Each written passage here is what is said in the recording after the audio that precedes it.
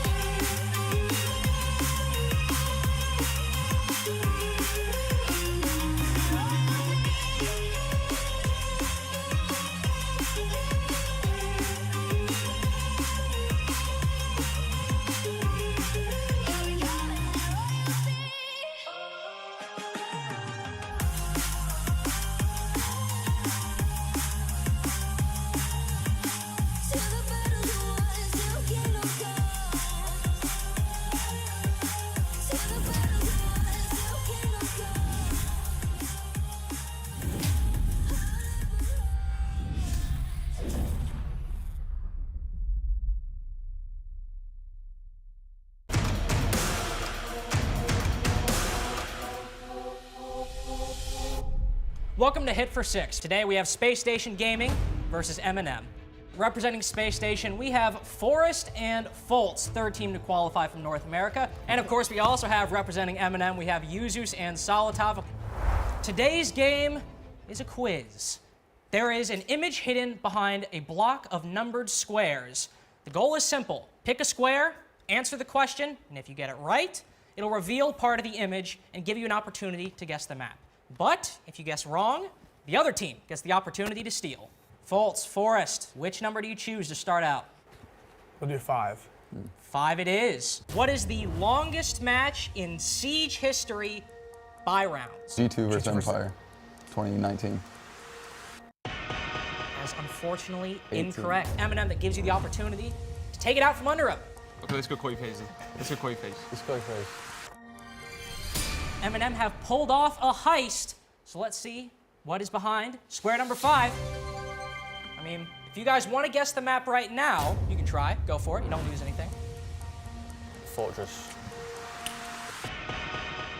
Fortunately, it is not Fortress, but it's all good, because you just stole Space Station's question. Now you have an opportunity to pick your own square. So what are you going for?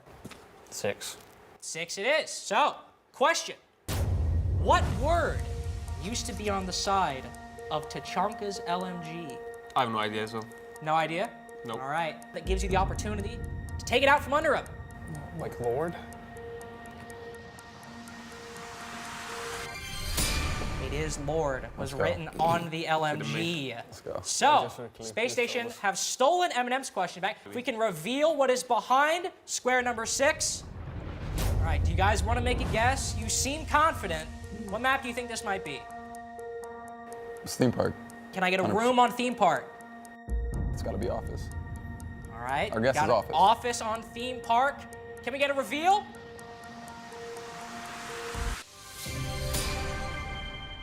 Correct. 2 squares and done. SSG have won the game. That is it for us on Hit for Six. Tune in next time.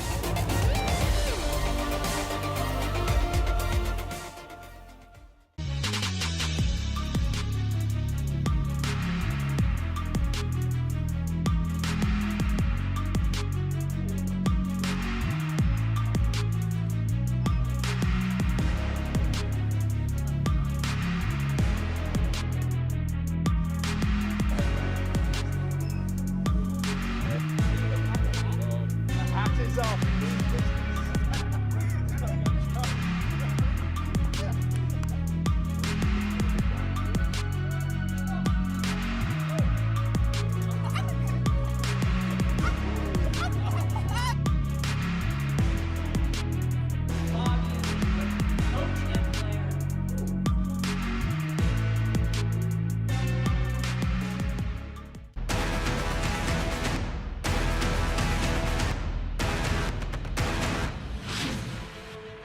Welcome to Hit for Six. We have Space Station on one side, and on the other, M&M from Europe. Representing Space Station, we have Forrest and Foltz. I'm just gonna, who's the best just aimer on the team? Who's the best at pointing and clicking heads? To you, bro. I appreciate that. That's what I was thinking. On the other side, of course, we have M&M, Yuzu, Solotov. Thank you for joining us. You know, Yuzu, I think you're a good player, but do you think Solotov might have the edge in the clicking heads department? I think so. Just Think about. so? The reason I asked all that, of course, is today we have a reaction-based test for you guys. See which one of you, out of Space Station and M&M, has the quickest reaction time of them all. Space Station will be testing their reaction times first. So Foltz, Forrest, you ready? I'm ready. Yeah. All right, Let's get it. you may go. He'll have to switch. So as he's tapping right now, he's doing all that. Yuzu's about 10 seconds. Forrest about to jump in. You think he's gonna do better or worse? 'Cause he's doing okay right now. I think it's doing worse than Foltz. Think so? Well, in 3, 2, 1, switch! Sure. Nice, little boost right there, I appreciate it. I can't tell, is he doing better or worse? Looks about the same to me.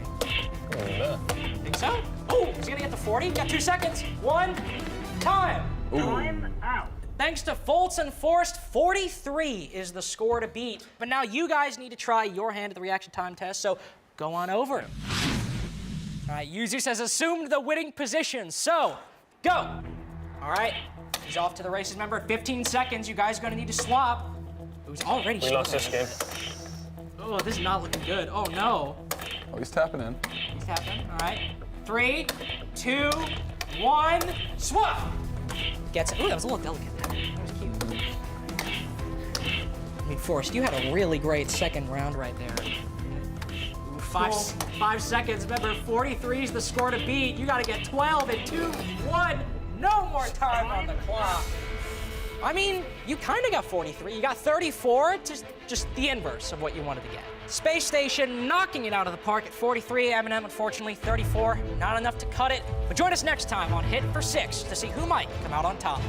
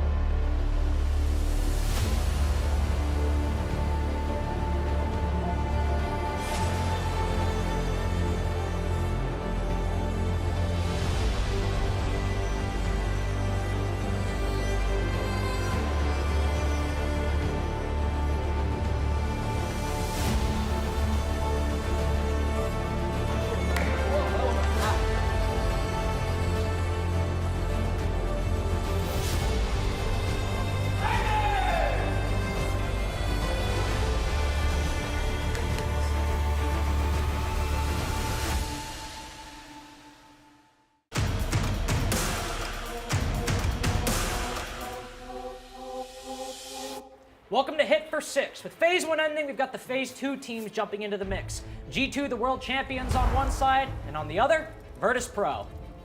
I think I'm gonna be so good at this game, by the way. I will beat you. No.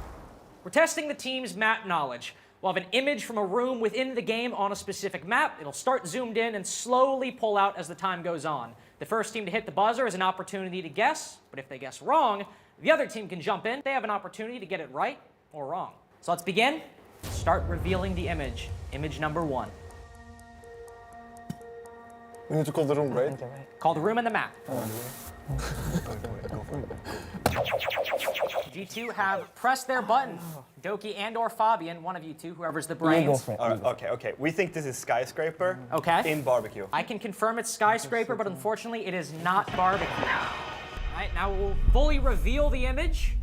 You have an answer? We call that spot sushi in our team. Congratulations, VP. You've got the first point. You got the first image right. Wait. You said that you smashed us so hard. You're gonna get smashed. This is what happens. We will wait. We will wait. You're gonna get smashed. All right, we've got image 1 done. We'll move on to the second image. Again, look closely. Make sure you're waiting on that buzzer. Make sure we get the right answer.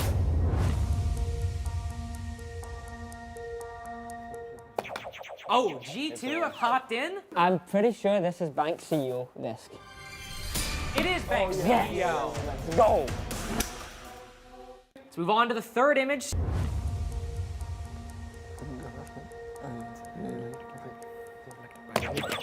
Ooh, G2 just in the nick of time. Guys, I'm Say sorry. skyscraper. I'm sorry to do this to you, but that is bank electric. Let's go for the reveal, see if the guess, Bank Electrical, is correct. Indeed it is. That means G2 won the series. Deserved, you know? Very Deserved comeback, yeah. very deserved. Good comeback from G2. Camaraderie all across the board between both teams. But that's all for Hit for 6. Thank you for watching. Make sure to tune in for more game show fun throughout the major.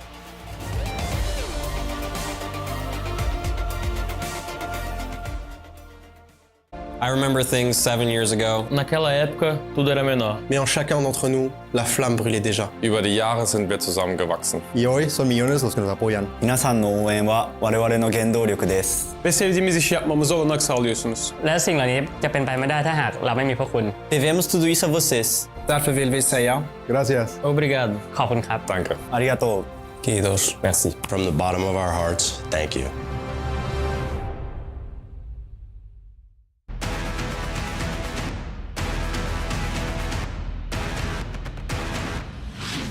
Welcome to Hit for 6. In this edition of the show, we have G2 going up against VP. Representing G2, we have Doki and Fabian. Representing VP, we have Joystick and Dan. Today's game will be a reaction test. One teammate will spend 15 seconds clicking all the buttons they can, but then at second 15, the other teammate will hop in, finish the race, and by the end, we'll see which team has the higher score. Dan, you ready? Yes. All right. Well, 3, 2, 1, go. He's already missed one. This is not a good omen. It's gonna be easy. He's reacting. Going a little slow for a man of his age. They were way faster when I was a player. Joystick might have to do a little bit of a catch-up. Oh, he's panicking. 3, 2, 1, switch. Joystick's got to hop in and salvage it so far. And I'm sorry to say, a little slow, unfortunately. Oh, but Joystick's killing it. Oh, this dude's moving. Reached 30 now. 3, 2, 1, time. 33 is the score to beat. With Virtus Pro done, we'll be moving on to G2 to test their time. Fabian, I know you are rearing to go. So, in 3, 2, 1, begin. All right. He's struggling to look. Reaction time and eyesight both starting to go, but he's making it now. He's on his way. All right, every button first. 3, 2, 1, switch. Crisp 15. Remember, 33 is the score to beat. Letting some buttons slip by. Time dwindling though. 10 to go. 9 now. 5, 4, 3, 2, 1. Time! You're so bad. You know what the problem is? I need to stand further away. Yeah. The same with them. That's the problem you have. The same. Unfortunate 31 is, of course, less than 33, and that means VP are our winners. Dan and Joystick, a little bit faster on the reactions. But that's it for us at Hit for 6. Thank you for watching. Make sure to tune in for more fun Rainbow Six content.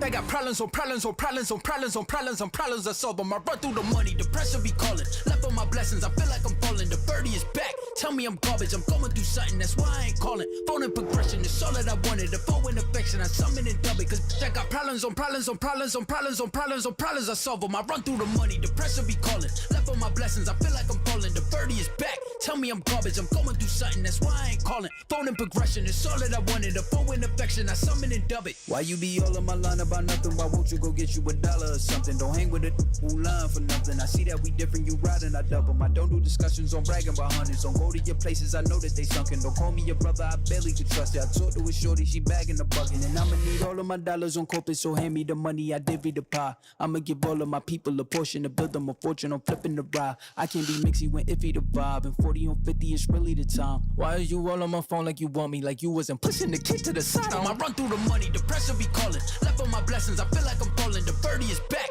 Tell me I'm garbage, I'm going through something, that's why I ain't calling.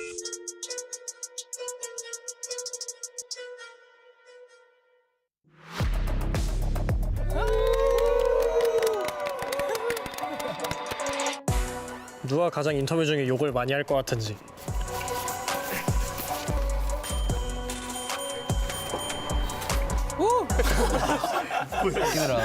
약간 말을 할 때 필터링을 안 하고 그냥 말을 막 하는 것 같아서 생각 없이 말하는 것 같아서 욕을 많이 할 것 같아요. 네, 제가 원래도 욕이 많은 성격이어서 네, 맞는 것 같습니다. 똑같은 스폰키를 2번 연속 당할 것 같은 사람은?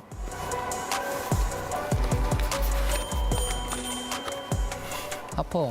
근데 왜냐면 하퍼가 좀 최근에도 스폰키를 많이 당하긴 해서 맞아, 어제 스폰키 어제 스크림 때도 좀 많이 당해서 맞아. 연속으로 많이 당했지. 스폰키라는 거 아니야? 나만 다 죽이러 올 거 아니야. 하퍼만 모르고 스폰키를 당한다. 하퍼만 지키면 되지 뭐. 재미로 팀킬 가장 많이 할 것 같은 사람은? 이거는 좀 갈렸는데? 근데 약간 당한 사람들 뽑은 것 같은데 그냥? 내가 봤을 때? 난 솔저 왜 골랐냐면 내가 많이 죽여서 이제 나 죽일 것 같아서 솔저 골랐음. 난 남을 죽일 것 같은 사람 골랐는데? 난 많이 당했어. 맞아. 맞아. 난 항상 남으면 마무리하고 죽이던데? 다 죽이던데? 혼자 남는 거 좋아해서 난 일단 죽여 남으면. 아니 쟤는 마무리 아니어도 죽일 때 있어 나. 니는 죽일만 해. 왜 날 죽일만 해? 나 아무것도 안 하는데. 아무것도 안 해서 죽이는 거야? 왜 아무것도 안 해? 0T라고 전체세 GG 이지 질 것 같은 사람?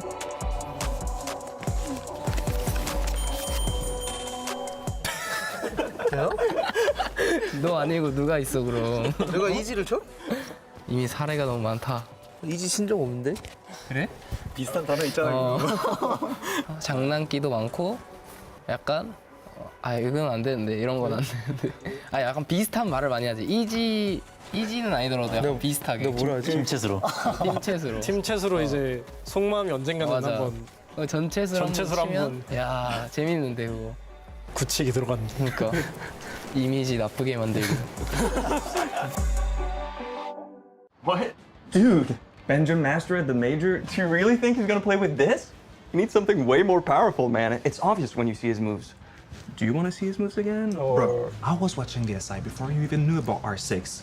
Pengu can win with this setup. Real legend, he wins with this. Sorry guys. I know a thing or two about Rainbow Six, so follow me. Now this is the best gaming setup. It's the HDR 400 monitor, the XB 25.3 QGP 24.5 inches. EO Finals 2020. I'm doing a triple kill. The monitor had to be top-notch to keep up with my moves. Frostblade fans, they can cool the best graphics card, the best processor, and even the biggest hard drive with the most memory. They keep things cool and calm like my head was at SI 2018 to win the championship. Pengu goes for one on the young. Can he go the second? Penta are world champions. It takes the best to be the best. Are they gone? Yep. But with 2 Orion towers fully upgraded into screens.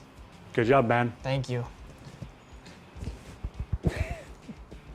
Takes the best to be the best.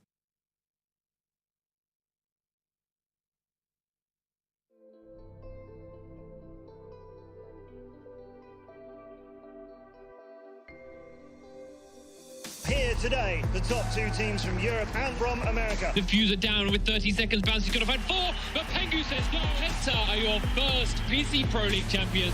Damien alone, and he drops down. Hikima, your world champion. Penta's going to have time to get the diffuser down, and we are going to see Penta win this all. They're the world champions right now for Season 1. He's going to be spotted. Can he get the kill on Chesnick? He grabs the Deagle kill! It's now Bobby to fall up to him. And a 1-on-2, Julian and Wag. Can he get it? Bobby's going to dip around the grid. He won't get it. Julio gets the frag. Black Dragons goes to the grand final. Eds versus Black Dragon.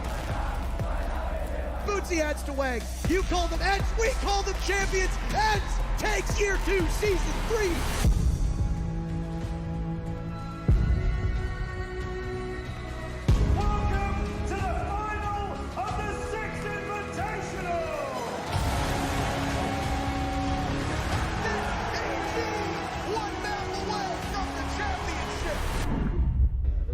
Let's go back on stage, boys. We have this. Let's go.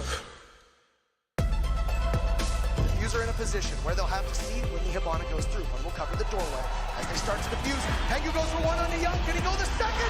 They're often known as the best team in the world. We are in Atlantic City. Vão tentando caçar com tudo. E o consegue levar um round. A Team Liquid vai sendo campeã da Pro League.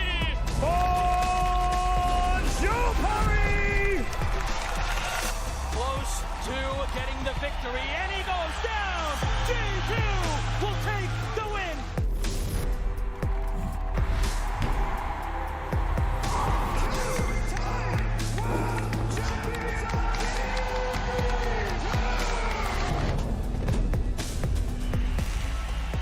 Sound cue to give Dim the information. Oh, he takes one down. Oh! Empire will rise as you crown a new champion here in Milan.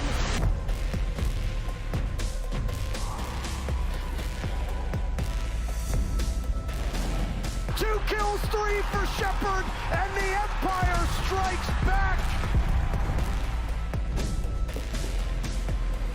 2v3, Kendrew finds one, and Hyper is there. Na'Vi just need a couple more seconds. And it's done! We have a new Pro League champion. It's Na'Vi!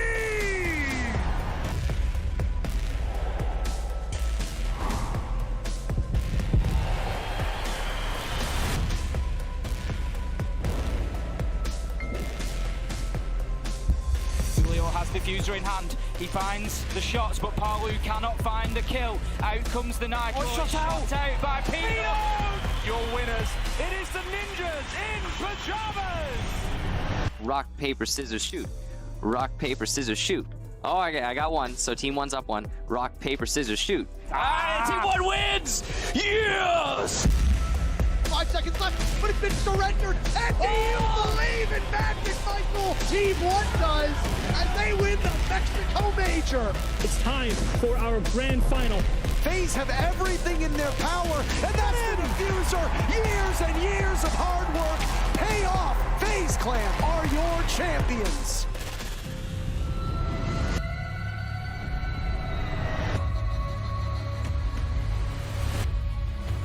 All he has to do is stop joystick. 2 seconds left. There's multiple people looking, but always has the insurance policy. Empire have come so close before, but they've fallen short, and they'll do so again. TSM are your 6th Invitational 2022 World Champs.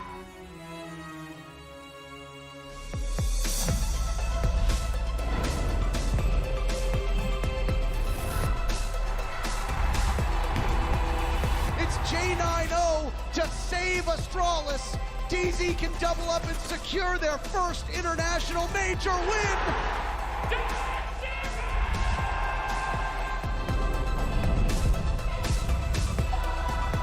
Yesterday they took the crown from LA.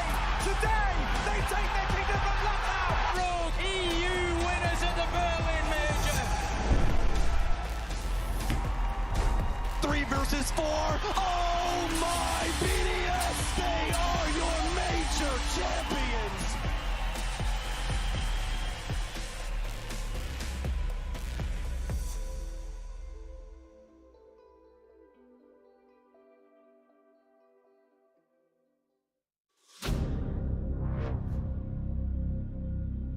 When you have two teams from the same region going up against one another, you're best friends. But in the server, you want that win. You want it so bad. Our two Brazilian teams in the grand final for the first time ever.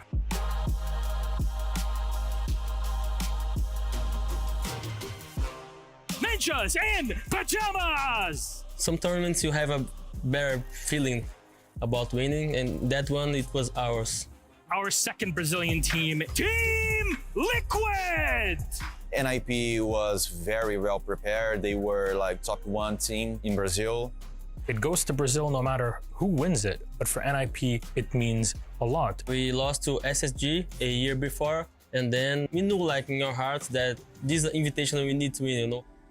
It was a very difficult time for us as a team. It was pretty hard, like especially because of what happened to me at the moment. Like I lost my dad during the competition. In that final, I think Liquid kind of won people's hearts because of the tragedy that had happened, but because they had also played incredibly well throughout the tournament and through the grand final. They gave us an incredibly entertaining game.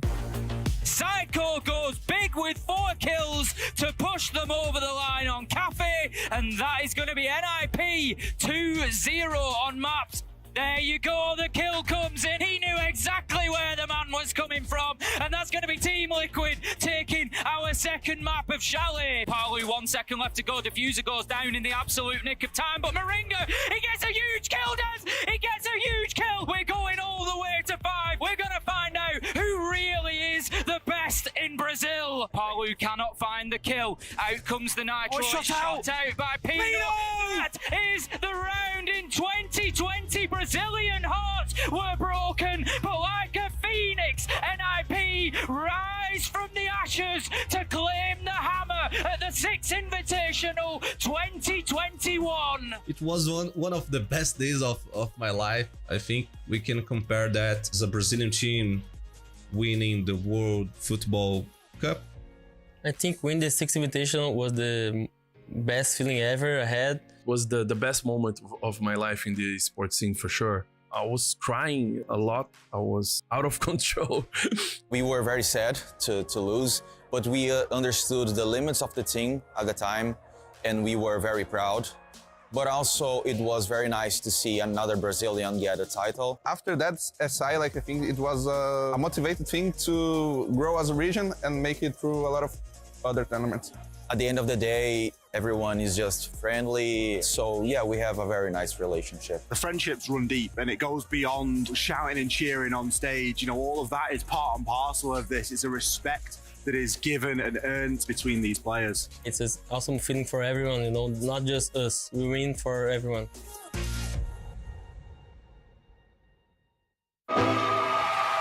Last man alive is Necrox as MVK is on the floor. It's looking. Oh my God, they did it! They've done it! A double APAC semis!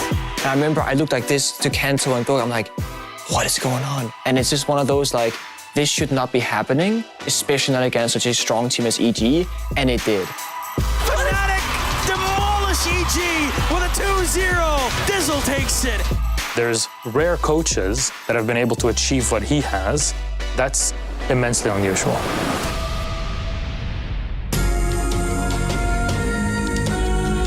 It is Evil Geniuses against Fnatic, a match that any esport would want to have. Yeah, 2 big organizations with a ton of history in esports behind them, but one has a bit of a Himalayan mountain, a Herculean task ahead of them. The night before we were supposed to fly out to Brazil, I get a bit of a stomachache. I try and, take pain medication or something. Nothing works. They run a couple tests on me, and I finally get the news that I have appendicitis and I need to get surgery right away. He was not able to fly to Rio de Janeiro for the Pro League Finals at the time. This is your in-game leader. It's your captain. It's a big, big problem. The unofficial ruling was to be that we could find a substitute as long as they weren't contracted to an organization and hadn't competed in any of the Pro League circuits around the globe. Yeah, basically we had to make the call, and it's like, look, there's nobody else. I guess I'm just going to have to play. Normally when a coach has to become a player, we're always thinking that's going to go terribly wrong. And to make things worse, Dizzle came from Xbox or console, so he didn't play with mouse and keyboard before.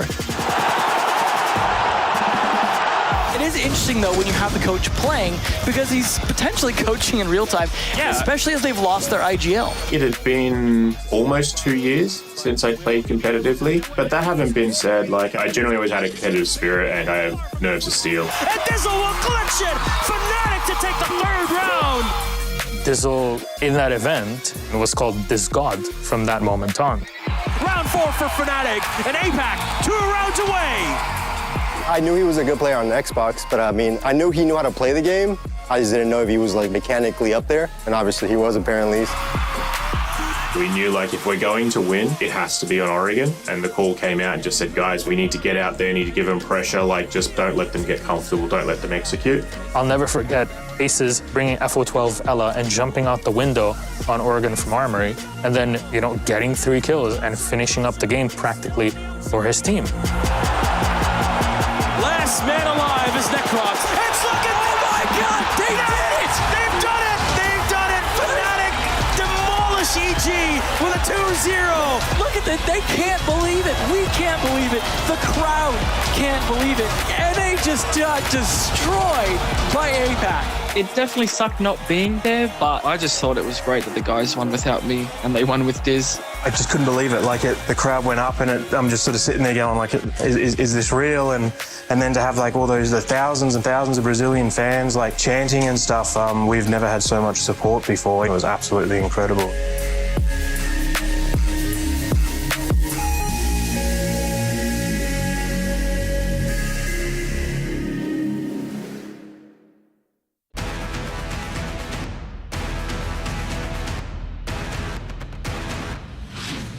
Welcome to Hit for Six. We've got the pride of North America here. M80 going up against Dark Zero. On one side, we have M80 represented by Iconic and Spoit. You know, you're very famous on YouTube for being a good player. I just feel like you gotta prove yourself here. Whatever happens, happens. Gotta try my best, that's it. On Dark Zero, of course, we have Canadian and Achieve. Is it a priority to win this? Some people came here, flew out to Copenhagen to win the major. I came out here to win Hit for Six. Well, there can only be one winner between M80 and Dark Zero. We just have to go to the reaction test to find out. For this game, a button will light up. They'll have to push it as soon as it appears. After about 15 seconds out of 30 seconds total, the teammate will have to swap in and then finish the race. Now, Canadian is already limbered up and ready to go. 3, 2, 1, go. He's looking all over the place. It's like a wild man. He's not seen food in days. You got it. 32 hours on a plane, and he's still kicking. 3, 2, 1, switch. Watch out. Troy didn't want to let go. He wanted to keep going. Oh. Big pace. He's moving. Keep power, man. Power. 3, 2, 1, time. 36 between Canadian and Achieved. Let's move on to M80. Well, they're both ready to get to it. Spoit, Iconic, in 3, 2, 1, go. He's all prepped. He's assumed the position. He's got to beat Canadian and Achieve's time of 36. Blind spots. 3, 2, 1, switch. All right, 18. They get exactly 18 and 15 seconds. They'll tie Dark Zero's score, but Dave's already speeding to that mark. Iconic just 4 under. 3, 2, 1, time. Oh, so close. Just by 1 point, you guys have won.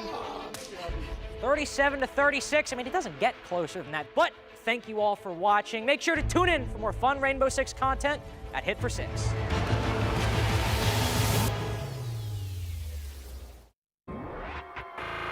Que é isso, merda? Não. Vai, gente. Puxa calma.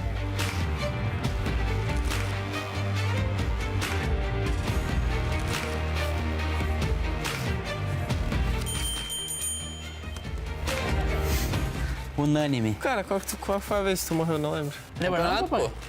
Ele não tava não, Berlim, mapa banco. Foi fazer vertical, o amigão se matou aqui. O companheiro se matou lá embaixo. O rapaz que tava matando geral e morreu o cara que tava matando todo mundo. Aí acabou o round. Foda, né? Aí a play é voltada pro cara pegar a kill. Aí se matou.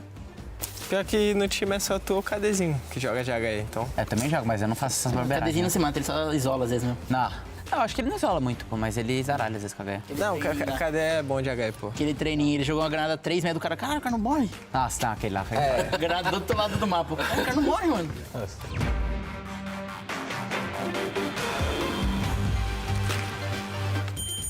Aqui, como assim eu?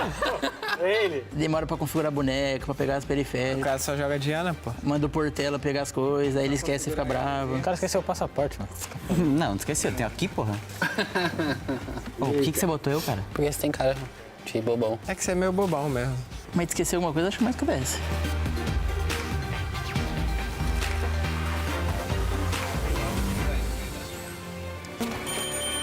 Eu? O Cade joga um roundzinho já tá tiltado já. Ontem o Cadê chutou? Eu não tava jogando com ele ontem. Pô, não tava 2 dias sem dormir, irmão. Ah, mas é sempre tu, pô. Tu sempre é o culpado das paradas, tá ligado? Eu joguei 4 ranks com você, foi muito, meu querido. É, o Randy não quita não é porque ele é troll, né, na verdade. O cara só vai, se mata e fica lá brincando. Cara, eu não quito da ranked. Claro, se você se mata, você vai e fica no TikTok. Você morre em 5 segundos, como é que vai quitar no jogo que você não joga?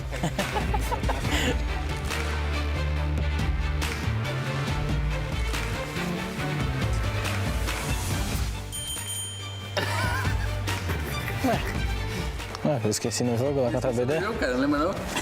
Que jogo você esqueceu? Da BD, pô, jogou um round disputado.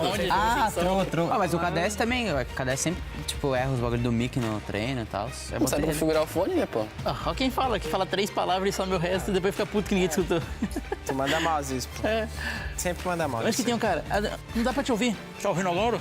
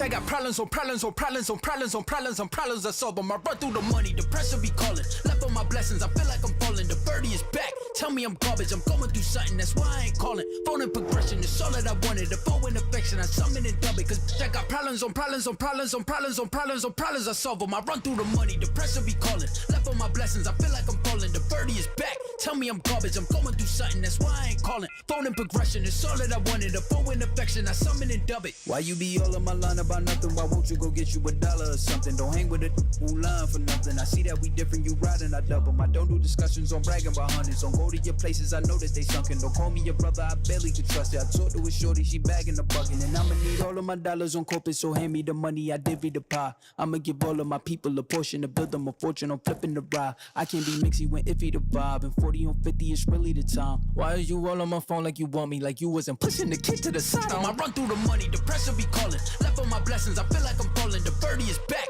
Tell me I'm garbage, I'm going through something, that's why I ain't calling.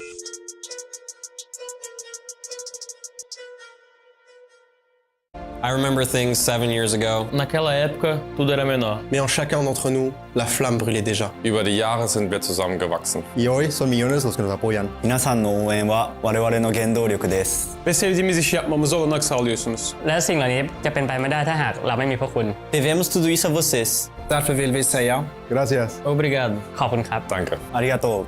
Kiitos. Merci. From the bottom of our hearts, thank you.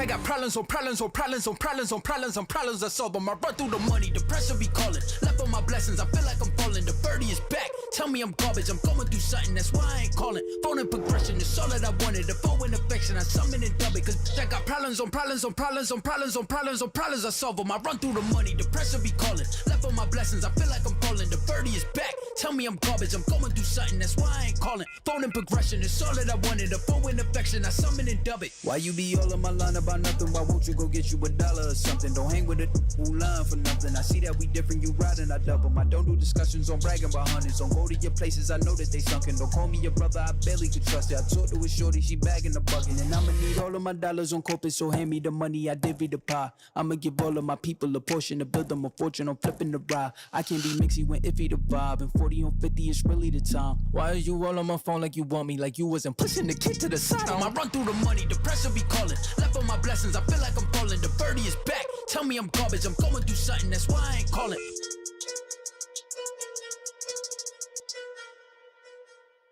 What? Dude, Benjamin Master at the Major? Do you really think he's gonna play with this? He needs something way more powerful, man. It's obvious when you see his moves. Do you want to see his moves again, or...? Bro, I was watching the SI before you even knew about R6. Pengu can win with this setup. Real legend, he wins with this. Sorry guys. I know a thing or two about Rainbow Six, so follow me. Now this is the best gaming setup. It's the HDR 400 monitor, the XB253 QGP 24.5 inches. EO Finals 2020. I'm doing a triple kill. The monitor had to be top-notch to keep up with my moves. Frostblade fans, they can cool the best graphics card, the best processor, and even the biggest hard drive with the most memory. They keep things cool and calm like my head was at SI 2018 to win the championship.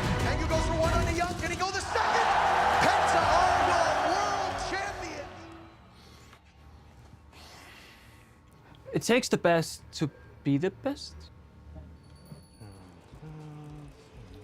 Are they gone? Yep. But with 2 Orion tiles fully upgraded and 2 screens. Good job, man. Thank you. Takes the best to be the best.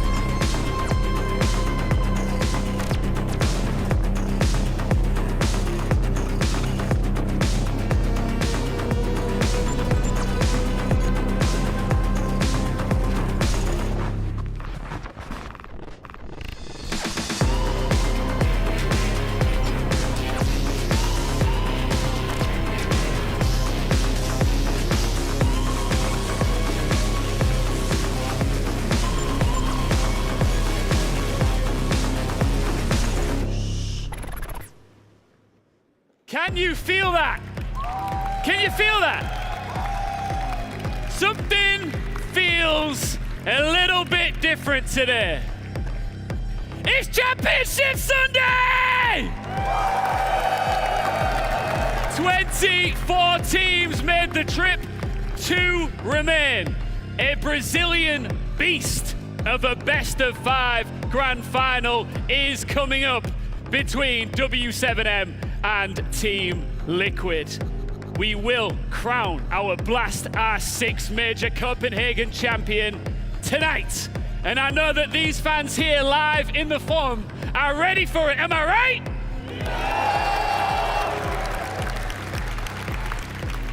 Now, what I love about these majors is everybody behind the scenes, every single player, all of the talent, and every single one of you fans have in common, and that is that you love Siege. Am I right or am I right?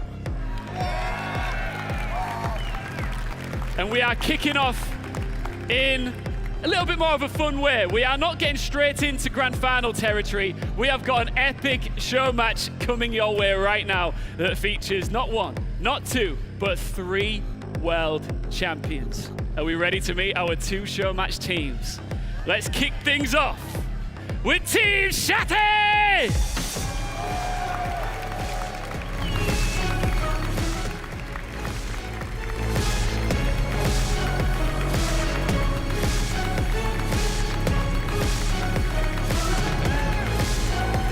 Hey, Julio in the house. Of course, Fast Dan, Bikini Body, 2 zeros as they make their way onto the stage.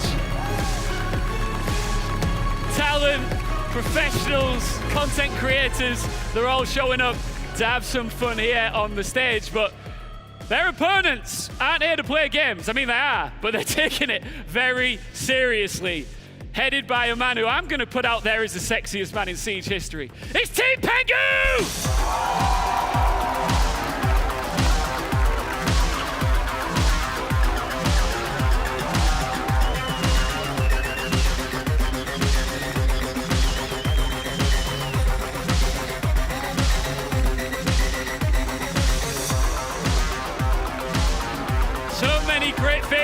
this team.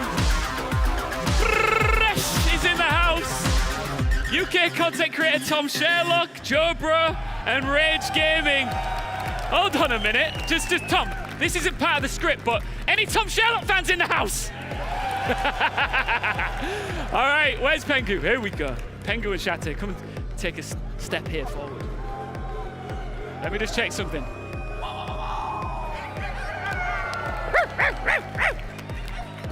Any Shate fans in the house? Any Pengu fans in the building? Shate, how does it feel to be back on a main stage? It's fun. It's fun. I don't know why I feel nervous about the show match, but it has been a couple of years, so I must say it's a pleasure. And you know this man very well, of course, because you've won a world championship with him, so you know what he's capable of. Yeah, I mean, I don't think he's that good anymore. I love him to death, but we'll see, we'll see. Man's saying you should have stayed in retirement, Pengu. Shanti, you might not recognize me looking like this, but the wise man once said that when you play on a big stage, you're responsible for the emotions of your fans. When you lose, they get sad. And there's one team here in Europe who did not really get that much time on this stage, and today, once more, I will represent G2! Pengu, show him the back. Show him the back. This is legendary stuff.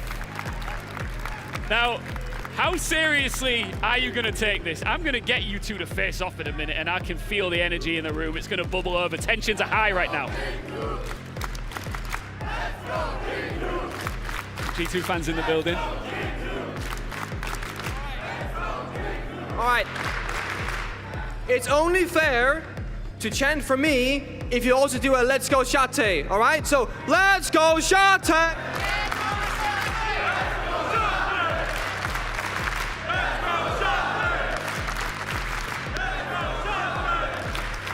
All right, stop being friends. Let's get back to being enemies, please. Shate, what makes you think that you and your team can beat this roster? We have a convincing lineup. We have good players. We have Julia also, who is fragging out. Of course, it's about having fun, but I feel like it is impossible to only have fun. It's built in us. We need to try harder in some sense. So I'm counting on our team. Okay, cool. I'll tell you what, guys, do not move. I want you to stay here for 1 second. I'm going to head over here just for a moment. Bikini Body. He's got his headset on. Bikini is in the zone. Can we talk? Oh. Yeah. Bikini, we're live. Hello. How's it going? Welcome to the show. How are you feeling ahead of this show match? I'm feeling good. Yeah? Yeah, it's nice. Do you want to say anything to your opposition over there? No. Oh, he's too kind, isn't he? We'll see how it goes when he's in the server. Oh, do you know what we need on this show right now? You can never have enough former world champions. Julio's in the house. Julio, stand up and let these fans show you some love. Now that obviously the coach of M&M Gaming, you did a marvelous job bringing them to the main stage, but right now it's all about you again. How does it feel? I thought you were retired. No, now it's only about Brazil, you know? Brazil in the finals, M&M, Liquid, the GOATs. Let's go! Woo! It must be nice for you to know that that trophy is definitely going to Brazil, right? Does that take the pressure off? I think so. Take the pressure off for everyone cheering for Brazil, but for the teams it's worse, you know? If whoever loses, it's gonna be devastated, you know. But someone's gotta win, someone's gotta lose, you know. You're not gonna want to say it, but who is going to win? Liquid. Okay. All right, I'm heading over now to Pengu's table, guys. Good luck over here. I know they're very fiercely competitive, guys. You stay there because we're doing something special in a minute. All right.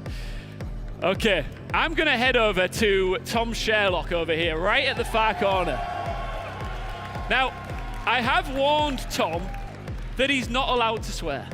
So let's stick to that. Tom, stand up for a second. What do you want to say to the EU fans in the crowd? Can I just do a bar?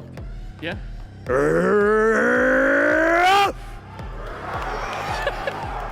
Up the siege! Tom, you are genuinely one of the most passionate fans that I've seen in Siege. You're always here at every single event. Are you having a good time here? How does it feel to be a fan sitting where the players do business? To be honest, absolutely terrifying, but I'm absolutely loving it as well, so yeah. Banging, banging. Banging. Just quickly, fresh, can I get a fresh? I can't do that, Ian. You know I can't roll my R's. I did know that. Oh, go on, quick. I do have something quick to say to Chate, which is one of the last times I spoke to him, we dropped him from Chaos. But then he joined Team Secret and we got relegated instead. There you go. Swings and roundabouts. All right, thank you, Fresh. Now it's time for an epic feature that I've been thinking about since we announced this show match. Guys, please face off like this is a boxing match. I want you nice and close and talk some trash to each other. Chate, you've been retired so long, you started fishing every Sunday. You have beautiful eyes. We're both balding, that's how old we are. That is true. There is no comeback. Now, I know this isn't like trash talk, but it's been an honor playing with you in 2018 and standing here again many years later. Oh, beautiful stuff. Pengu and Chate, go join your teams. Best of luck to both of you. We are now crossing over to three of my best friends in the entire industry. It is Fluke, Desinis! And you see here on New Consulate right down there with Garage. Oh, hey guys, sorry, we were just looking at New Consulate. You'll get that a little bit later. For now, instead, we'll enjoy it. And I'll enjoy the company of these two. And, okay, trash talk. That wasn't trash talk. There's a lot of love there. Can you two give a line against each other now? I can't. Yes, you can. He gets it backstage all the time from me. Give it to him then. Come on, Tim. That's got a terrible hairline. Wow. The thing is, to come back to this Coming is, from me! what hairline? It's the nice easy retort on that one, Tim. Now, I'm really excited for this. I honestly could have watched that little pre-show like warm-up for about another 20 minutes. That was brilliant. The magic of Ian Chambers. What a hero. Reuniting people, and then Fresh comes in like an a-hole and says, I relegated and fired We all you." turn to each other just like... I put on my best Tim and Des shirt for this. Yeah, well, you kind of missed the memo about the whole thing. I misread finals. I thought, usually I'm not on this day. So, you know, it's a first for me to be here with you two. You two, you get too many finals. Did we not do it? No, we didn't. It was with X. Have we never done a TriCast before? We've never yet. Don't managed, think and I was so. very excited to get on the cast with them because we've never yet. All three of us been on. It could well be the last time. You know, we'll Last will see how it blacklist that goes. one pretty quick. We probably won't do this again. But we get the joy of doing it with a lot of fantastic content creators. A lot of... And Fresh. The big, terrifying names on the team. We'll break it down. We'll go down Team Chate. First of all, now obviously the captain. Once upon a time. I mean, he knows a thing or two about it. He knows a thing or two. Yeah, he does. He won an award. He won a He knows title. a thing or two about show matches as well. Knows a thing or two done about that. show matches. Been there. Done that on some big stages. Alongside then, you've got sort of the opposite of skill level, Bikini Bodhi. Takes a bit of a nosedive. I can't wait to see There's Clash like a, every and round. then there's like a Bikini Bodhi. Give us a fun fact about Bikini Bodhi. You can make it up if you like. Once cosplayed at SI as Clash. Are you reading the... Yes, There it I'm is. reading all chat. Where Observer said, big fan, Kristen, to 2 zeros. And she goes, that's what your mom tells me too. Straight in there. Segues us perfectly towards 2 zeros. Streamer from the community, the rival of Tom J. Sherlock in terms of this game. I tell you what, Tom walking out in a suit made me laugh so much. Because I don't know if you saw it yesterday, he was wearing the whole like 118 outfit. Yeah. The disparity of man. I've got to ask him afterwards. He's come away to Copenhagen for the Siege Major, and he's brought a suit. He did not know. So the players... I've got to ask why. The players who are playing in this were sort of organised last night. It was a little bit like, who's up for doing it? I'll tell you Have a lot what, of- Julio's tweaking the settings. He's getting fast hand to be a pro. If anybody was wondering how seriously this was being taken, I think we've just seen. Yeah. So obviously you have Fast Dan. We weren't allowed to do a sprint because they would win. They are, aforementioned, the fastest person. They're going to be playing alongside Julio. Mm-hmm. Got himself... No pressure. Got himself some accreditation. There he is. Also sorting out... sorting Kristen out as well. What setting is He's turning gone on? straight into coach mode as Julio. Oh, that's it. That's Julio it. is not... Straight into coach mode. Julio is not playing around here at this point. And Julio, give us a wave. Hey! Can you give a fake out to Bikini Bodhi? Can't hear you now. That's it. Cameraman, can you go to do it to Bikini and then fake out? Pull it back. Pull it. Don't do it.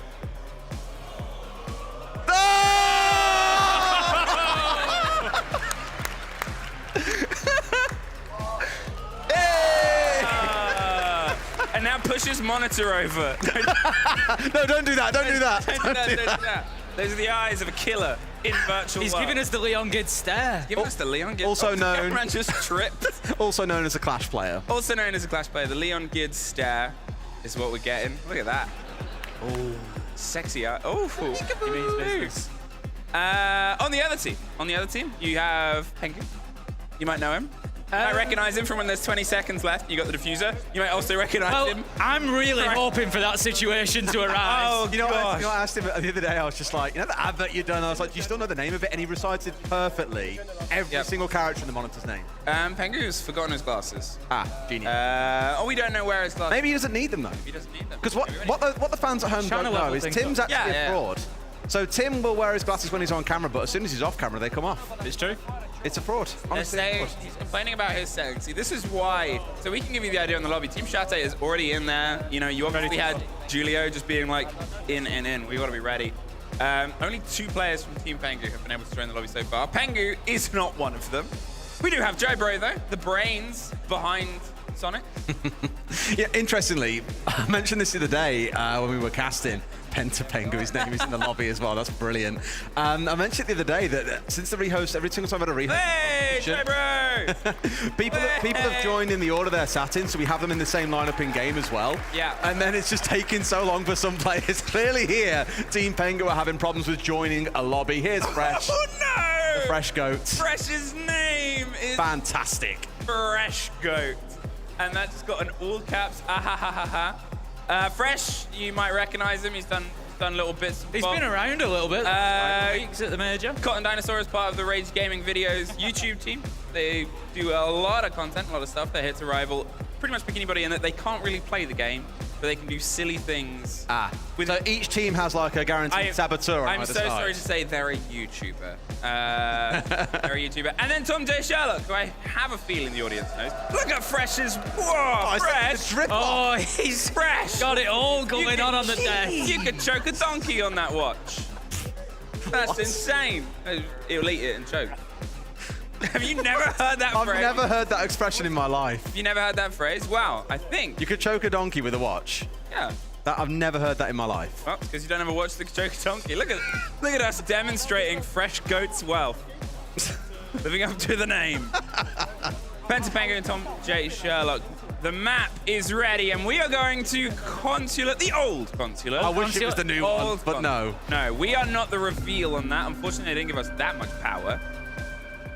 Oh. Are they? No! Oh! No! They even got us to us! That is cruel! They didn't even tell us! No! You sold us one there, Blast. Thank you very much. No, but we are going to get to see that a little bit later. Yeah. Between We this see that and the grand final. It's coming. It's coming. It's very cool. I'm very excited. I have words. I am very excited. I have words. I am a little bit sad to say farewell to Consulate. I'm not. Really? I know that I'm like, on my own a little bit. Loves window play. It just levels the skill if I can just sit on Windows with a black beard. Yeah. I mean, it's the balance out, isn't it? What's the account name, Tim? What? The window one. Are you giving out? Well, no one's got an ult. No one's allowed ults. Oh, it's my window. It's my window. Yeah, I've got one. I've got. Yeah. Yes, we are. That was giving out that ults. was. That was an invite for him to turn around and go, I don't know what you mean, Des. It's plain ignorance. I couldn't even remember it. He did clock on in the end. Apparently, Fresh is delaying the game as usual. What a surprise. Cotton from Rage Gaming Videos. He's meowing in the lobby. We've got meow. There is a lot of meows. So we might have player comms. We can hear a little bit. I just heard Pengu a little bit. So I think when the camera's on them, we'll be able to hear them. Well, I was saying to Fresh, you need to say...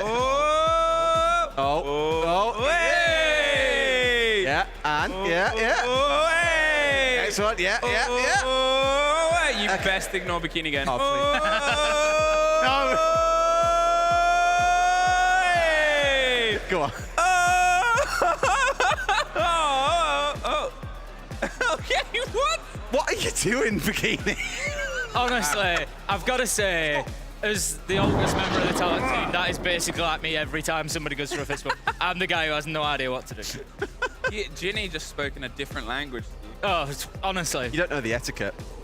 So fun working with her. Wasn't she dropped the word? They were like, I'm making a TikTok so many transition. memes. So many memes. No, Emmy's over there. Osu's been banned. Wow, and instantly they're roughing in the chat. You can seal. Rough. Good luck. I'm not getting involved in this. What? Meow meow is much more my sort of vibe. Grim? Oh, a Grim ban. That's a good point. That's going to be a fresh to stop him getting it on the bingo card. It is mental already. I hate Yukini. He knows it because Fresh has got a bingo card, and one of them is that every operator is played. With Grim being banned away, he still can't finish it. Oh, no. Wait, so, okay, we're doing 2 maps. This one is supposed to be a little bit more proper, but not entirely proper. Not for the bands. And then I believe we're going to play a game, yeah. Afterwards, we might be onto House. Yes. Yeah. But a House where it's a much more greater variety and memery. What I believe on House, the idea is at the start of each round, the teams take it in turns at setting a rule, such as pistols only, or 360 headshots only, or knife only. I'm glad one of us knows what's going on. Yeah, someone ran in and told us earlier on. So that's, as far as I understand it, that is the plan. It may have changed, but we'll see when we get into House. For now, it's rank rules, it's Consulate, it's its swan song, guys. It's the last time we'll see it up here on a big stage in its current Look at that, form. the important rule, setting your attachments. If you leak an attachment, cameraman, you're fired. You're oh, on. it could be big trouble, big trouble. And close-ups. We're going to have to keep an eye out for any bolo spins. We need bolo spins. We'd We like need to- I don't know who's Oh, observing. God. Pengu's on the dock for the spawn peak. Oh, of course. Stefan and Red are observing the Italian stallion and the Dutch disappointment together. I love how they were getting names to themselves. You have like Yeah. the Croatian sensation for Sensation. medics. Dutch disappointment, Italian stallion, and Schreikel. What can you do for Schreikel? I don't know, he's British. British. Scottish. You don't really, oh well, you know, same diff, right? Scottish Schreikel, not really quite the same ring. Yeah, like Irish demo. Yeah, I don't think that works either. Sorry, Demi lad. I know he's Demi lard. We'll work. Okay, let's get into a game of Consulate. Fresh. No. Oh, Fresh. You knew he was going to No. Look No! No, that's on Kristen! This will not be a thing anymore. That's I like hope. the worst person! I mean, she's okay. She's still in one piece for now. Fresh Yeah, that's like Fresh at the start of every one of our rank games. Oh, yeah. The thing is, normally that is, Fresh either at windows on defense or is running in and dying inside 30 seconds or winning the round inside 30 seconds. I'm not sure I know anybody who knows as many peaks as Fresh does. Like the amount of rounds they'll say, oh, just come and look at this peak. You've never seen this one. It's the sort of worrying thing now. Obviously, Fresh was amazing. They had their family out in the audience. We were going to have the conversation of, you need to get him outside more. Like, he needs to see the outside world. We would, like in EUL, EUL like last a cry year, for help. obviously the Europe League this year, we'd finish a broadcast and he would sprint back home and play Ranky for like 4 hours. Even at majors. Like he's a demon, actual 20 demon. minutes later, he's at Ranky, and here, currently, nobody's been able to get the fight. This isn't comp rules, by the way. It is first to 4, and, well, as 2 zeros is making their way up the stairs, they don't get very far. There is Fresh Goats. No surprise, we're up, getting loosey-goosey out in the map. Making a nuisance of himself, but being dick. It's funny because on the way, that is funny that that's the first kill, because on the way in I said, Fresh, I can't wait for you to get slammed across the map by Julio. And it's his absolute first death. Well played, Julio. Oh, Julio straight up towards the top of the hatch, and Pengu's currently stuck not too far away, holding on to the best of his ability. World champ. Caught out by Bikini. There's the spray across. There's Pensa Pengu. There's Pengu. He never loses it, does he? Oh, it's Shate now. Is it old rivals, old teammates, and Bikini Bodhi is somehow still in this lobby. I mean, still in it when you're against 2 former world champions. Might be a different question altogether. Well, Pengu's got quite a bit of time to play with as well. He's got all 3 stims on side if he wants it. Loads to do here, admittedly, against the 2 players who should be coordinating well. At least you'd hope so. But whether Bikini listens or not, I think is a different conversation. I mean, this just got so tense between 2 players on this lobby, and there's a 3rd player. Oh, Shate! You got the juice. Chate's going for the plant. Bikini's on the clip. I think Bikini's looking for the clip here. He wants the upside down rappel. I'll tell you what, I can't wait for his next YouTube video. I killed a world champion. Shate! Takes out the first. No, Shate! It's been that long, he forgot to fist bump. When does Bolo play? I wish it was today.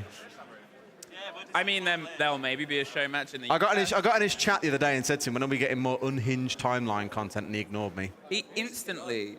Bolo retiring was certainly a timeline. Oh, it was a fantastic period of time for As everyone. well. Yeah. Don't think they're special.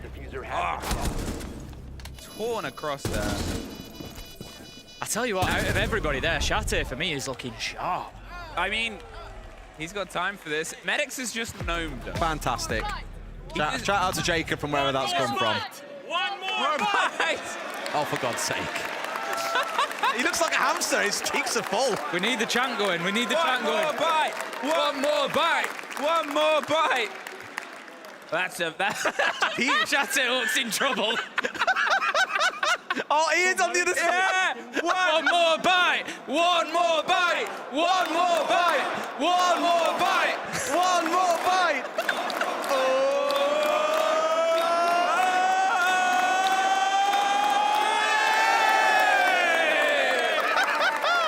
Can you imagine if you're tuning into CEH Esports for the first time today? Hey, is this worthy of the Esports Game of the Year award? Show of the Year? I think so. It's building. Oh, Tom. Tom's been a rat. He's on the cav. Straight second round cav pick. You love to see it. He's got himself hidden away in bathroom. We need to keep an eye, see if any drones go in there. I've got a feeling if Tom J. Sherlock hits an interrogation in this round, the roof, we've got a cav cam. We're going to leave the cav cam up. That's going to cover you off there. If an interrogation goes off, I want the absolute roof taken off this place by the UK guys. I worry that the UK guys might storm the stage and the whole sort of group they have, and just going to smash their way through the keeper barricades. You've got the Kaid playing the trick against it. This is something that I'm going to monitor the cav cam. I'm going to monitor the cav cam. All right, mate. You keep eye on that. Oh, Shade gets fresh. I mean, they're already in. Instantly off the board. Oh, Trying to find the rest of it. There goes Joe Bro. But he's got to go now. He's got to go now. He might be able to get. If he gets shot down. I think they know. No! Shate is sharp, Tim. I think you're right. Honestly, he's absolutely on nice this. try. He even heard Cav coming down the stairs in the silent steps, still managed to catch him out. We've got Pengu once again inside. I mean, Pengu on the Alder insider side. That could be asking for trouble. Well, there's the Jackal coming around the back end. Cotton goes down once again. It's Penta Pengu. No! And Bikini got that one, so that's the YouTube video done. There's the YouTube video. Oh, get that clip. Oh. There we go. Honestly. Kristen, she's like, But I would say the teamwork is going very well on Team Shate, but it seems running away with things a little bit at the minute. Shate. The thing is, coming into this, what you've got to remember, obviously, we're here for fun. It's a show match. But at the same time, there's three people particularly in this lobby that I think, as much as they know how to have fun, there's going to be instinct kicks in. There's that competitive edge that's going to be like, yes, we need to win this. It's like having a kickabout with your nephew that's like 3 years old, and you're David Beckham. And Messi shows up. Yeah, and Messi shows up. Oh, Neymar Jr. Neymar has the shirt on. Has the full kit. Because you wear that to your important instances. You wear it to your wedding. You wear it to when you play a show match on Rainbow Six Siege Finals Day. 100%. Des is taking his headset off. He's hearing voices. We've got a fake bomb site coming up. We have a fake. We've got our I team thought I could hear players. all the way down to the garage. They've abandoned the top floor site, but the interesting thing is always, are Team Shate going to fall for this one? Surely not. Shate's had a drone in there, got it as far as kitchen, and I don't think you fool Shate after that. He's going to know that that bomb site is not downstairs. Today's going to be the weirdest day going from this to a grand final. Yeah, it really is, isn't it? It's so strange. And you have 2-0.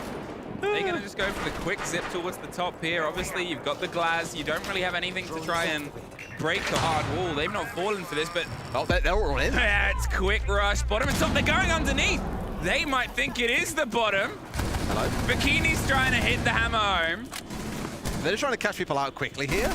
I think so. I think they're trying to catch them as they come back to side. 2-0 has got Yellow Stairs locked down there. Just not going to be moving anybody up to the top. I thought if they come via basement stairs and catch out Fresh, that would just make my day. But no. Fresh being the first. Can we get proper stats done at the end of this, please? Yeah, Fresh to put it. Booney, if you're out there. Fresh to put it into the database as well. It'll be. Yeah, we need it in the database. Oh, Fresh go! There's one. They do think it's the wrong site. Shate gets it back though with a quick double.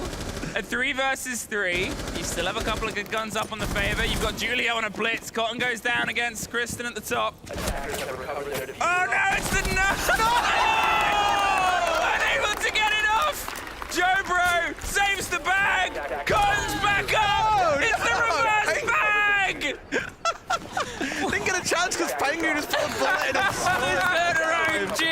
can't help but laugh as he's going to push through on the blitz, try to get something He going. shield up. He's baiting the fight. Not quite going to fall for that one, even on the low HP. Chate, a 3 versus nobody. They get around. Why did he just meow in the post-game camera? He said he would. Meow, meow, meow, meow. He said he would. One more bite. Well, touching bananas is a new one on stage. Hey! Careful, he's diabetic. Keeps levels up. I mean, they baited the site. Fair enough. To be fair, the entire round was chaos. And this just sums it up beautifully, doesn't it? Going for the back. getting caught out, and then the dock rotating and saving. Unbelievable. I like how there are basically two... Where's the sportsmanship? Oh, look at the mouse movement. Look at the mouse movement. Look at the eye movement. She's locked. Look at the map movement. I love how there's two players in the server taking things extremely seriously, and it's former 2 world champions. I said this would happen. It just kicks in. You've got Pengu 6 and 2, Shate 8 and 2. What a wind-up, man. All right. 4 and 2 zeros and Tom. So we have... And Joe. Joe? Yeah, Joe's also 0 and 2. With the quick sip, with the kit. All right. Combined with Grid. They're just taking it in turns. We've got the frost mats on board this time from Bikini. Of course as well. we do. Are we going to see an Amaru into a frost mat? That's got to be the question. I mean, no, Joe's got if I was in the show match, I'd get all 3 of them. Joe's for you. drone is underneath the CEO hatch. He is currently... I think going he's going to angle himself up towards Piano, get himself in. Got to deal with Fast Stand though, down in Piano. And she's so quick. Smiley face. Oh, very nice. Thank you, Shate. Could have been something else. It will. He went for the more mature selection. He's an old man now. Oh, Julio in support as well. I don't know that this Amaru play is going to work. There's not going to be an opportunity for that. It's like if you were just like, what do we need to do to get? Oh, we just need to clear out Anne and Julio. It's like, what? That's probably not going to happen. Dino on the blitz, trying to get his way a bit closer here. Oh no! At least it's not a frost map. It was cap cans. Yeah, they can. How did he get that far? Did he blow up over the wall? Was it a cap can? I don't know if it was a cap can or maybe an angle from above.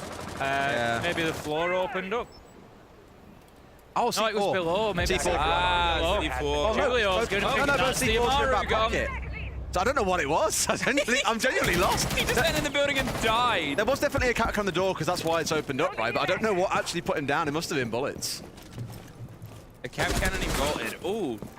Kristen gets forced back. They're trying to go for the recovery here onto Cotton. They're above. They're concerned about the hatch. They don't quite have the call on the read. They're sort of picking them up and baiting the play. The blitz is back. That's 2 rounds that they've gone down. I really wanted them to run into another cap can. Oh, here we go. Attackers recover. This could be the hot Straight down. Going in. Tom's down. Another cap can. Honestly, Chate's tormenting people this round. Attackers have recovered their. Yeah, I mean, cap can doesn't need enough.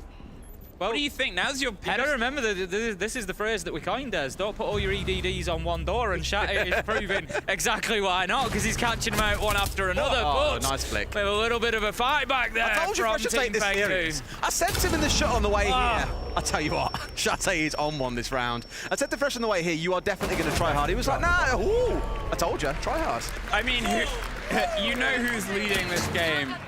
And his name is Shate. I tell you what, this is like his trial for every other team currently still in the Europe League. Like, hey guys, need a new gunner? I've domed Pengu a few times. Shate, you're having a life game. Absolutely, he says. He's pretty good. He should go pro. Shate is him. From Julio. You guys can't see the old chat at this point. We could just be lying. We could be. Oh my god, Bikini said he's going to kiss Parker at the end of this game. Wow. Parker did put out a bounty on a Bikini team kill. Yeah, there is a bounty on a Bikini TK.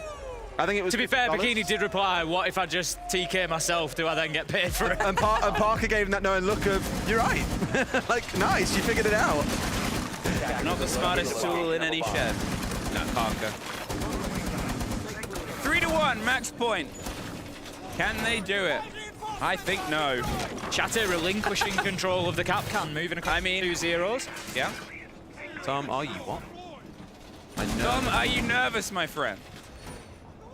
I think, Tom, that suit's going to have a few more sweat patches on it after this. I still love that he just had that, because he had no idea he was going to be in the show match when he flew out here.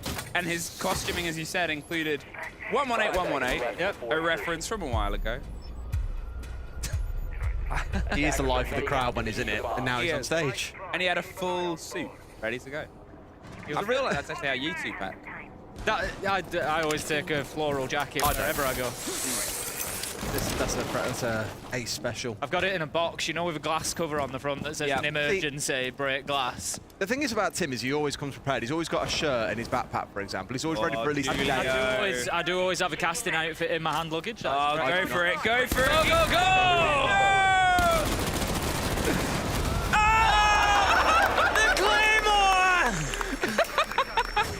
Got him from beyond the grave. They're trying to hold the bandit trick, but the pellets are coming through and cannot sit there. Penta knows what he's...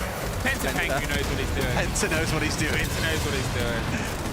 I'm so used to not seeing team names this time. Shate on the kill board once again. Jobro, will he leave the game with nothing? Which is worse than... It's looking like it's going that way.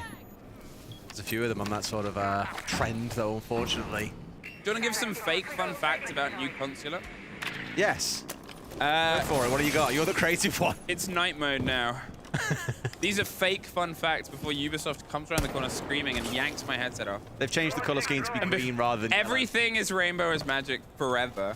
The whole thing is socials have a meltdown. I'm saying it on a broadcast. It must be official. They're being stopped from getting anywhere close into the garage. Oh, it's being rebuilt.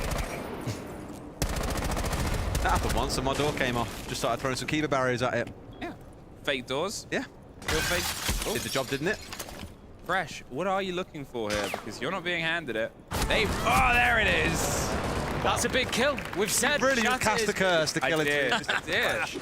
We've got to use those. We don't have to use the powers wisely in this match. We can just, you know, basically... We can just shape the game however we want. Bikini's brought the Tachanka play. They're playing it on the longs. That's another one called. 2-0's on the hunt round the back. Just missed the rotator. Fresh down Zulu. Oh, God. They've got themselves tucked in. And knows. The first spray. Analyst be analyst. Analyst be... Oh, and Anne's domed him. Oh, she lost against the other goat, but she wins here. Bikini Bodhi gets one more, and it's all down to, you guessed it, Pengu. A 3 versus 1. They're trying to cook the man. They're going for the defuse.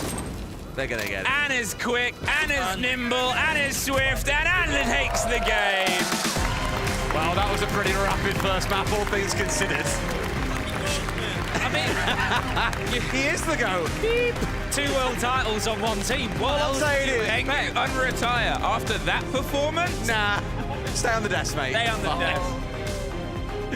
There is work to do for them. That is all that can really be said. 12-3 for Shate.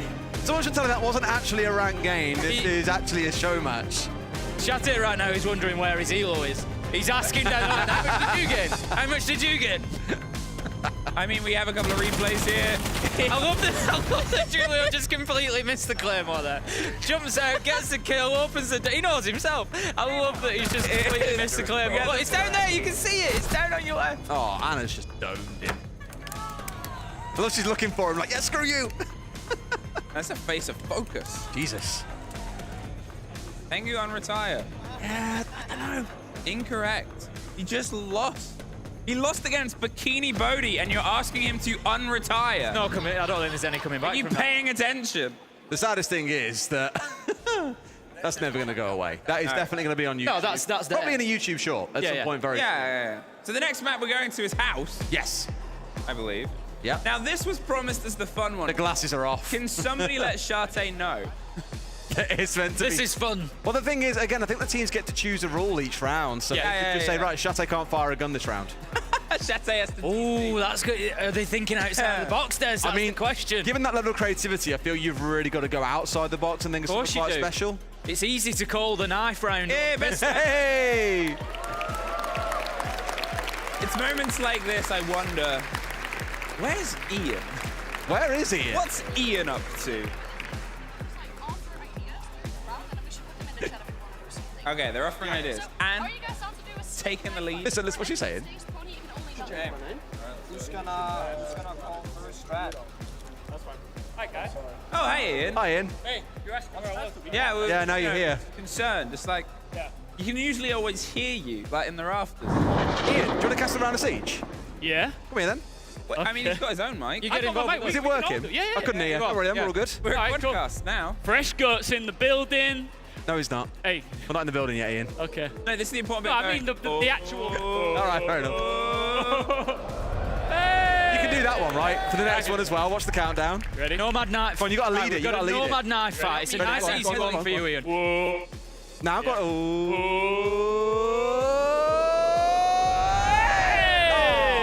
No bans. That means No that bans. Fresh can take advantage of this to get his grip. Oh, okay, you ready? Go on, Ian, and again, and again. Ticked off. Timer. The ego, no bans, nothing. Nothing. It's not really the time to do it. I think there should be a rule. Can I make a request on a rule? If someone gets a kill, they have to get off and run all the way around the set. And then go back. Sit back down. Sit back down. That'd be a great rule. I missed it. We could get so creative with this. Someone feed that rule to them. Why do you keep coming back to us? Hey. We're not interesting. Look at his shoes. Get your shoes up here. Get your shoes off. Get him up that. I like these. Take them off, take them off, take them off. Oh, they've cut off. Oh, we haven't got anyone's with your name on the back. Has anyone done a shoey at the show? They are. Oh, you got to show it then. You gotta show it then. You got to shoe it. You gotta shoot it. You gotta shoot it to do it. Hey, We've got a good round for you to cast here, Ian. yeah, I'm all in. I think it's going to be a nomad knife fight. So what's going to happen? Everybody's going to go outside. They're going to put an air jab on the floor, which is going to punch everybody away from it. Yep. Then they can only use the knives. It's going to be absolute chaos. Yeah. Nice, Everybody nice. tries to kill everybody with the knives. Yeah. So it's just going to be quick fire, using the kill feed, names, who's got the knife kill. All right.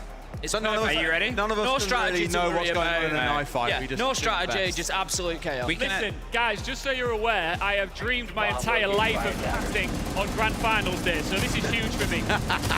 Same. Apparently they're not doing it. That was good. I like that. There we go, Julie. We just won the circle, started off. Can do another one. Are they going for it? Normal. I don't know. They don't have the Nomad to do like. Oh, they do have the Nomad. Do you have a nomad? Yeah, they can do it. Oh, where's the UI gone? No, it's disappeared. Oh, there it is. It's back. That was cool. I didn't even know you could do that. I'm not sure what they've agreed to do here. There's been a bit of discussion around the exact ruling in the first round. But I think it's a normal air jab knife fight. Air jab knife fight. Right, Ian, over ready. to you. Take down. Guys, you can see we are getting ready to get into the kitchen. The nomad's coming forward. Okay.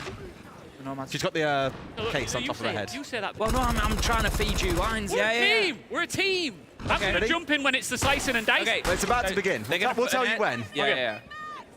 You ready? So they gather in Any a circle. second now. They're just sort of saying hello. The air jab is going to go right in the middle, and then they're Where's going to the explode fifth outward. player of Team Shatter? Where's the Ready, crowd? Ian? Okay, here we go. Bang! As you can see, it's showtime. Everybody's got the cutlery out, and it is time to step inside the kitchen, baby. They've got straps. What the hell? He's got a strap. How's he still? What? Keep going. Hey, look! Flashbang, screaming. People hitting each other. Look, he's down. Man's out. Orange team running. Doomsday for you, brother. Down on the floor. And as you can see, it is a 1v4. This man, Julio, world champion, is Pengu's on the ace. done. Oh! He is done. Team Pengu, take this round. And we are going to overtime, Des. I think Ian deserves a big round of applause for that one.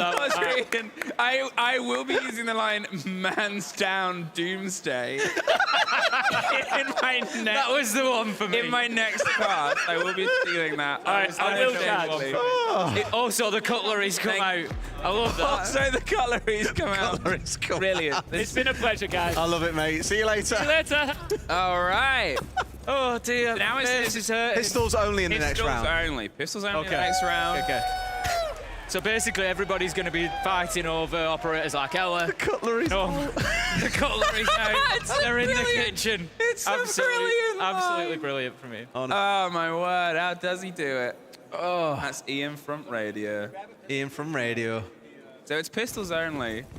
Are they You allowed? brought an auto, you're I said we'd see an hour, didn't I? I said 100% we'll see an hour. Is Colin allowed a blitz pistol?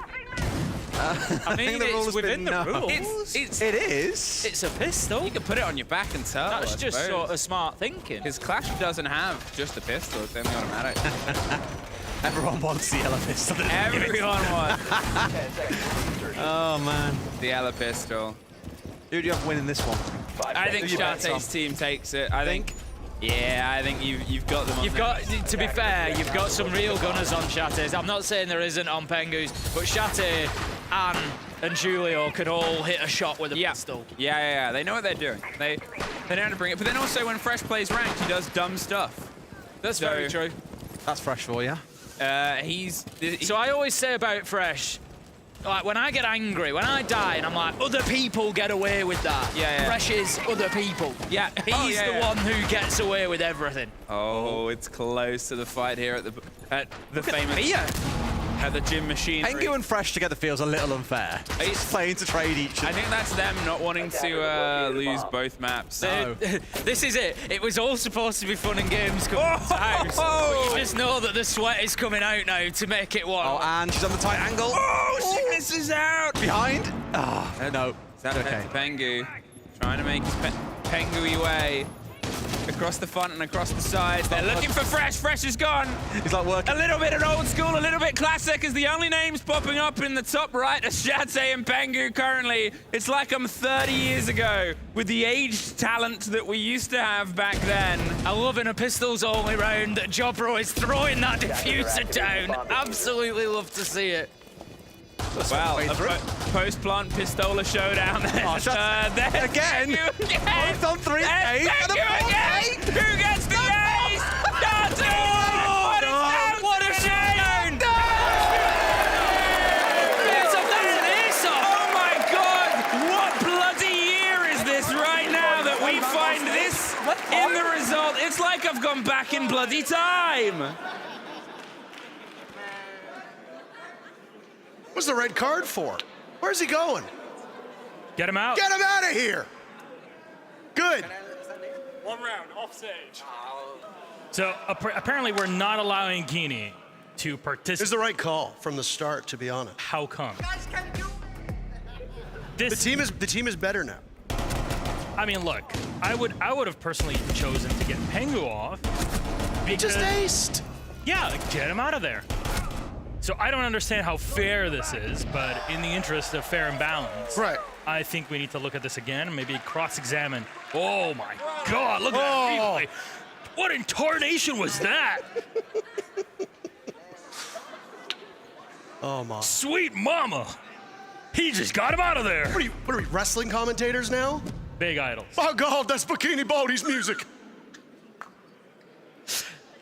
There it is. We're back on house. Your favorite map? My favorite map. I wonder what sort of stratagems they'll be onto here. It's still the worm. Still, yeah. He's still gonna just prone the whole way. Left before insertion. I wonder if we'll have enough time in the round to get the attackers in. Before insertion. This will take a while to crawl in. I'm not sure the speed. I usually ask half about it.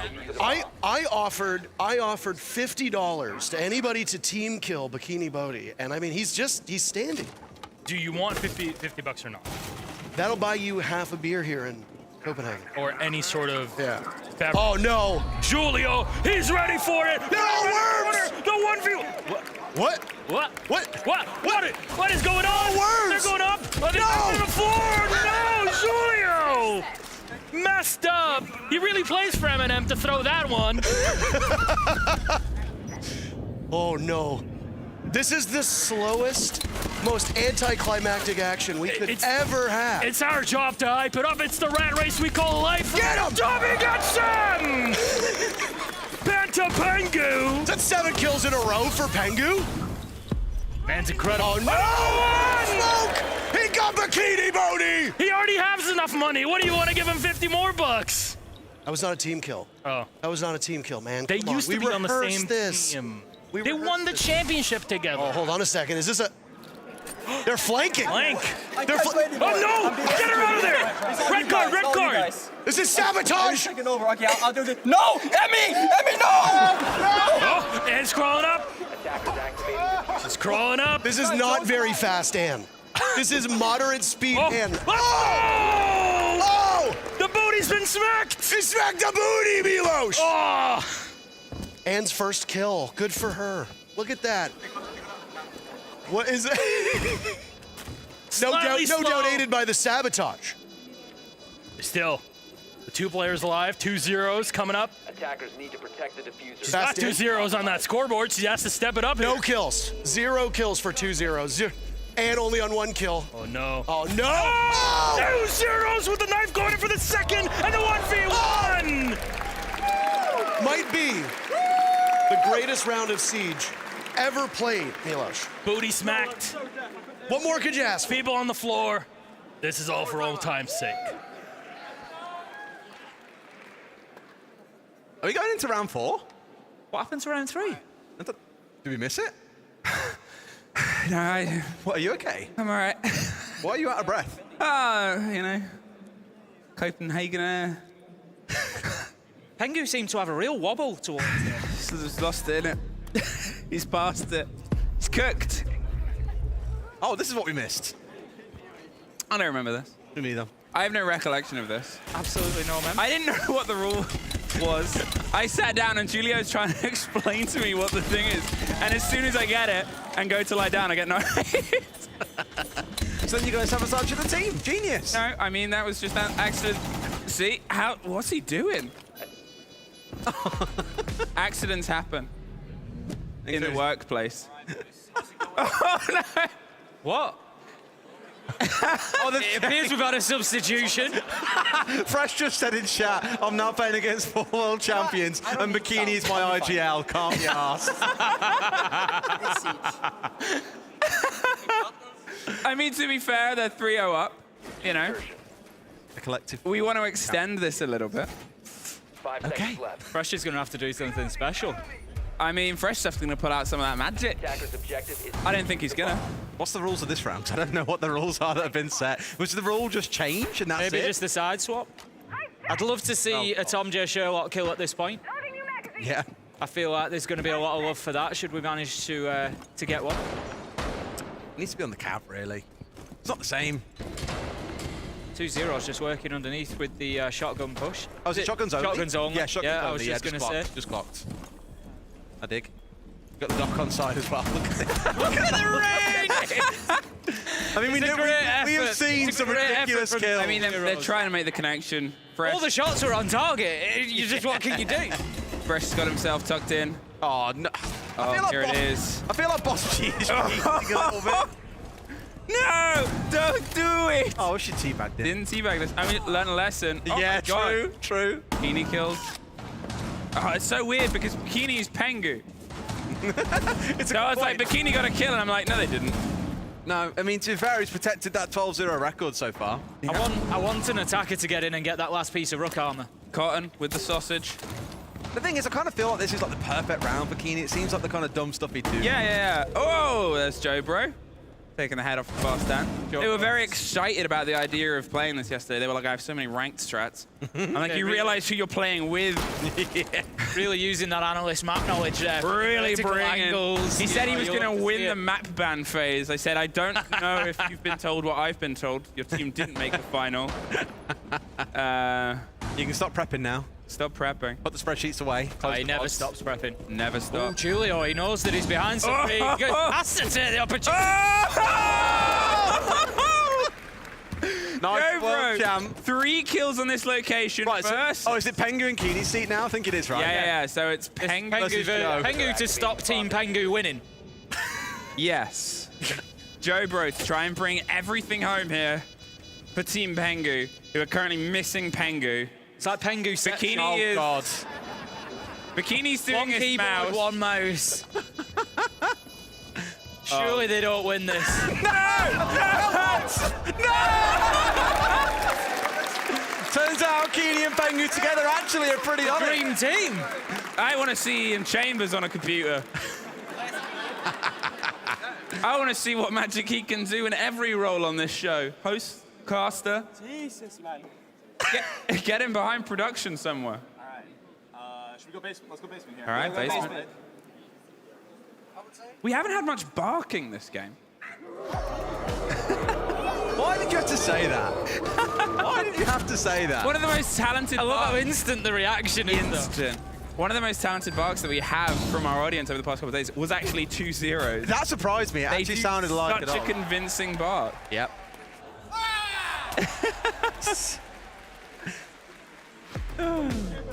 One in the chamber. That's the rule for this round. One in the chamber. So with our new reload system, that's actually very easy to organize. Yep. Take a couple of shots, press the reload, and cut it off. Yep. Yeah. Just go back to ADS partway through, and you'll have one in the chamber. One in the chamber. We can. Well, now they're trying to decide if you can ADS or not. Anne was like hip fire only. Now Pengu's like, yeah, we can ADS, right? I think, yeah. Okay, yeah. Okay, ADS ADS allowed. allowed. Still, if you look down your screens, you'll see now everybody, at least on the defensive side, has got one in the chamber. They're prepped, they're ready. Yeah, but look at Keeney. Oh, have you bought a Blackbeard bikini? Everyone boo bikini. Boo. And point at him and laugh. This is too much power. There he goes. He's at least going. Oh, he's going with the Deke. Okay. I feel like he's looking for the one. He's looking for the one. We're fulfilling many a Twitter user's fantasy. Yeah. Collectively boo at bikini. A lot of the pro scene just went, yes. All right. Okay, Who's going to be able to pull the first pop? The Oster Shield. They're so sweaty. Yeah, well, I mean, they're 3-1 down. Yeah. And it's Shate on the Blitz as well. 2 zeros with the Oster. They're against the Clash. A 1 in the chamber Clash. I feel this is cheating a little bit. You can't use the zap. That feels like it's out of bounds. I mean, they Red might card. use the removed! There's some stuns. Pengu missed his one in the chamber. Yeah, he's just got to get out of there and get a reload and get it emptied out instantly. Well, that's the Dante with the second blind shot. also doesn't have it. Penta, This is horrific. Pengu, a lot of damage. The one in the chamber at the ankles doesn't quite get it. Dino Shotgun, one in the chamber. Oh my word. I don't even know what's going on and it's professionally my job. This is chaos. This is it. We just didn't think through the actual difficulty of reloading in this situation. Yeah. Every time you take a shot. Like that, it's like one, he's like, damn it. That's the chaos, is everybody trying to reload. That's twice he's missed that. I mean, to be fair, that shotgun, unless you're like holding it against. Yeah. Everyone is just getting like scraps of damage. It's like we're playing the Division and it's a really long time. I love how Tom's running the Mark 14, by the way. So even if you miss the head, you're still taking like 2/3 of their life. Yeah. Okay. Shate down to a single pistol. There is Dino down. Oh, they're not going to get the pickup, surely. I love the tension of whether you take the shot or not. You've got to be so sure that you can land it. It's been hit twice. Fresh has been hit now. Oh, Benta! Oh! 2 zeros with the response. Downs and kills Fresh. Very funny. I wonder if you get away with the res while someone's reloading. When they back away. Surely not. Cotton's going to be down but not out as well. That's going to be an opportunity, surely, to go and get him picked. Oh, there's Tom's kill. Fresh is angry. Tom got it. Oh! Fresh is fuming. He's fuming. Are we going to have to call a tag timeout? Can we? Tag timeout. Oh, we're looking for rehosts. They're calling for rehosts now. Oh, we can't even do it. I think there's a little bit of a disagreement about the reloading procedure going on in that round.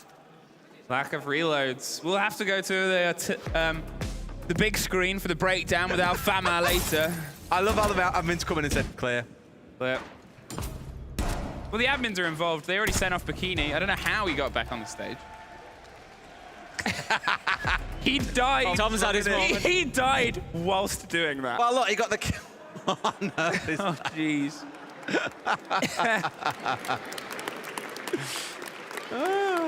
We're in for some fun today. No mercy, free for all. Free for all? Okay. I don't know how that would work. Yeah. Attackers have located a bomb. I don't know if that was the official rule calling. That's what I saw on the all chat.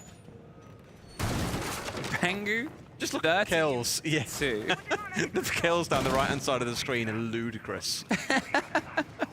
Hey, it's I mean, Pengu nearly had back-to-back aces. That's what we've got to remember. And the second one would have been a knife ace. That is whilst crawling. What fun facts do you have about these people? So now you've been collecting, Tom. Well, I mean, you know, do you want the real ones or do you want ones that I've... how about you do it and then we guess if it's real or not? Okay. Fast Dan gets her name from the fact that she used to be a track driver. Oh! Oh, Fresh gets his name because he's an asshole. I don't really see the relation in terms of Fresh. No, I just wanted to take the opportunity to insult him. Yeah, that seems reasonable. So you said that Anne used to be a race driver. Anne used to be a race driver. Oh, race driver. Race car driver. I can believe that's true. I think that might be true. False. Oh. Anne is a championship dancer, though. That's a true fun fact. That is true. Dino is dead. That's not a fun fact. That's just a fact. Bikini Bodhi has killed and will kill again. Oh, the bait swing from Fresh. He almost whiffed that as well. Fresh is playing for the win now. Fresh. Oh, ain't he just? Fresh as a death. It's 3-2. They're within touching distance. It's like... Oh, Capcan kill! Julio's got killed across 2 maps by Cotton's traps. And here it is, the spray across the side of house. Will this be the deciding factor? It's all up to Bikini Bloody Bodhi. There is their one fan that's just cheered. They're in, they're out! And we have it. One map for Team Penguin. One map for... And it's something that throws us back to the Chaos days because they're familiar with ties. So I guess Fresh and Shate have that to share amongst themselves. Absolutely. Now, obviously, it'd be lovely to have a third map, but we don't have a final. We just don't have time. We've got another little game that needs to be played this afternoon. I don't know if they're going to have some words thrown back and forth. I don't know if Ian Chambers is going to do some Ian Chambers thing. I will wait for production to tell us. How did they do a one in the chamber round without Ian? You know? He is my one in the in the chamber of this. I get it. Yeah. Yeah, thank you. I've used all my words for this tournament. You guys it took me about 3 seconds to clock where she was going with it. Oh, there it is. A bit of a throwback for you. Plenty of respect on both sides of the team. YouTubers. Oh, look at them struggle. All of the same breed. Look at them struggle. Fresh. And then there's Fresh. Let's see Fresh and Shate when they get to each other. There it is. Some hand waving. Our observers have walked past, crying, sobbing. Shate just whispers to him, I heard what you said. I heard what you said. Map 1 was for you, Fresh. Shate knows that he'll be meeting Fresh in ranked pretty soon. Oh, yeah. And there'll be no mercy. Hey, what you're going to see is when Fresh comes out through the desk later on today, he's got a black eye. And he's wearing a Chaos jersey. Just been popped in the face. I believe we have an interview. Thank you to these two for joining me, and thank you to One in the Chamber, Big Ian. Hey, is that my new nickname? I love that. Guys, first things first, can our wonderful audience here in Copenhagen give all of our show match players a round of applause? Hey, Tom, come here. You only get one of these. Get over here. Just a quick, I just want to give this man his flowers one more time. Take a bow, Tom Sherlock!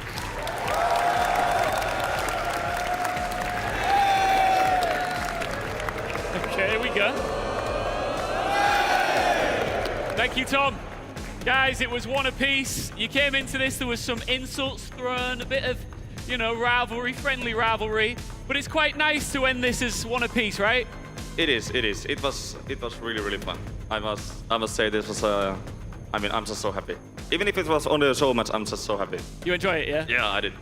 Pengu, you must have a lot of respect for your teammates. They really showed up here. They did, but in map number 1, I gotta say, I mean, one team-man army was Shate on the opposing team. I mean, he was destroying us single-handedly, so maybe fishing once a week is not too bad. I mean, you know, in real life, you have to have things in control to be able to play good in the game, you know, so. Good point. I'll tell you what, here's another good point. I think we all kind of like seeing Pengu in a G2 jersey today, right? I feel like you might be a little bit hungry to come out of the old retirement. I mean, I did win as many games on stage as G2 did. I won a single map, so I guess I'm good enough for it. You know what I'm going to do before I let you guys go? I'm going to put you both on the spot.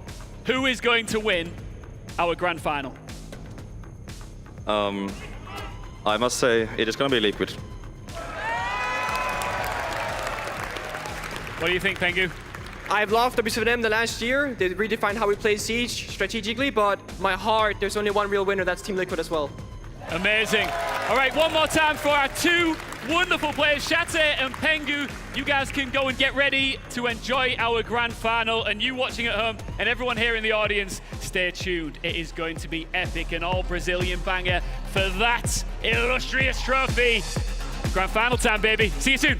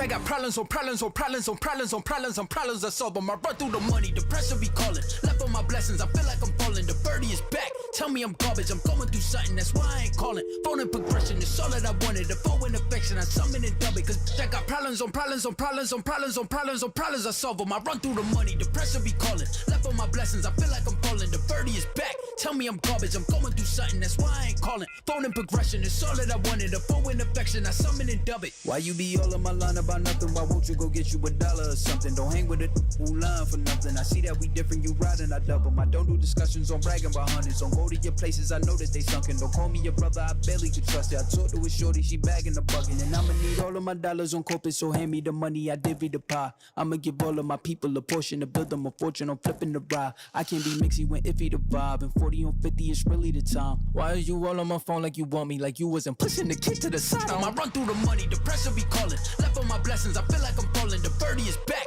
Tell me I'm garbage, I'm going through something, that's why I ain't calling.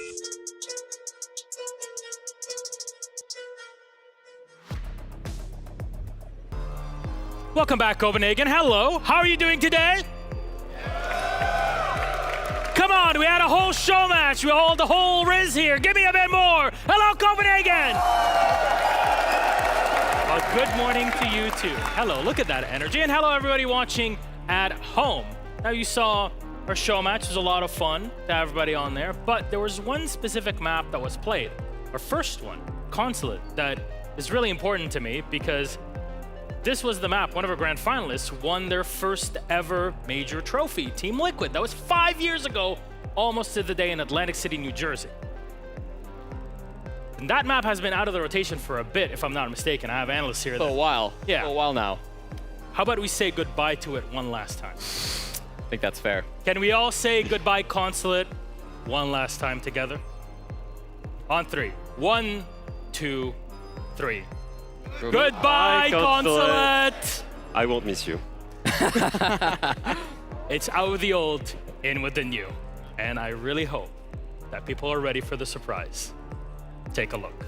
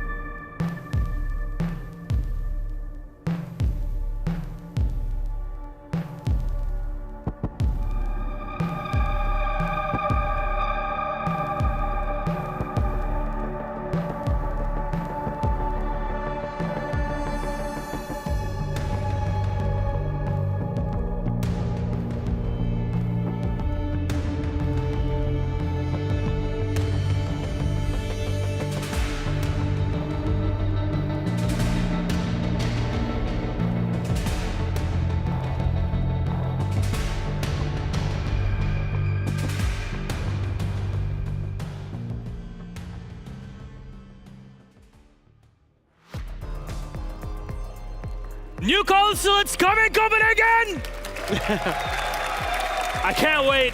We all have so many memories on Consulate, either playing it with our friends or competing on it or analyzing it or coaching it or casting it. It's been ages, and I'm so glad that Consulate's getting a rework, one of my favorite maps in the entire pool. And we're gonna tease you here. This is where we're gonna leave it because all of that information, including the new season, will be revealed next Sunday night here, local time in the EU. That'll be on the usual channels on socials, on Twitch, and all streamed to the usual panel that you expect from Ubisoft. But we got to play Consulate. So we get to say a few words about it. Jack. Yes. What's your experience?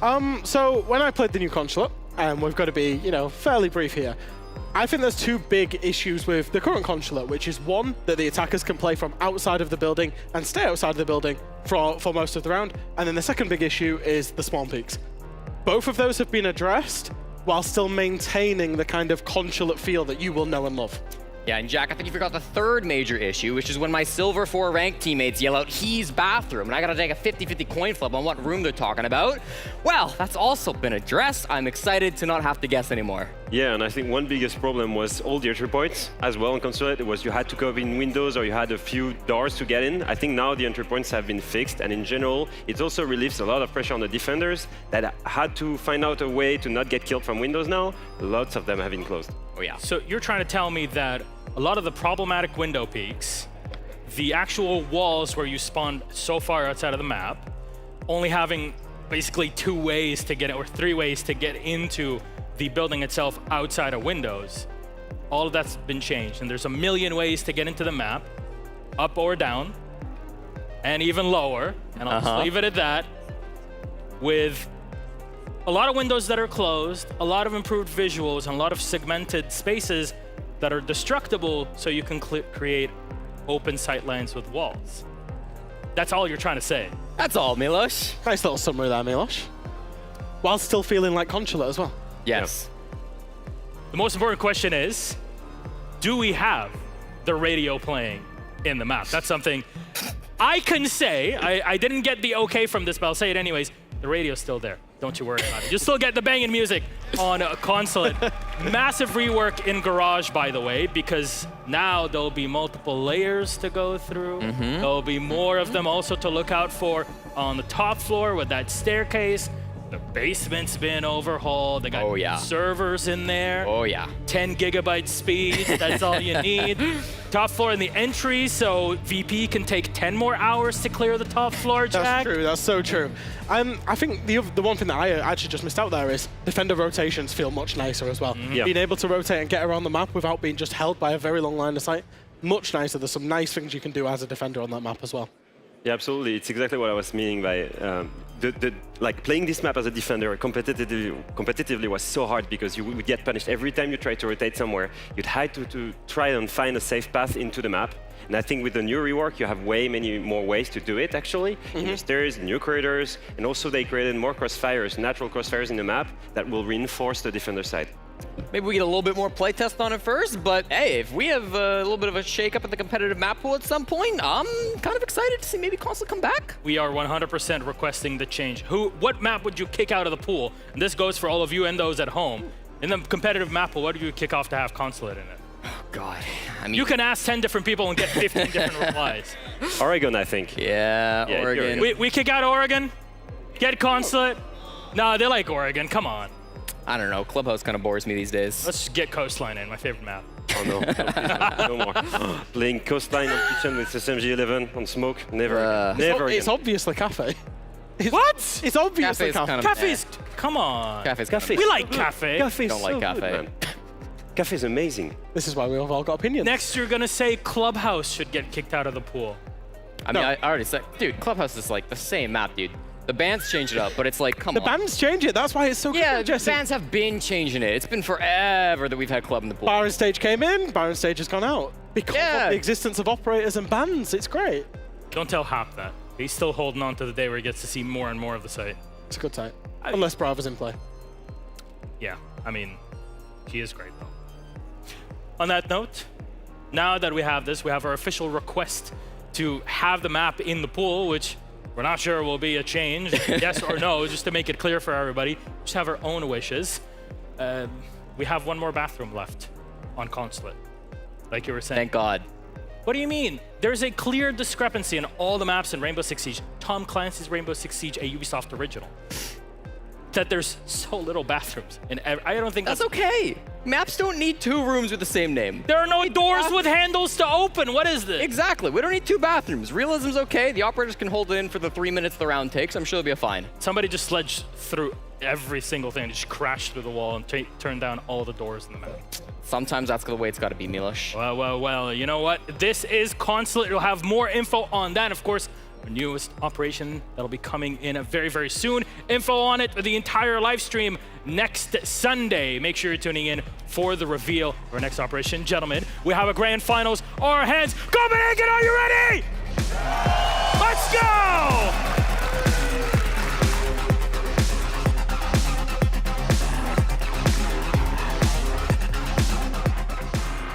Que é isso, merda? Valeu.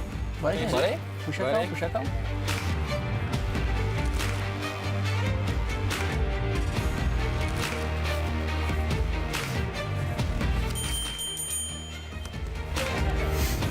Unânime. Cara, qual foi a vez que tu morreu? Não lembro. Lembra não, papai? Ele não tava não, Berlim, mapa banco. Foi fazer vertical, o amigão se matou aqui. Companheiro se matou lá embaixo. O rapazinho tava matando geral e morreu o cara que tava matando todo mundo. Aí acabou o round. Foda, né? A play é voltada pro cara pegar kill. Aí se matou. Pior que no time é só tu ou o KDzinho que joga de HE, então. Eu também jogo, mas eu não faço essas barberagens. O KDzinho não se mata, ele só isola às vezes mesmo. Não. Eu acho que ele não isola muito, pô, mas ele zaralha às vezes com a HE. Não, o KD é bom de HE, pô. Aquele treininho, ele jogou uma granada 3 metros do cara. Cara, o cara não morre. Nossa, tá, aquele lá foi. Granada do outro lado do mapa. O cara não morre, mano. Nossa.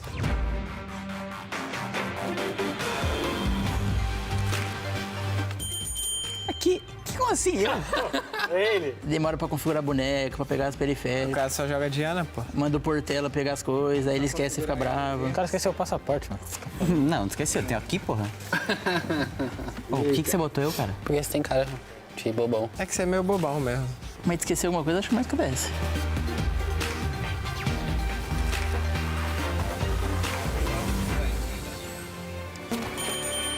Eu?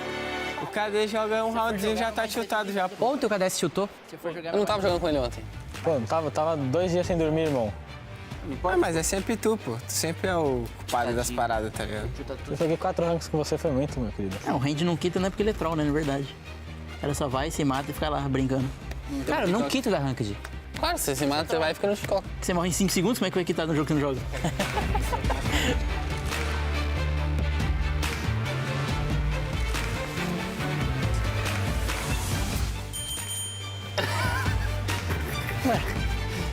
Eu esqueci no jogo lá contra a BD. Não, cara, não lembra não? Que jogo? Você esqueceu? BD, pô. Jogou um round, mutado. Trou. Mas o KDS também, o KDS sempre, tipo, erra os bagulho do mic no treino e tal. É Não sabe configurar o fone, né, pô? Ó quem fala, que fala 3 palavras e some o resto e depois fica puto que ninguém te escutou. Tu manda mal às vezes, pô. É. Sempre manda mal. Mas que tem um cara, não dá pra te ouvir. Tá ouvindo agora?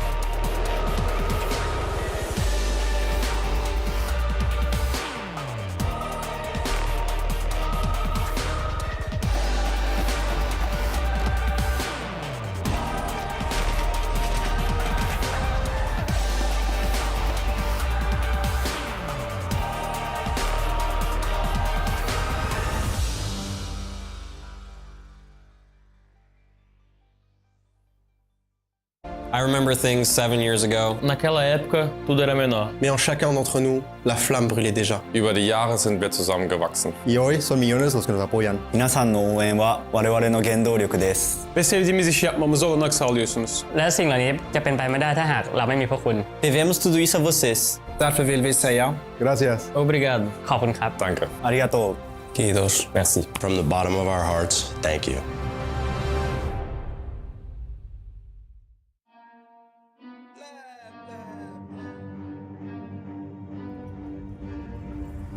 I got problems on problems on problems on problems on problems on problems I solve them. I run through the money, the pressure be calling. Left on my blessings, I feel like I'm falling. The birdie is back. Tell me I'm garbage, I'm going through something, that's why I ain't calling. Phone in progression, it's all that I wanted. The phone in affection, I summon and dub it. Cause I got problems on problems on problems on problems on problems on problems I solve them. I run through the money, the pressure be calling. Left on my blessings, I feel like I'm falling. The birdie is back. Tell me I'm garbage, I'm going through something, that's why I ain't calling. Phone and progression, it's all that I wanted. A phone and affection, I summon and dub it. Why you be all on my line about nothing? Why won't you go get you $1 or something? Don't hang with a who line for nothing. I see that we different, you riding, I double. I don't do discussions on bragging about hundreds. Don't go to your places, I know that they sunken. Don't call me your brother, I barely could trust it. I talked to a shorty, she bagging the bucket. And I'ma need all of my dollars on corporate, so hand me the money, I divvy the pie. I'ma give all of my people a portion to build them a fortune. I'm flipping the ride. I can't be mixy when iffy the vibe. And 40 on 50 is really the time. Why are you all on my phone like you want me? Like you wasn't pushing the kid to the side. I run through the money, the pressure be calling. Left on my blessings, I feel like I'm falling. The birdie is back. Tell me I'm garbage, I'm going through something, that's why I ain't calling.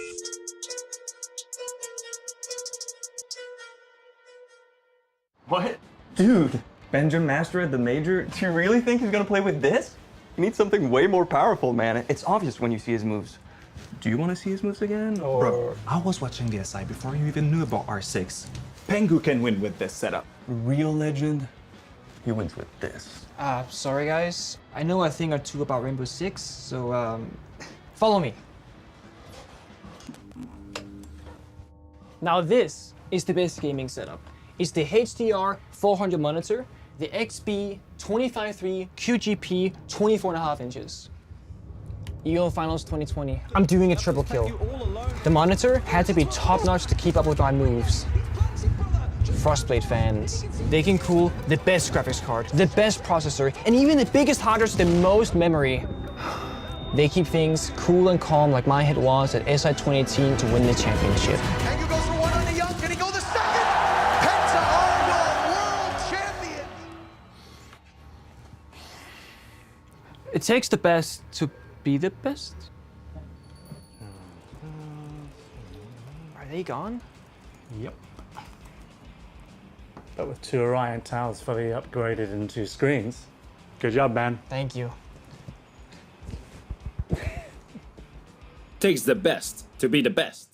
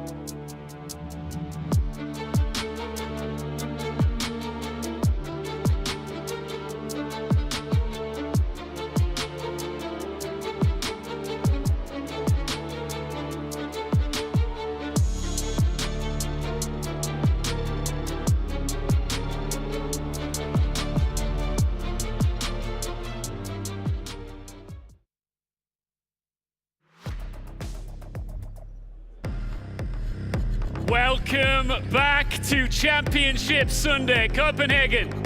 Are we ready for our grand finals? Hold on a minute, hold on. Seriously, 2 teams. 24 came out here. We are down to our final 2, and there are 2 things that are guaranteed: triumph and heartbreak. They are ready and waiting to hear you. I'm gonna say it one more time. Are we ready for our grand finals? It is an all-Brazilian beast of a best of 5, and our 2 teams are ready to roll. It's been 5 long years since they last lifted a big one. With big dreams and a legend ready to fulfill his destiny, it's Team Liquid!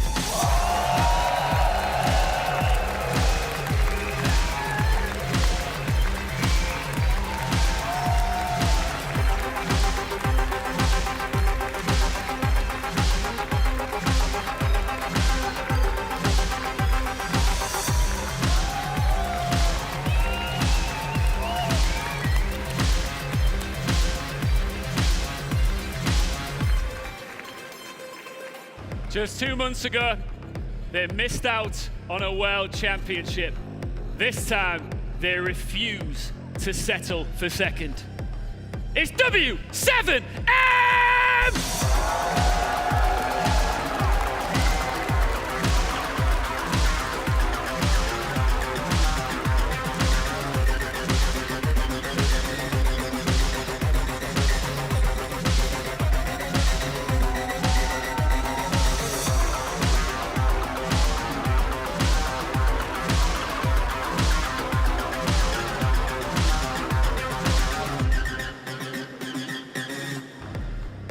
Palu, good to see you again. Felipox, thank you for joining us here in the center of the stage and taking time, because I know what this moment means to you and both of your individual rosters. Palu, we've said it so many times. You know what it feels like to stand here, moments away from a grand final, meters away from a major trophy. Why is this your time? There's not much I can say. I already said it in the other interviews, like, we're the best and we're gonna beat anyone, doesn't matter who. Felipox, you've been part of this roster for a matter of months.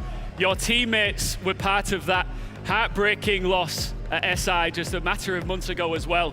What does it mean to you as an individual to be surrounded by that pressure to not let that loss happen again? I don't think there's pressure. It's my first finals. I think the pressure is totally on them. So we're just gonna play our game and that's it. Palu, what has the last 24 hours been like for you? Every time I say your name, let me try that again. Palu. What has the last 24 hours been like for you in your camp on a mental level?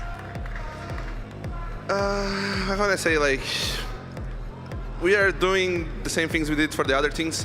Like, of course, it's a BO5, so there's a lot of study involved. So that's basically most of the things we were doing, like, because there's so many maps, you can do everything before the match. So we were preparing and talking about everything. So it will take a long time for it. And that's it, basically. Well, speaking of that mental preparation, this is, of course, now a best of 5. Are your teams mentally prepared for that? Yeah, I think so. We prepare for the maps, and we are mentally prepared for that. All right, listen, this is, of course, an all-Brazil grand final. Your fans are watching at home in their thousands. Is there anything you want to say to them in Portuguese before we get into this? Bom, independente de quem vencer aí, sem dúvidas o Brasilzão saiu ganhando, né? E, pô, espero que todos torçam aí para que seja uma boa partida. Felipox. Obrigado a todo mundo que tá torcendo aí pra gente. Como o Paulo disse, vai ser um jogão aí, o título já tá pro Brasil. E é isso, espero que seja uma grande partida. And finally, anything you'd like to say to each other, starting with you? Ah, vamos ver, né, no server aí, man, quem é melhor. Bom jogo. Nada, só bom jogo. Okay, I'm hoping they said, I'm going to whoop you in the server. Guys, go and take a seat. Best of luck to both of you. It doesn't get any more epic than this. To preview your Blast R6 Copenhagen Major Grand Final, it is over to Milos and the gang on the desk. Take it away, you handsome man. Thank you very much, Ian! Let's go, we're back, and it's Grand Finals time. A best of 5 series for the ages. W7M, the new kids on the block, versing Team Liquid. It has been 1,813 days since Nesk and Palu won their trophy at Atlantic City, New Jersey in 2018 Pro League Season 7 Finals. And today they're playing for the trophy, but also some cash on the side. $200,000 for the winning team, a $120,000 difference between first and second place. Not too shabby coming into the grand final with 80K, and Liquid has had a few of those. W7M has been halted at the semis over the past year, Jack. Yes, they have. I think, coming back to Liquid, we're going to go in with that always the bridesmaid, never the bride kind of storyline, which is we've seen them in finals and losing them. We've seen them in semi-finals and losing them. They're always a tournament favorite, but they never just about get over the line. They've got a massive opportunity today, though. Yeah, I mean, you can't count out either of these teams when you come to second place. Both are very familiar with it. 3 months ago, W7M falling at the 6th Invitational to G2. You go back 6 months in Yongshiping, the exact same story for Team Liquid, falling to BDS. Both of these teams know what it's like to lose on a stage of this scale. Today, unfortunately, one of them has to repeat, but another will be able to break that curse. Let's take a look at that bracket very quickly. For those who are just joining us for the grand final, hello, we hope you're doing well. It's a perfect time for you to join us. We'd love to have you throughout the entire tournament, but then again, there's never too late. Team Liquid versus W7M, of course, in our grand final. Liquid having gone through FaZe Clan, and before that, G2, the reigning world champions before. W7M knocking out M&M, the two teams that eliminated EU squads. Wow, what a surprise. Now, they went up against Sonics yesterday, rolled them over to get us to that grand final. Are we surprised in seeing these two squads here in the final, Jack? Not necessarily. I think Liquid have looked, especially with that addition of Vault, who, we'll talk about was on W7M, they've looked incredible, throughout Brazil League and also throughout this tournament. I think for W7M, there was a lot of people that weren't necessarily that excited about them, given the roster changes before the tournament started. But as soon as the tournament started, it became apparent these guys are here to win it as well. 100%. I mean, you talk about these guys coming in for the roster. I think Felipox proved just yesterday what he is capable of. Absolutely crushed it towards the end of their final match against the Sonics in the semifinals. Felipox, massive clutches, massive flanks coming through. We had him on the interview and he said it, I think better than any of us. The best game he's played all tournament long. So Felipox, an incredibly important player coming in for W7M. Nobody is doubting these guys any longer. But let's be fair. Liquid still beat the reigning world champions. They made G2, who were rolling over everybody, look like chumps. Yeah, they've had such a difficult bracket so far. Team Liquid have crushed everybody they've gone up against. G2 in the first round, FaZe Clan, the #1 seed from Brazil in the second round. They have not had an easy time here. Undoubtedly, Team Liquid have looked like an incredibly strong team against incredibly strong opponents. W7M, I mean, they were 1 or 2 round losses away from being eliminated by Nello in the quarterfinals. It's a different path in this case, Jack.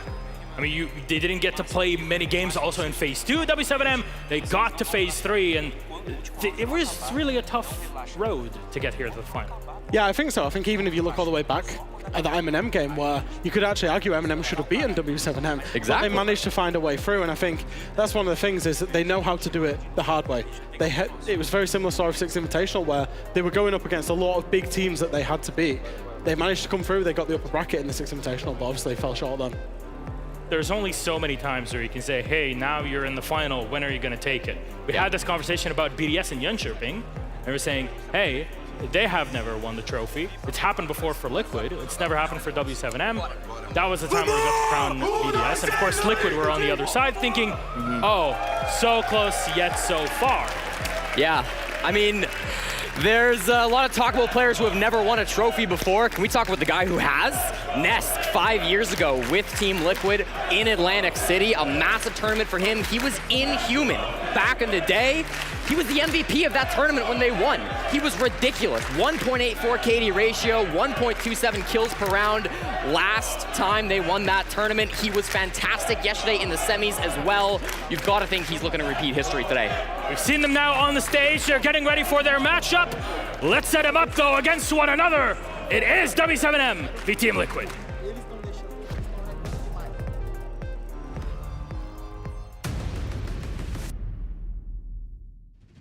Bom, estar na grande final acho que é muito importante, ainda mais para o nosso conjunto, então só tenho poucas palavras a dizer e dessa vez não passa, agora a gente ganha.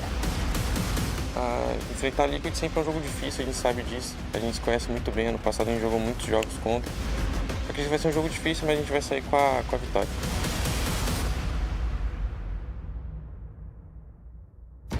Cara, Eu acho que porque a gente vai ganhar esse Major, eu acho que é o nosso conjunto. Eu acho que a gente tem 5 peças muito importantes dentro do nosso time. São 5 jogadores muito habilidosos. Então eu acredito que o que a gente tem para fazer, a gente vai fazer. I think the game against Liquid is going to be a pretty good one because we won against them in phase 2, so they're coming for revenge.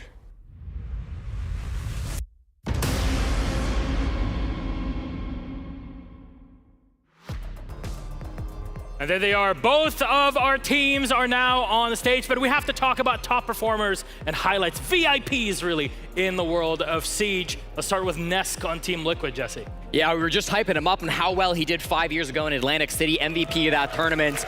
You know he has been showing up again.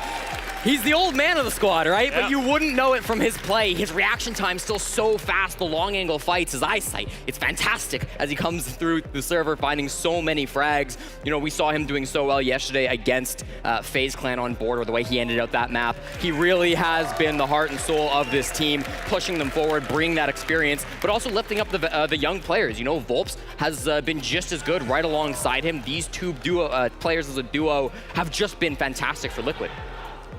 They look like a complete team as well. You know, we can talk about individual players and how well Nest has done, but I think Lagonis has now got a front line that he's very comfortable IGLing around the park. It's got the experience, it's got those pop-off players, and like I say, they look like a complete team. And Nesk is incredibly dedicated to Team Liquid, not just to the craft of competing in Siege, but to Team Liquid especially, has been on there since day one, their introduction. He even missed a massive date to be able to fly out to the Paris Major and play under the banner of Team Liquid for the first time ever at the time there. This is the first major we've ever had. Of course, he had played in the Pro League.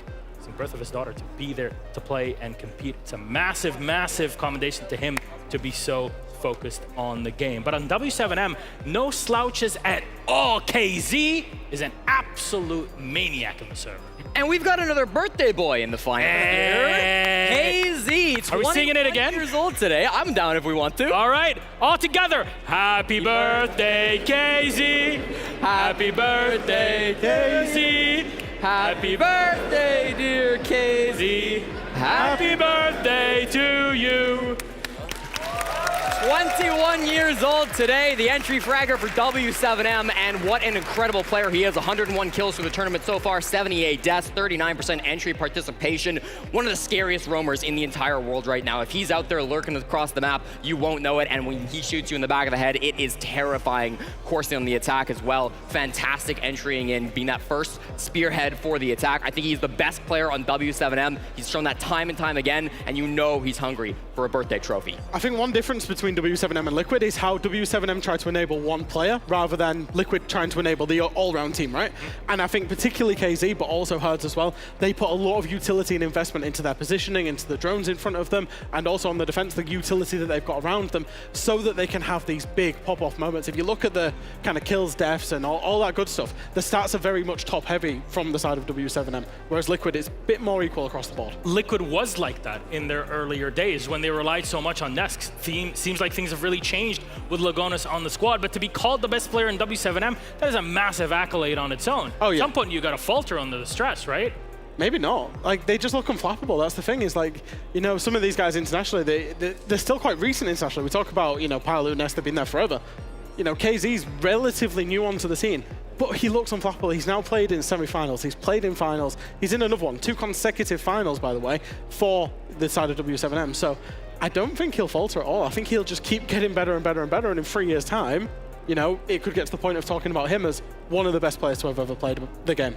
Yeah, I mean, you've got 2 genuine arguments for the GOAT of all, greatest of all time from Brazil. You've got Palu on one side, you've got KZ on the other. I think Palu with his legacy certainly has maybe a bit more of an argument, but I mean, this stage, this will define that. I mean, if we see KZ come out, drop a 20 ball on map 1 and take down Team Liquid, yeah, I mean, you're definitely gonna be talking about that. We got championship material on this stage, that's for sure. Now, our maps for this series, remind everybody, it is a best of 5. Much longer series, and we saw W7M at Invitational. It's something that really exhausts you. Liquid, it's been a while since they've had a series this long, and here it is, W7M on the attack. They start on Skyscraper, Bank second for Liquid on the attack. Chalet afterwards, all game at attacking side, W7M, and finally Theme Park for Team Liquid. And we'll have a classic one to close it all off. It'll be Clubhouse for Team Liquid, starting off on the defense. Overall thoughts on our map pool? A lot of curveballs here, Milos. A lot of surprises coming through. Liquid have been throwing curveballs all tournament long, and they certainly have not stopped here. I want to skip past Skyscraper for a moment and go to Bank. This is the map that these two played when they met in the stage so far, and it was a win for W7M. Liquid coming out and first picking this map is a huge shock. Well, let's just rewind to Skyscraper. When they played each other in Brazil finals, Liquid 7-0 W7M on the map, and W7M have picked into it today, known as their permaban. Like, I wrote for Skyscraper, like, it's a low preference, they're likely to ban it out, and they've gone gung-ho, they've picked it. Yeah, and then Chalet, after that, picked by W7M. Team Liquid, 4-game win streak on the map. It's so good for them. So really, really interesting map ban pool here. All right, Skyscraper, who takes the lead? Who do you think? Oh, you got to back Liquid. You've got to back Liquid. Even though it's W7M's pick, they've got recent history of 7-0ing the team they've picked into it. Jesse? I agree with Jack. I think Team Liquid, I mean, they're the better team coming into this tournament. They're good on this map. I got to go for them. Copenhagen, W7M? Team Liquid? Yeah, I think the crowd's spoken, but we'll have to see how things turn out in the server. Thanks so much, Jesse and Fresh. Copenhagen, are you ready? Let's kick it off to our caster. Best of 5. All yours. Enjoy, there's an ace. Thank you very much, Milos. What a best of 5 we've got on our hands here. I know many look at it and go, Tim, 2 LATAM teams in the EU region, but you can't ignore the plot armor these two teams have got. What a story we've got building up. Well, the thing is, it's kind of similar on both sides, isn't it? You know, we've got these two teams that have been really dominant, that have had great performances in international tournaments, but just never hit that final mark. And one of them today, 100% guaranteed, will take a major title home. There's some really exciting stats around this game as well. You look at the recent scores that we've seen for the two teams. W7M, top 4 appearances. They've had 3 in the last year alone. You look at Liquid, it's been 5 over the last few years as well. There's just, again, at some point, one of these streaks has to be broken. A team has to take the win. And truthfully, I think I'm with the analysts as well. Given how the first 2 maps look in this map ban, you'd give it to the side of Liquid, but we know the best of 5s can surprise us, Tim. They always do. Don't they just? And this is going to be nothing short of an absolute classic. I can feel it at this point. As you say, two teams that have got so much experience playing against each other, 7-5 when they played earlier in the tournament, so nothing really to separate them in regulation. It was won by the slimmest of margins by W7M, and we're going to be heading straight into a map that is not a known favourite for W7M, really, Des, into Skyscraper. I mean, Sky, for me at least, favourite map. I love it. Love casting this map at the moment, so big fan for us to head there and see how things are going to break down there. And then before we head into Bank, still, I think I was looking at the stats same as Fresh was. You look again for, I know they've already talked about this, but looking at the side of the stats, things coming out for W7M, Skyscraper is their second lowest pref map. But if you look at Liquid and their win rate on it, it's actually pretty low. So there's a very fair chance here that W7M have gone, yep, you know what, we've held that map for the longest time. It hasn't been our best, but we feel we're ready and we think we spotted a weakness in the Liquid armor. That is what they're riding on in this series.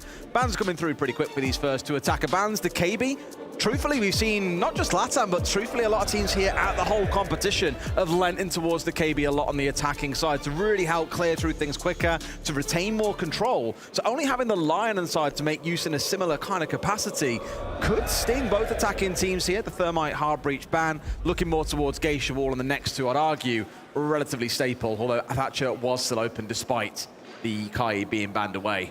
Yeah, I think Thermite is the one that draws your attention really in that banning phase. There are other hard breach options, of course. You're going to other hard breaches are available. Other hard breaches are available, as you are absolutely correct. You're going to be bringing Ace along. You're going to be bringing Hibana instead. Like you say, that hard breaching it is an essential tool to have here on Skyscraper. So it is at least going to disrupt things a little bit. But you are likely to still get the job done.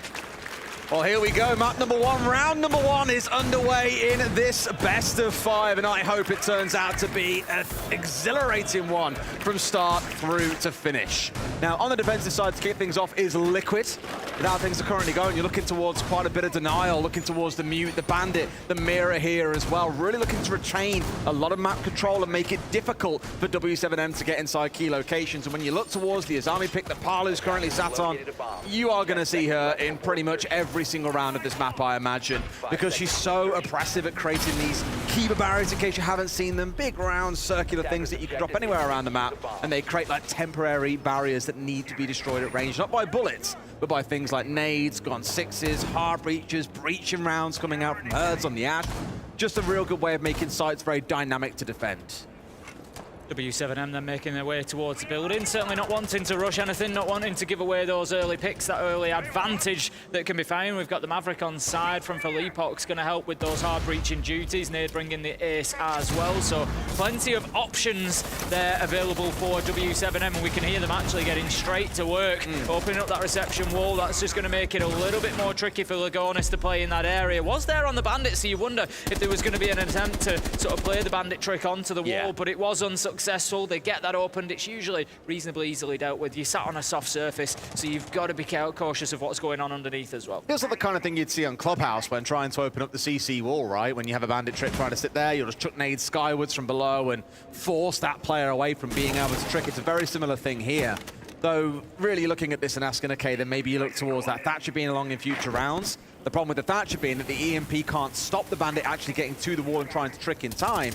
So it does mean that with those nades on side, the Bandit is hard forced away, not just softly dissuaded from making use of the Bandit batteries.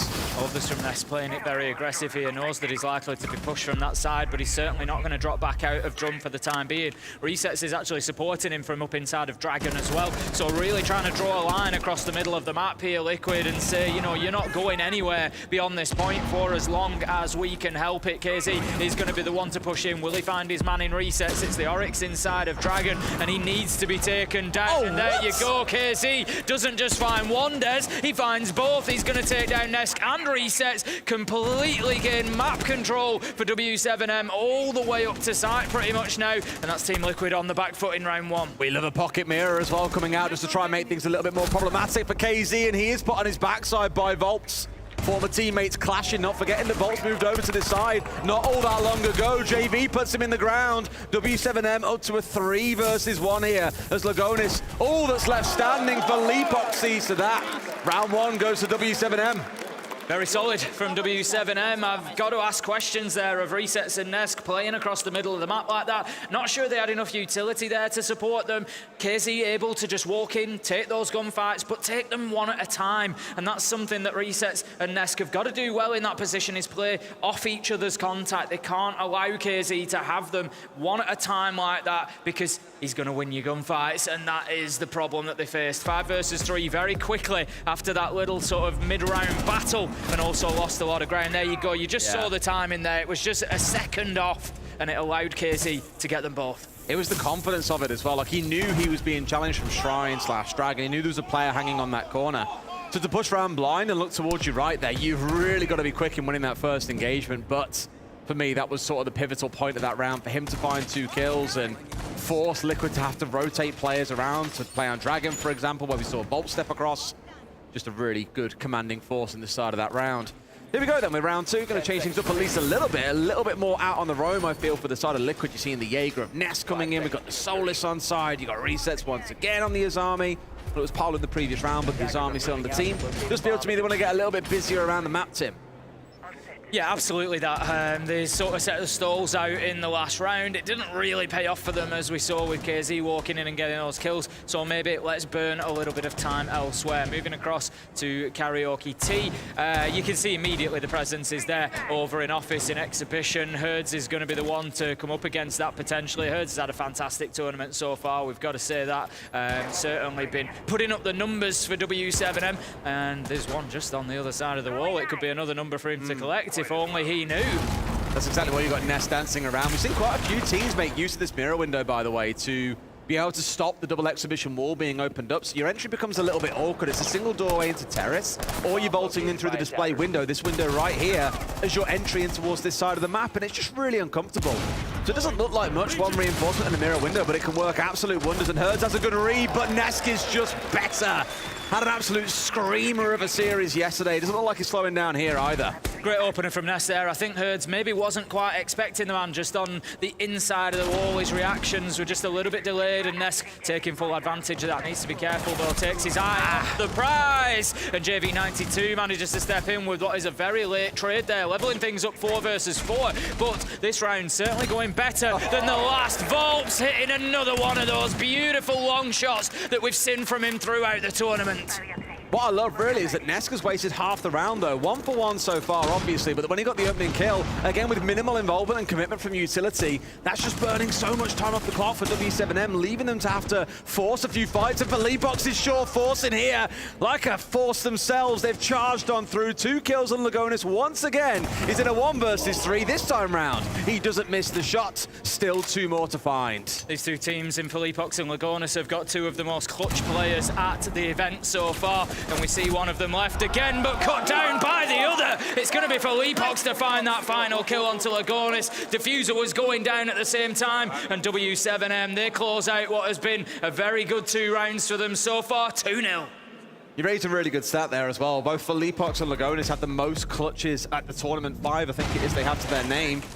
Sitting largely unmatched. In fact, I think Nello also has 5, but then M&M have played like 18 maps. Whereas these two teams have played 10 and 12 respectively. When you look at the numbers, it sort of looks like M&M played in every game. It does.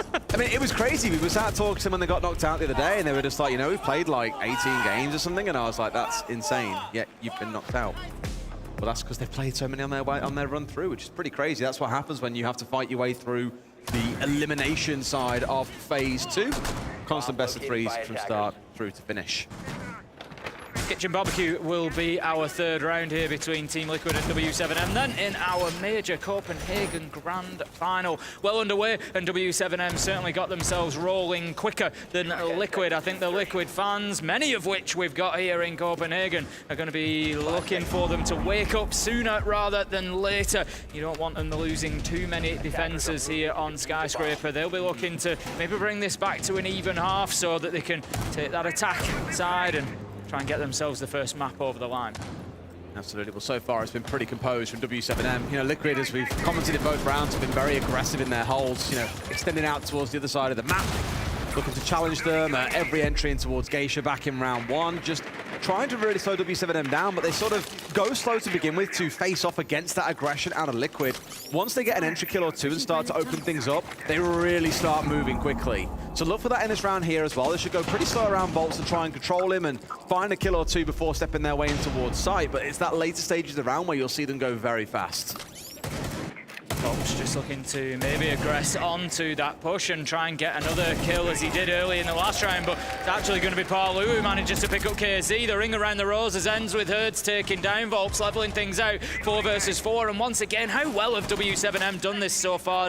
They go a man down and then there's just kill after kill after kill in return until they stand in the advantage. Another one comes in there onto Palu in a late trade, and that's going to be advantage W7M again in round 3 here. They are 4 versus 3, but cut down by Lagonis inside a site there, managing to just bring things all square. Getting involved a little bit earlier this time around as well. He's sick of being in these 1v3s that have really stung him.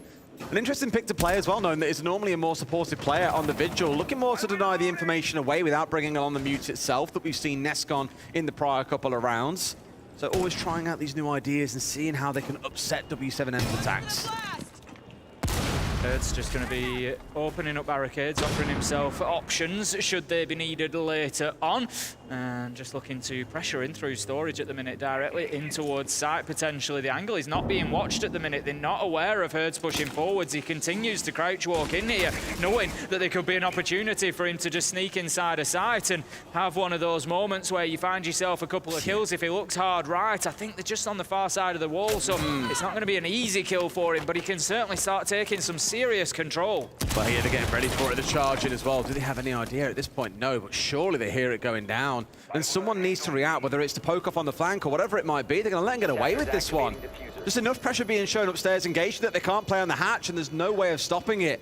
Now it's on Team Liquid to be the ones to be proactive and to take action. Nesk pushing upstairs. This kill on upstairs is going to be the most important part. If Ness loses out here, they're done for. In fact, they sent all 3 players upstairs, Tim. They want him dead. Certainly do. 20 seconds left to get this done for Team Liquid if they want enough time to disable that activated diffuser. Look at this from Philippox, the patience. He knows it's coming, he's waiting, but no, they all crash down upon him at once. And that leaves us now in effectively a 2 versus 2, but Resets gets brought up back onto his feet. Easy. 1, 2, 3 days. They fall like dominoes as W7M don't just take 3 kills, they take 3 rounds now, 3-0.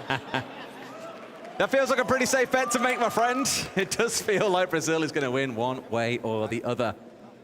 Quick rehost coming in here as well, but just as I mentioned, I feel so far that Liquid are a little bit asleep at the wheel. It's not to say that they're the ones who are determining the pace of the game. I feel a lot of that is coming down to W7M.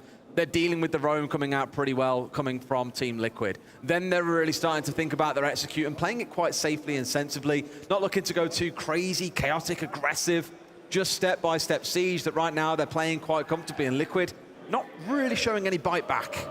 No, I think that's the problem at the minute. You know, we know that Liquid are a team that through the years, not just in its current iteration, but through the years has been very capable of coming back into games. You and I cast them in the SI Grand Final, Des. They were effectively, it was a 1-map advantage to NIP. NIP took the first played map and they were 2-0 down, but they brought it all the way so that we saw them into map 5. We know that nothing is really lost for this team, but for me, Des, they're just a little bit quiet today. They need a couple of those moments. You know, we've all seen Ness going absolutely crazy throughout this tournament, screaming, you know, hyping his team up, and it's not something that we've necessarily seen consistently from him over the years. You know, quite often it can be quite a serious affair, all about business when he's sat in that seat, but we've seen him really sort of, you know, forcing energy into the team, but that's not something that's coming out just yet. Yeah.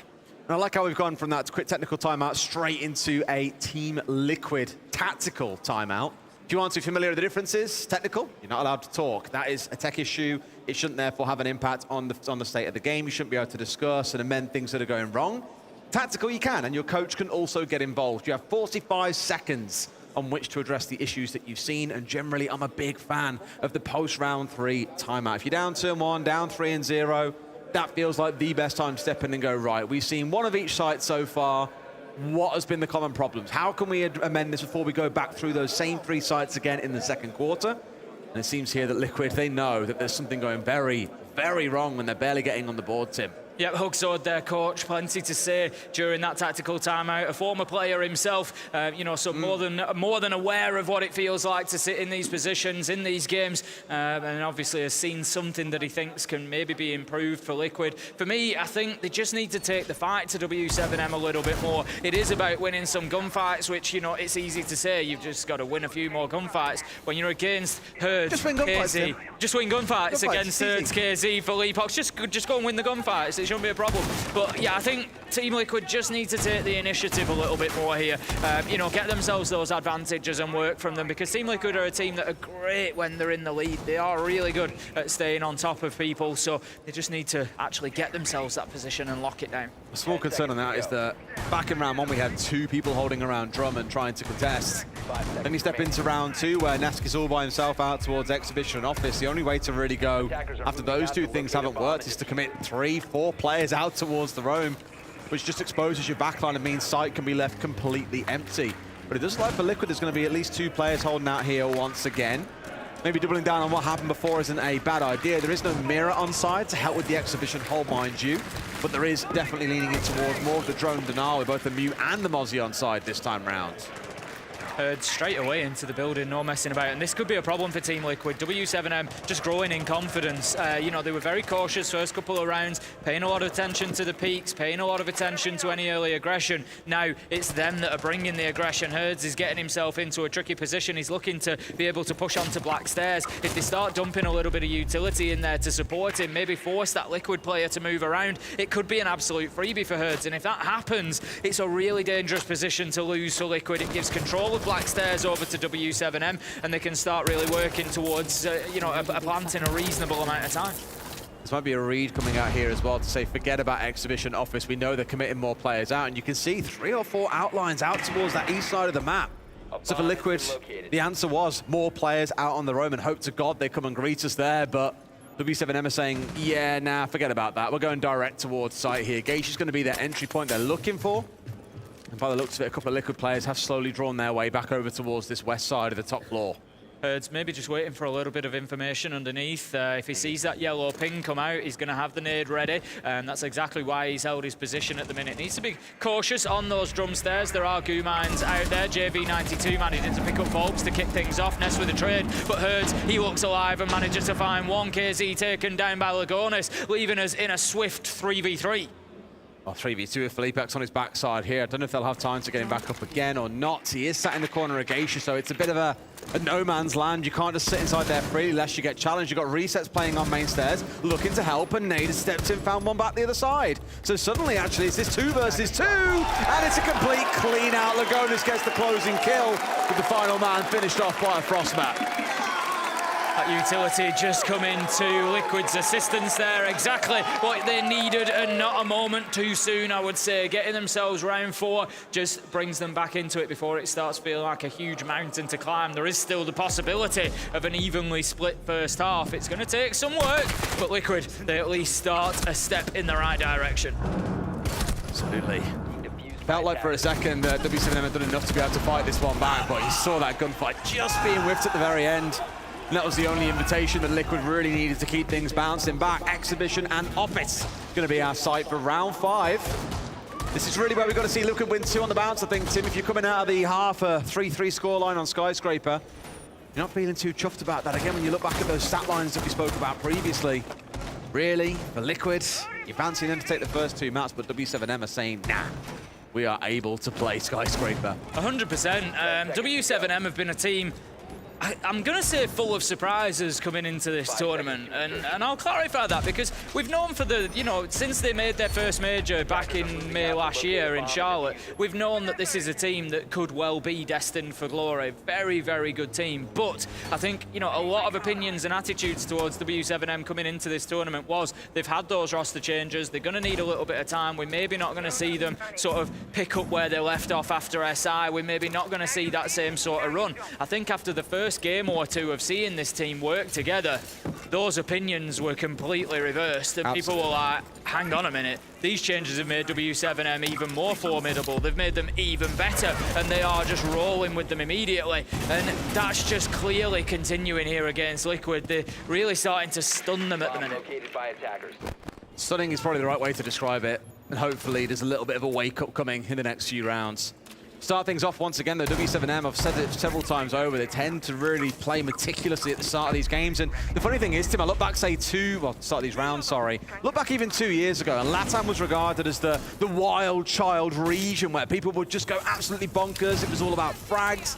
There was some strategy in there somewhere. These days it's a bit different, and Herds is straight up inside of sight. Sees one for himself and wins it out, but can he spin onto a second? It's 2 quick and early kills, and they're looking for a third. Felipot's going nuclear this map at 7-2. Diffuser's going down. It's 5v2, and Liquid have been caught with their pants down, Tim. 100%. It's going to be a flawless round finished off there. I don't think the Diffuser even had time to finish being planted there before they'd got those final kills.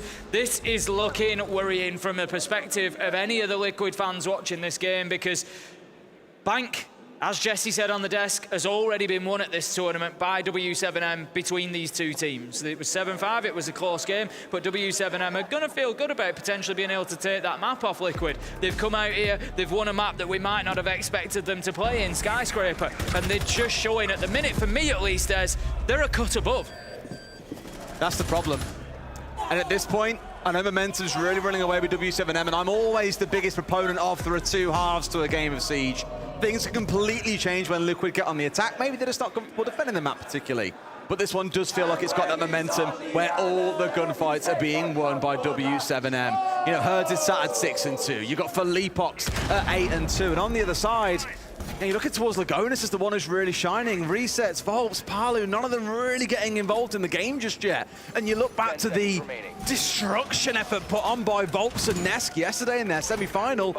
That hasn't come online yet. And if you're going to beat a team like W7M, you so sorely need it.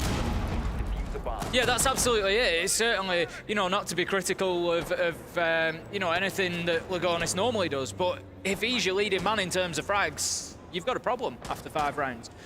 You know, realistically, because he's going to be playing the anchor role, he's going to be playing inside a site. It means a lot of your kills are probably coming towards the end of the round where, you know, the others have been taken out and the site is being pushed. And so, yeah, it's certainly something they need to improve. volpz is looking to get aggressive here. I think he just wants to try and up the tempo a little bit. You can see that Soulless scanner is just providing him the information that there's at least 2 on drones outside of that door, but he's not going to move in to make a challenge just yet. Instead, he's going to be chased down by drones. We'll continue to take them out. That's leaving W7M with only 5 to work with now. Yes, now last time round we saw this push coming in through this pantry side. If you remember, it was the breaching charge in the wall. They charged straight in and got the plant down with a little bit of support from Drum up above to deny the hatch so the defenders couldn't play around it and shoot the planter coming in from above. So 3 players really was enough to make this attack work. This time around, there's still all 5 alive. We've got things like the Ying on side. We've got the EE1Ds ready to get called out. We've got the 2 drone-based operators. There is so much information coming. And volpz baited out a little bit there. Saw the 1-man sat on drone, assumed he was alone, but no. volpz was there ready and waiting, and like dominoes, Liquid are falling one after the other. Palu getting himself involved once again, but Tim, it feels like the damage has been done. It certainly does. W7M, they're playing Liquid like a fiddle at the minute, Des. There's absolutely nothing that Liquid can do. Everything they try, every move they make, it seems like W7M are 1 stop ahead. I don't think that Nesk has been seen on this drone. That could be something at least. If they haven't picked him up in that corner somehow, that could be serious danger, but they do know that another man is down, leaving it effectively 1 versus 4. Nesk is going to have a superhero effort here if he wants to be able to close this out. Manages to find a nice first onto Nade, but then takes damage and cut down by JV92. This is a real dismantling, like next level dismantling at the minute. It doesn't even look close. But we do get that side swap now that I mentioned. Liquid have got 1 room of breathing room. They're down 5-on-1. They can lose 1 round and they can be sat at match point to the other side and guarantee at least overtime will be what we see. So really, again, you've got to see him come out strong in this half. W7M winning those first 3 rounds in a row before we saw the tactical timeout coming in. Can Liquid do the same unto them? I'm just a bit concerned for Liquid there, Des. Looking at the team, it seems, like I say, a little bit low energy, a little bit, you know, I'm just worried if the pressure isn't too much. You know, we've seen this final after final from Team Liquid, that they get into these positions, they get to the semi-final, they get to the final, and they just don't seem to be able to get it over the line. You know, they've spoken a number of times. Nesk has said it in this tournament, you know, this is the one. This is the one where it will not be taken away from us. This is the one where we're going to push it over the line. And you just see it in, you know, both esports, traditional sports, sometimes where these teams, they get there so many times that the actual winning of it becomes the problem itself. It's not about skill, it's not about ability. And at the minute, things are certainly running away from Liquid. They are. Absolutely are. However, we are into a fresh half. Tim has said things can change very quickly once you get into the second side of things. Maybe, I mean, we've seen it actually a few times ourselves across this competition, where teams suddenly start winning things out, and once we get onto the attacker-sided guns, maybe here that plays in Liquid's advantage. Generally higher damage on them, better scopes on them. It does work against the defenders. Just hard to call which way this goes without seeing. Looks like they're primed for a jump out of the Shrine window here, and volpz, he's conscious of those kind of shenanigans. Not going to bother going for it, though. So for now, volpz lives to see another day. A lot of vocal support here in Copenhagen for Liquid. The fans in attendance certainly wanting to see an improvement from the Brazilian side, wanting to really push their country mates to the limit here, because W7M are certainly on cruise control right now. And that's the other factor here. When I look at W7M, I feel like they've still got more to give potentially in this situation. And again, that's another problem. If they're not being stretched to their limit to get to 5-1, you know, what else can they do? If Liquid do manage to start winning a few rounds, what are we going to see out of W7M? JV92, he's certainly prepped, primed, ready to go, looking to get himself out of that window potentially and just bring that bit of aggression again for W7M. 1 minute 15 into the round, and we've got some Candelas coming in. Hertz is going to be challenged. Shunhao manages to survive. He should have been absolutely screwed and dead to rights there for sure, but no, as you say, does keep himself alive only just. volpz once again re-exposing the angle. Great shot, the pre-fire was there. And KZ sadly just side strays right into it.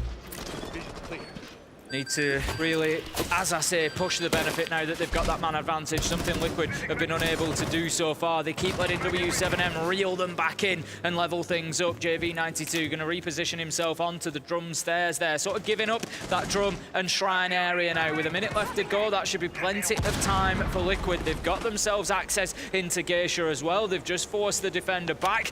Need to be cautious, of course, of anybody around drum stairs and the soft wall that leads into sight. JV92 is going to pick up a kill onto Parlu. Candela goes in, and really, Liquid need to do something on the back of this utility. They do.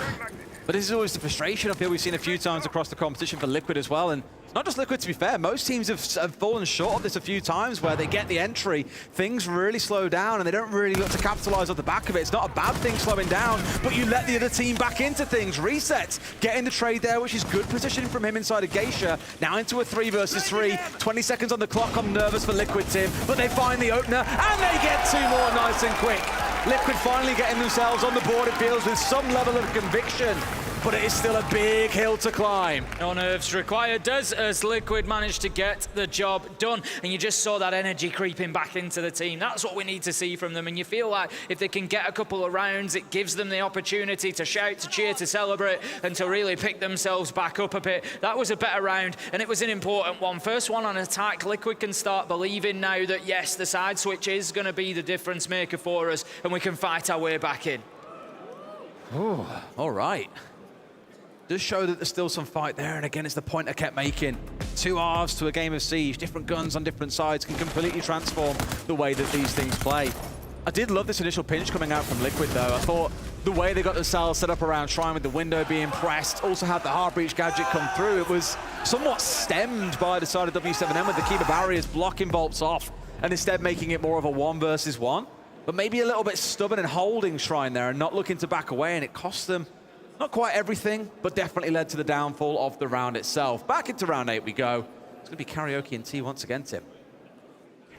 It is. We're going to rinse and repeat, go for the same site once again. W7M, I think, are going to be reasonably happy with how the round went, apart from the loss at the end. It was those final kills Liquid able to move in and execute all at once, but W7M may be confident that there's a small tweak that they can make. I think burning a little bit more time would have been helpful. They had about 20 seconds left on the clock. Had they managed to sort of hold on to Drum Shrine and just resist that push a little bit more for a little bit longer, it would have really helped them out in that final stage of the round. As you can see, W7M setting up barricades and a bit of utility over to that office side, so it is going to be a little bit about trying to slow Liquid down. Absolutely. Okay, once again, we'll see if Liquid can keep this recovery effort going on, or if W7M can squeak us over the line towards the potential end of the map. We've seen quite a bit of drone play coming out of both sides at points as well. The Flores. What I've actually really enjoyed this competition is seeing the variety of the kind of 3 drone-based operators, right? Twitch, it kind of feels as taking a backseat. You see her come out when it comes around to needing to clear away things like mirror windows. That's her main focus when she's picked inside of the game. The Flores and the Bravo we've seen as a pairing a few times, and sometimes you'll see Twitch mix in there with one of those 2 being changed out. So when teams really lean into that style of play, that's when things like the Mute and Mozzie really come in heavy. Look back at the first half, Liquid loved the Mute and the Mozzie-based play. W7M on the other side, not even going towards either of those 2 operators, instead leaning in towards playing the denial behind things like the Bandit, but also bringing along the smoke, an operator we didn't really see coming out from Liquid. JV92 going to be keeping himself in position in Geisha for the time being, looking to hold on to that for a little bit longer than maybe they did last time. Just pushed out to the double door, but cautious of the vertical holes opened up at his feet as well. That's going to be opened up by W7M. It's going to be angles that they're looking to use just to prevent that nade work from underneath, that roaming game underneath. A lot of utility burnt by the Rotero as well there. The barbed wire. They are so satisfying. They really are. Barbed wire already gone. 2 ADSs go with it, but the more important utility, Parlu, gets taken down there in an opener from W7M. We just keep playing this rotation game. I think KZ has just replaced that Kiva barrier once again. So Philippox should be pretty dug in here. However, it's a push-up from Volt, stepping forward quite aggressively round the back of the Kiva barrier, but it looks like the members on the side of W7M have already backed away. They have an inkling that he's on drum and they know, but it's a great swing and pre-fire. Almost into a second, make it 2! As Hertz does finally fall on towards Shrine side. That's exactly what Liquid need out of Volts. Those are the kills that they've been missing, but more coming from W7M in answer. leaving us now in a 2 versus 2. It's all up to Resets and Lagonis. They need to try and work their way up to get some sort of control over Karaoke, more than likely. We've got already Resets stationed inside of Geisha, so there is an opportunity potentially for him to push in from there, but Lagonis, he's getting a little bit aggressive with the Gemini decoy here, just trying to get inside a site and risking losing that utility, but it is giving critical information. Oh, one being found as well. It's looking good for Liquid here. There's one left and they want to pinch onto him. Shotgun in hand, can't find him. They make it 2. That one looked a little bit ropey towards the end. But I'm glad to see Nesk is still as fired up as he was yesterday. He reminded me of the Nesk of old. You're seeing it here as well. That's exactly what Liquid need. Not just from him, but from the team in general. You saw those first 4 rounds where they were really struggling, lost 3 of them. And they were just so subdued, so quiet, and it's just not the Liquid that we've seen so far. The last couple of rounds has been much more about that. Volps is starting to find his feet a little bit, find a couple of kills, and that's really going to help Liquid to settle into things. Absolutely. I just feel it's horrible to get excited about a possible comeback. Where is Boyd? Sign shirt, please, Bikini. Sign my shirt, please. I'm sure he's in the audience somewhere. You guys have just got to keep on spinning around in circles, holding the phones up until he sees the light. I mean, he must have just seen it. The best thing is, if they go over to it, he goes over to sign the shirt, and the shirt says, I hate bikini body. Why would it? No one hates bikini. Office and Exhibition is our next site. Round 9 then, as we see if Liquid can continue the comeback. Yep. Now, I'm looking straight away at the comp, and think about what I was talking about in the previous round in terms of drone-based operators and their picks. Twitch, very much isolated to a pick, not solely and exclusively, but in the vast majority of situations, it's when there is a mirror on the other side.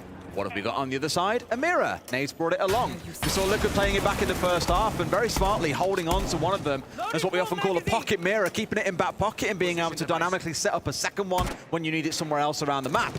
So really, Nesk is tasked in this round with getting rid of those mirror windows.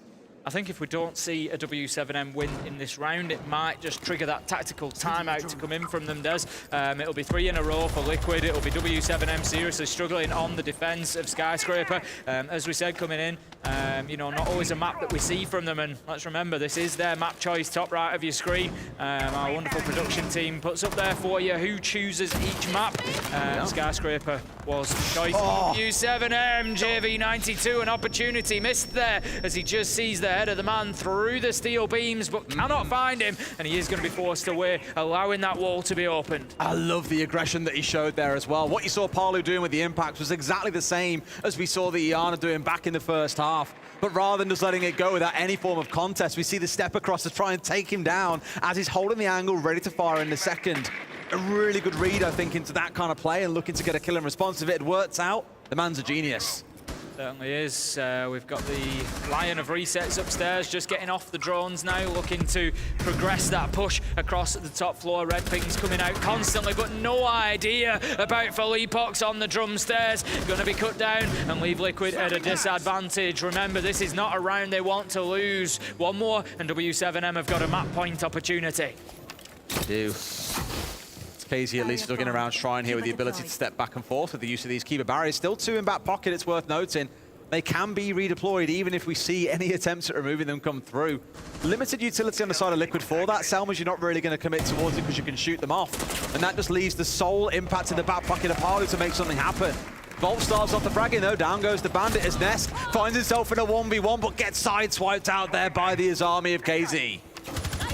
It's going to be 3 versus 3 with no real advantage either way. W7M just trying to hold on, but Volps has got himself inside a sight. He's using those Candelas. Philippox completely white flashed at the minute. Hurge tries with the knife from underneath, but he's just a second or two too soon and doesn't find his man. Volps continues the challenge from inside a sight. He manages to find 1, 3 versus 2 now. Advantage Liquid, but the time is ticking away. There's 20 seconds left to go. Lagonis really needs to think about sticking this diffuser. He's halfway through. He's going to try to hold on. It will be there. The cover was in place. Palu 1, but not 2. As Hurts, he starts the retake. It's another really tense retake. We keep coming to these 1v2 situations time after time. He's not really looking at the floor, and Volts gets the shutdown.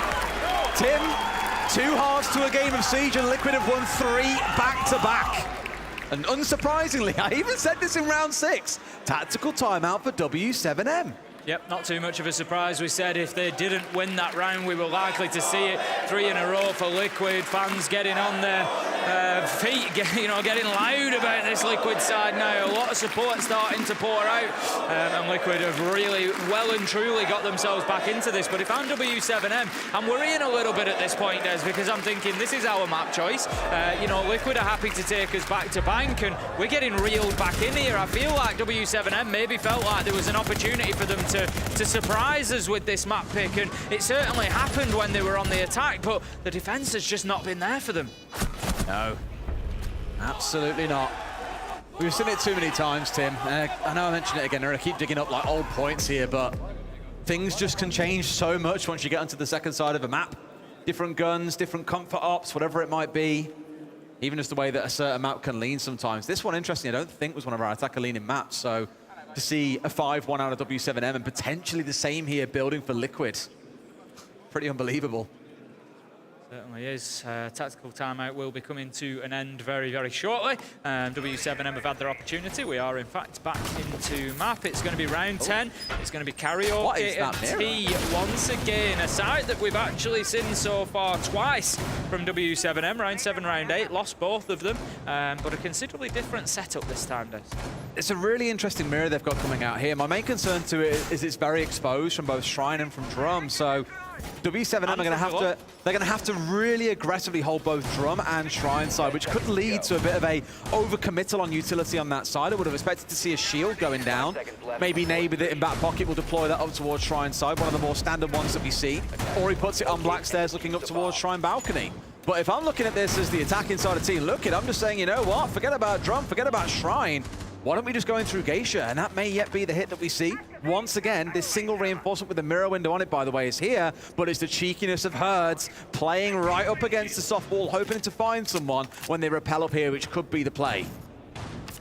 Out goes the Nitro. Going to be a little bit too soon, though. That will not find its mark. Look at this, look. It gives up that utility. Mirror window cleared out, though, as you said. There's very perilous position for that gadgetry, for that utility. And W7M just giving a reasonable advantage to Liquid now with that line of sight available all the way through the bomb site.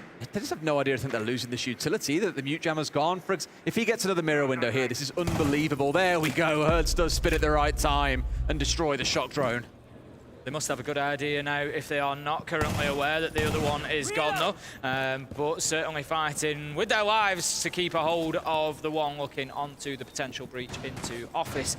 Volps is looking to pressure that side of the map. Liquid not in yet, and they're just not rushing, Des. I like this. They're taking their time. They're making sure the drones are going in, that they've got each step done before they try to push to the next. Jammed out on the below, though, the mute. Denying everything away, and they can't get in with the shock drone. That's also been disabled. So they're going to have to try and force this a different way, or just accept they're not going to get that VIP wall opened up. Unless maybe they can nade him from below. They have got that in back pocket, but this is a real smart play coming out again. There's challenge downstairs from W7M, trying to keep Liquid at bay on the downstairs so they can't make use of Palu's nades. Yep, utility is being used here from Team Liquid, literally just to try and get inside of the building, let alone actually facilitate anything to happen on site. For Leapox manages to get the opener onto Volps, who again has had a little bit of an up and down game so far, but Palu and Resets, they managed to find one apiece, and this is the danger of this Team Liquid site. You take one down, but there are still more serious threats as Nesk, he manages to find for Leapox, and this could be Liquid about to tie things up on Skyscraper. It's happening, Tim. They're bringing it back from the brink. That 5-1 up to 5-5 looks to be all but locked in unless they really mess things up in this last 45 seconds. First one found out by Herds, but it gives away the information on where he is. These last 3 players should know. Herds rounds one at nice and close, can't quite finish off his man, and Herds will do all he can here. He can force a 1 versus 1, can't find his man. 4 rounds on the bounce, and Liquid have brought things square. Well, we wondered at what point Liquid were going to wake up, Des. They woke up at the side switch, and we could be seeing Team Liquid run back this map the whole way. It is still possible. It was a 5-1 half to W7M in the first half, and Liquid right now might just be saying, yeah, watch this. This could be one of the craziest swings I think we've ever seen. I think back to a couple of games, I believe back in the old days of APAC North on old Consulate. Interestingly, it was Sandbox playing in a game. Well, they were up down 6-0, maybe up 6-0, I forget. The other side came back to win 8-6, 8 rounds in a row. So for Liquid, it's not quite the same gravity and challenge before them of a 6-0 fight back. It was 5-1, but it's still got that same feeling to it. It really does, and for W7M now, you've got to start questioning that mental game, Des. You know, much as I've said that there's a lot of pressure on Team Liquid every time they get to a final now, it's kind of getting to be the same way for W7M. They came in May last year into their first major in Charlotte, and they've had expectations around this team ever since. You know, especially reaching the grand final at an SI, you feel like they're a team that can and should win something, and you just wonder, when you start getting reeled back in on a map like this, how much does that play into the minds of the players? Absolutely. Whew. Real scream turning up here, Tim. I thought for the first 6 rounds, also I imagine most of you watching at home or in the audience thought this one might just be done and dusted, but real interesting bounce back. Small difference in strategy here compared to what you saw in the first half from Liquid 2. The Mute and the Solus on side for W7M.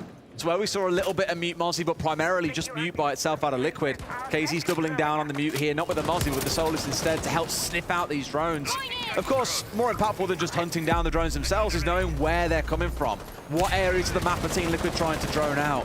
Where do they want to start this push? Where do they want to send an entry player in? I mean, you can't really be doing that if you're going down too early, Tim. It's not been the map for KZ. 1-4 he currently sits at, Tim. Not the performance that we're used to from him. No, very quiet so far. And what I like, I've got to raise the fact that we've commented how Lagonis was leading the way in frags. He's continued to do that for his team, but the others are stepping up around him now. Volt's on 8, Palu on 7, Nesk on 7, all starting to just catch up a little bit here. And that's the difference, really, that you see in between these two teams, where they're stepping up, as you say. KZ's still struggling a little bit here. Just the 1 kill. They're more reliant, W7M, on Felipox winning those rounds, on getting those frags, and if he has a quiet one, then it's a problem. Absolutely. And he's in a good spot here to do some... Oh. I thought for a second we were going to see a knife coming out, but no. Little spray to the head turns out to be more than enough. Who would have thought it? Herds, after getting that kill, is going to retreat back into his position behind the shield at Shrine and just try to hold on for as long as possible. Oh, Felipox. What a reaction from Felipox. I've just picked up on him saying you can't keep relying on him for all these frags, but turns out you whilst he delivers, you keep relying, because that puts him up onto 14 so far in the game now, and what an absolute beauty. It was almost casual, that kill. Was, I mean, quite literally looked like it with the first one, the second a little bit of a different story.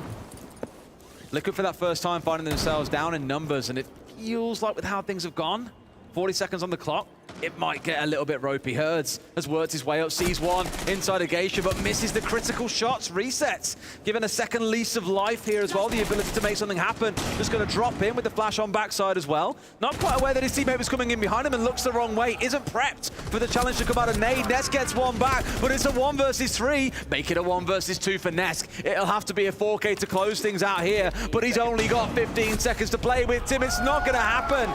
W7M move us up to match points. After a mammoth fight back from Team Liquid, W7M finally managed to stop the flow and managed to get themselves around. Map point opportunity for Liquid now. It is either overtime or nothing out of Skyscraper. Liquid is solid, not at the moment. I mean, it's not solid, it's Liquid. It is, that's very true. In the state of science. Scientifically accurate, Des. Someone didn't study too much science at school, I'm afraid. Ice side doesn't really quite carry the same connotations as rock side either, so that one doesn't work. Still, we go towards a different site, exhibition and office for the side of W7M to try and hold this one down. Once again leaning in towards the Solus, but rotating which players are playing it. It was KZ previously. This time around it's Herds. And I have got that about a good few teams, to be fair, at the competition is you go down and look at who's played what ops throughout the competition. Some of them, like I think on most teams, 2 players have Iana as their most played operator. They're always rotating around who's playing what on given sites. So long gone are the days where someone's just to go to Ash main and that's all they play. There is a lot more variation and, dare I say, creativity coming out from teams. Makes you hard to predict because where, you know, KZ might prefer a particular route or place to play on the Solus, Herds prefer someone else. And it just keeps you guessing and asking questions all the time. It's not predictable to play against. Certainly does. Liquid have had the answers for the last couple of rounds, but not there in round 11. W7M's opportunity now. It's office and exhibition that they're going to be defending.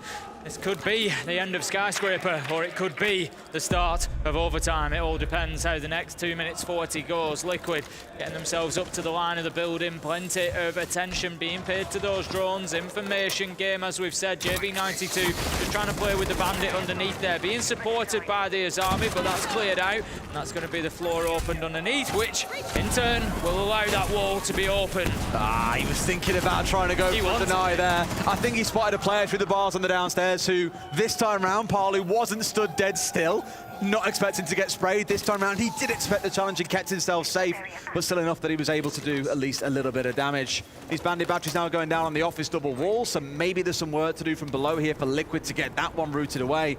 I've got to say to him, I do find it really interesting. We've seen Bandit in quite a few rounds, but not once have I seen Thatcher on the board. No, this is it. You know, you'd be forgiven for thinking if you've tuned in that Thatcher was banned out, as you know, is not uncommon. But no, Thatcher is available. But to be honest, they've been able to work around the denial pretty easily. So again, just choosing to bring additional utility. That's it. Zofia and Iana have been enough with the nades and the impacts coming in 100%. I just put it with the amount that we're seeing things like the Mutant Mozzie as well, that it kind of says, actually, you know what, bringing along the EMPs, it's more for just the Bandit. It's more than that we can make it work with. Just neither team have opted into it just yet. You can see Herds doing a lot of work underneath here with the Solus. You know, many options when it comes to that gadget. It's not just about feeding information back into your team, it's about denying it to the enemy. 5 drones taken down so far. So Liquid just at a point of maybe being what a C4! Starved of information and starved of life, as JV92 manages to get a nitro, and that could be a step in the right direction for W7M. Polipox is just planted waiting on the house stairs on that Warden as well, of course, with the gadget. Can ignore any flashes that come on through. It expires here. Resets is in. Almost fluffs his kill. Spins for the second and can't find his man. 2 quick kills coming for Liquid here until we could be on the way to overtime. Nate misses, but gets the knife on resets. It's down to a 1v2. Nesk has got it all to do. Spins for the 1, but cannot find it. W7M takes Skyscraper. What a flurry of kills at the end of the round there. It was getting wild. You were getting that momentum from Liquid, but not enough. W7M, they take Skyscraper. Out to a quick break before our desk break down that map.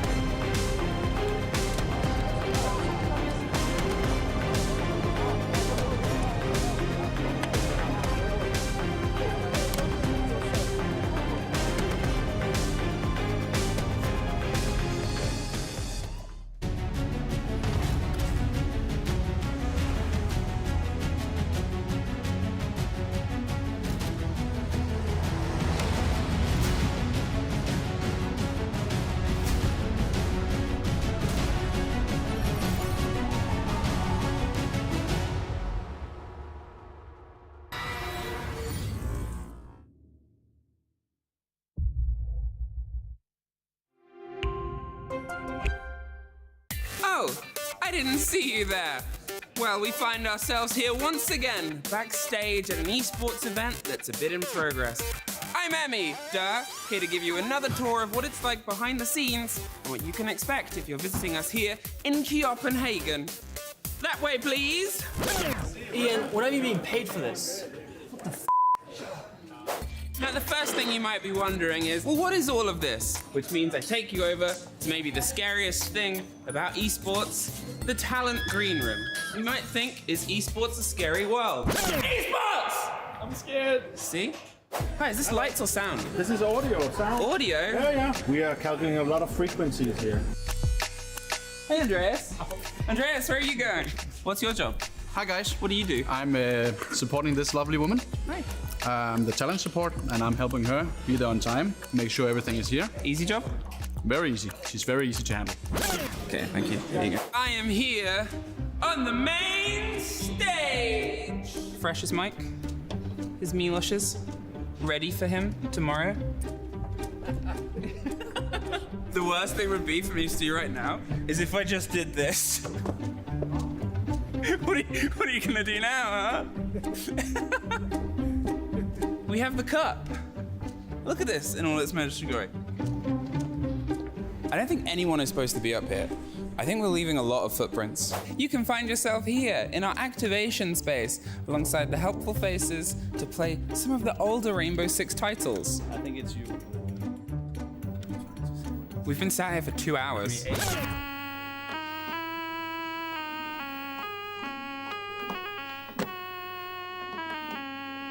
Come on, I'm so talented. The greatest minds of this game use this to just really bring an edge to everything that we do here on what is a marvelous production.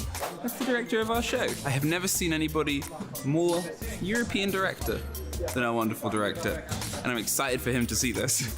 And that's everything that we have for you. We've got everything. So pull up a pew or a chair or wherever you are and enjoy everything that we have here in Copenhagen over this weekend of some of the best Rainbow Six there is. And that's a wrap.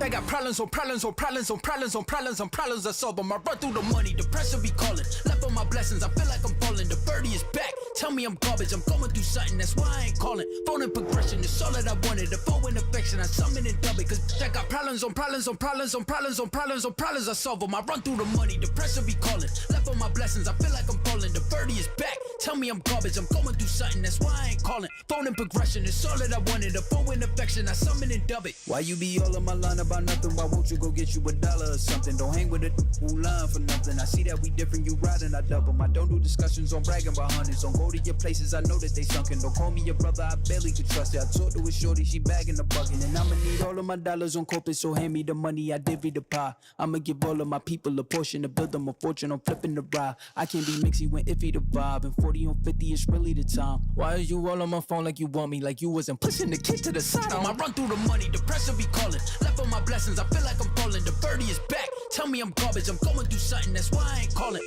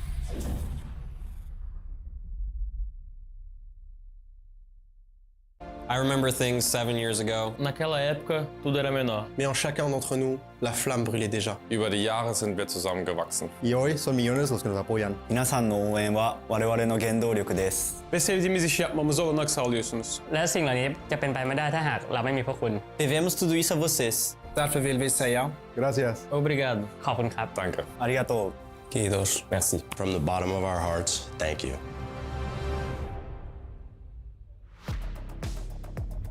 Welcome back everyone to some in-depth analysis of how W7M was able to play so well the attacking side on Skyscraper.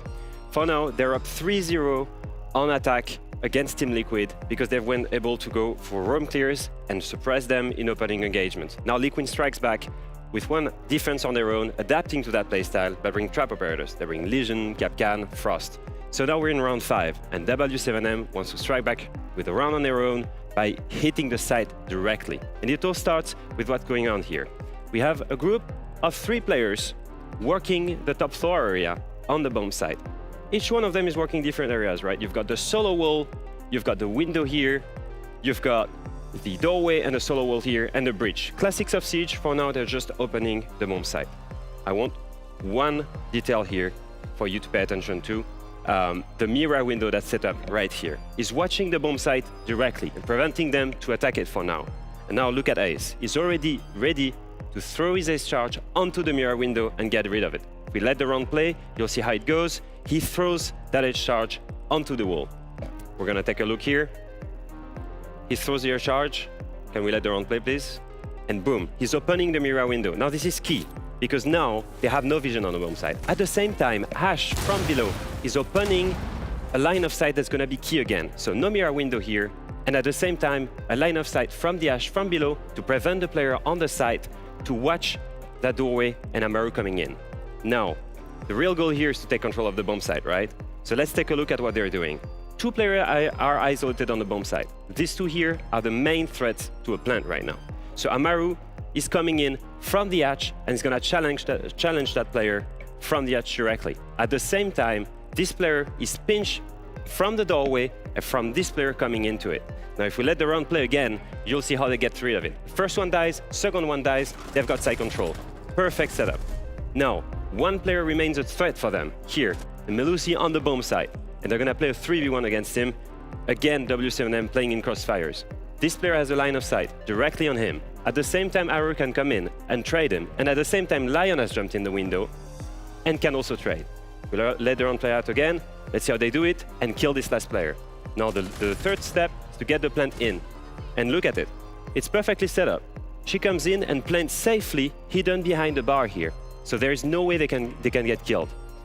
The only thing that they need to focus on right now is cover the flanks. Only two areas where they can come from. This first doorway and the second doorway.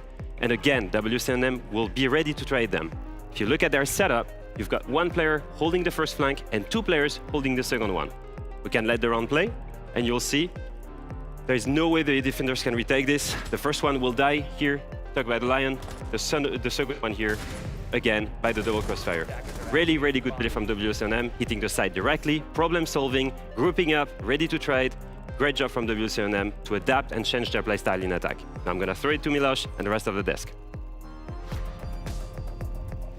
Thank you very much, Alpha on the Knowledge Station. Welcome back to the desk, and a valiant effort for Team Liquid to try to claw Skyscraper back. But fortunately for them, W7M stands strong and are able to close map number 1. I'll have a try. What you want to see, though, every team starting off in the best of 5, you want to win your map ban, or your map pick, I should say. Only one ban ahead of this, of course, so important map for W7 to win. Even if we thought Liquid may have had the advantage coming into this one because they had that history on it, W7M came in so ready for this one. It's very clear they'd been holding the map back to bring it out in the grand final when it was needed. Here is our map pick. We don't hate it. We actually play it, and we've been holding it back. One thing that I would say for W7M is they were taking so much ground that was just given to them. On the screen, Alfama then was just showing an attack where it was a direct attack and W7M had control of below site, around site, the breach of site for free. They had not had to contest it. They got that control in a 5v5. I thought for the most part, for the first probably 6 rounds all in all, Liquid looked quite scared. They looked quite timid. They didn't want to take these fights. There was one round, round 6 here, where they did try and W7M were ready for it. But it had been 5 rounds to get to that point. That's not the Liquid we saw yesterday. Sure, they got a valiant effort, but they really set themselves up, you know, with a massive uphill task on the half. And he had his best game yesterday. He may have just topped it today. We have to talk about Felipox. The way he started this matchup, pushing so well with his teammates. I thought he did a really great job of being that kind of second entry into the site, being that pinching force who can come in when everybody's distracted by maybe the Amaru coming up the hatch or the brunt of the push. He was in there. He was finding frags. And when they swapped to defense, I thought that he was still fragging, but it was much more solo. No longer with the team in those pushes, often out by himself on the roam. And those kills often felt a little less impactful, which is why I think you saw his kill count continue to rise, the round count continued to rise for Liquid instead of his team W7M. But those last couple of rounds, he kind of reins it back in. He's playing more with his team once again. He's able to help them out in those site holds when Liquid runs in and has their big site executes that they love to do. Really well done coming in by Felipox. I think you've got to give him a lot of credit for their win in this game. Oh, Jack, who's making it happen for W7M to get that oh so important first map win? I think I've got to double down on this Felipox point, is that he's had such a good game, but also he IGLs the team, right? So it's like he's playing in the front line, IGLing the team, and getting these big frags. He previously was a star player on his roster and is now kind of transitioned to be more of a, it's not even, you can't even call him a supportive player because he's got a big high kill game in quite aggressive roles, but an IGL and a leadership figure in this team, and he's doing an excellent job of it. You got to be proud of the young guy coming onto the roster, right? You wouldn't expect that coming in for his first tournament with the team, but he's done great. Would you like to show us something, Jeff? Oh, yes, I would, Milos, because I have been waiting forever. Since we revealed Brava at the Six Invitational, I have been waiting, begging for this to happen. I've got a little clip to show you guys because we have finally seen, at least for me, the first time that a Kapkan trap has been hacked and we've been able to see a player be downed by it. It was incredible. Round number 6, we got to watch it. It was really, really sick. The Brava drone came on in from Herds and managed to hack the cam. Here we go. I've got the clip for you, and this is the only time that W7M brought the Brava, whether it was specifically for these Kapkans or not. It's tough to say. There were other things that you could hack on the board. Of course, the bandit batteries, the goo mines. Previously, that door was just barricaded. There were no Kapkans on it, but of course, Herds hacks that, and then it's resets. Unexpected. You see it hacked in the corner, but he's sprinting through, and he does get down. He dies in that position. The first time that I personally have seen a competitive kill with the Kapkan hacked traps. Really impressive stuff.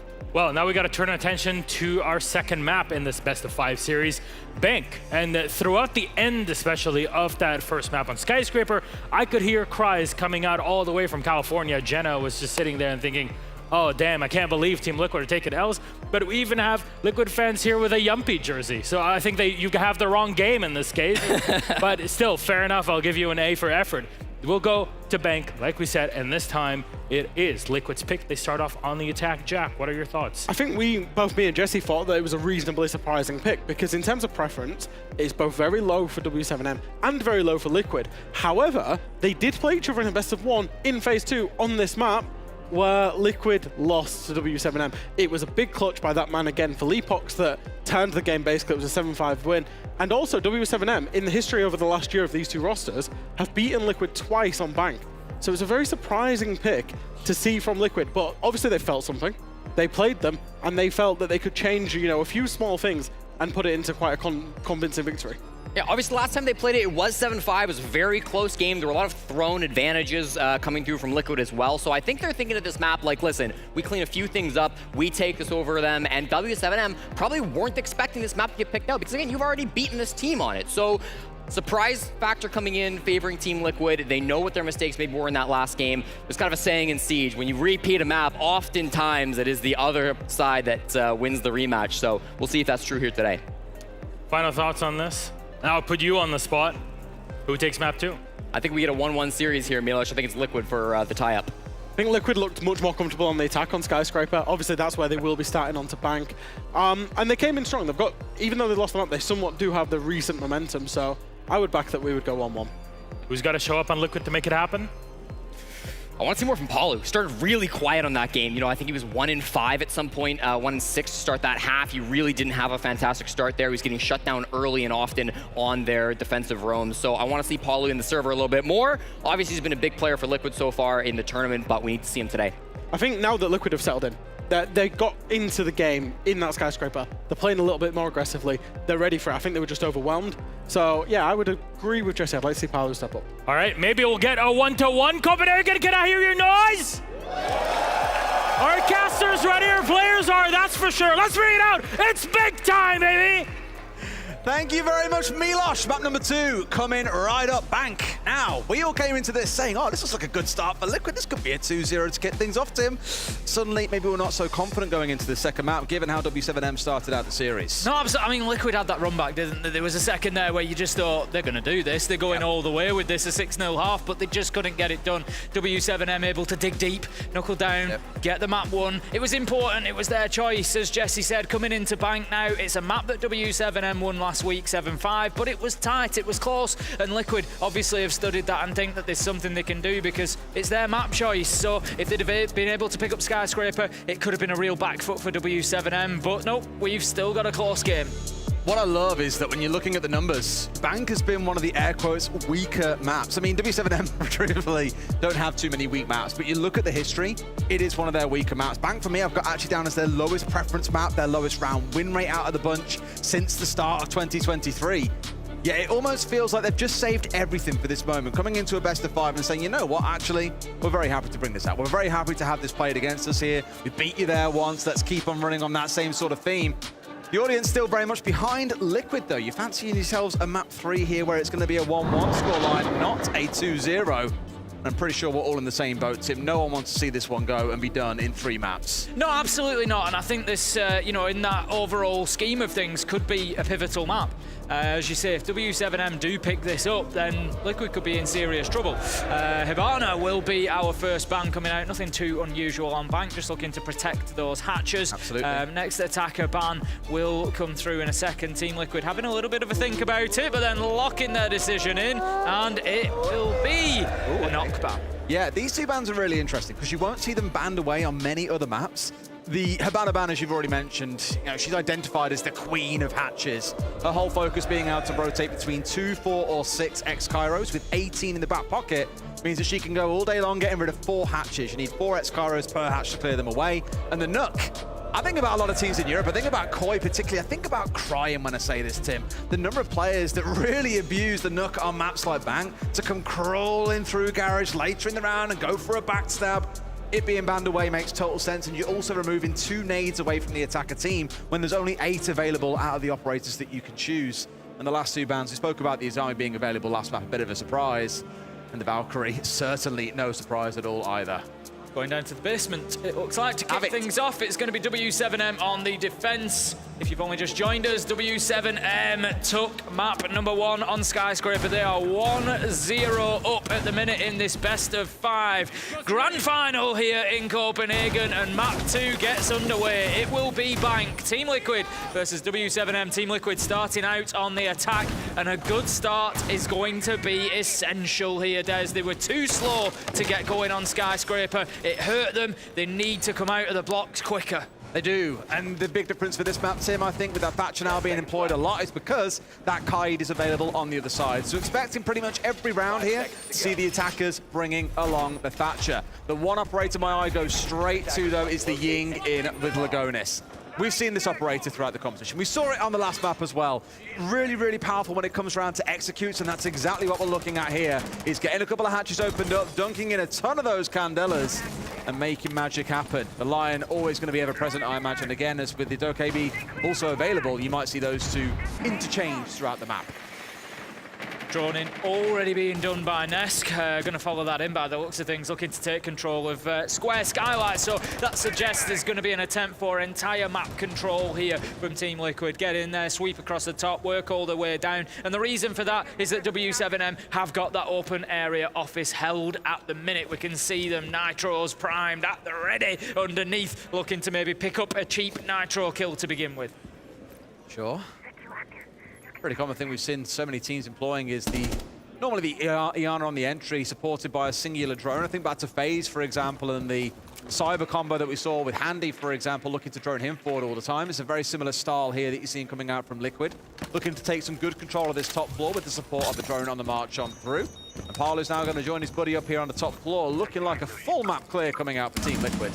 I think Philippox might just get one coming down the stairs here. I'm not sure if he's aware. He took out the drone. There is a bit of ping information coming out. So Nesk, I think, aware that there is one playing towards Beepers, and Liquid just looking to get the close down here. They know that there's one inside of elevators. Nade is going to have to drop away. That's it. Mid-floor given up halfway through the round. Not bad from Liquid. Ooh, no, we do still have the Goyo inside of open, and it's Herds who's going to do the damage. Kicks things off with an opener. Gets down the hatch for safety. Nitro goes out, but no!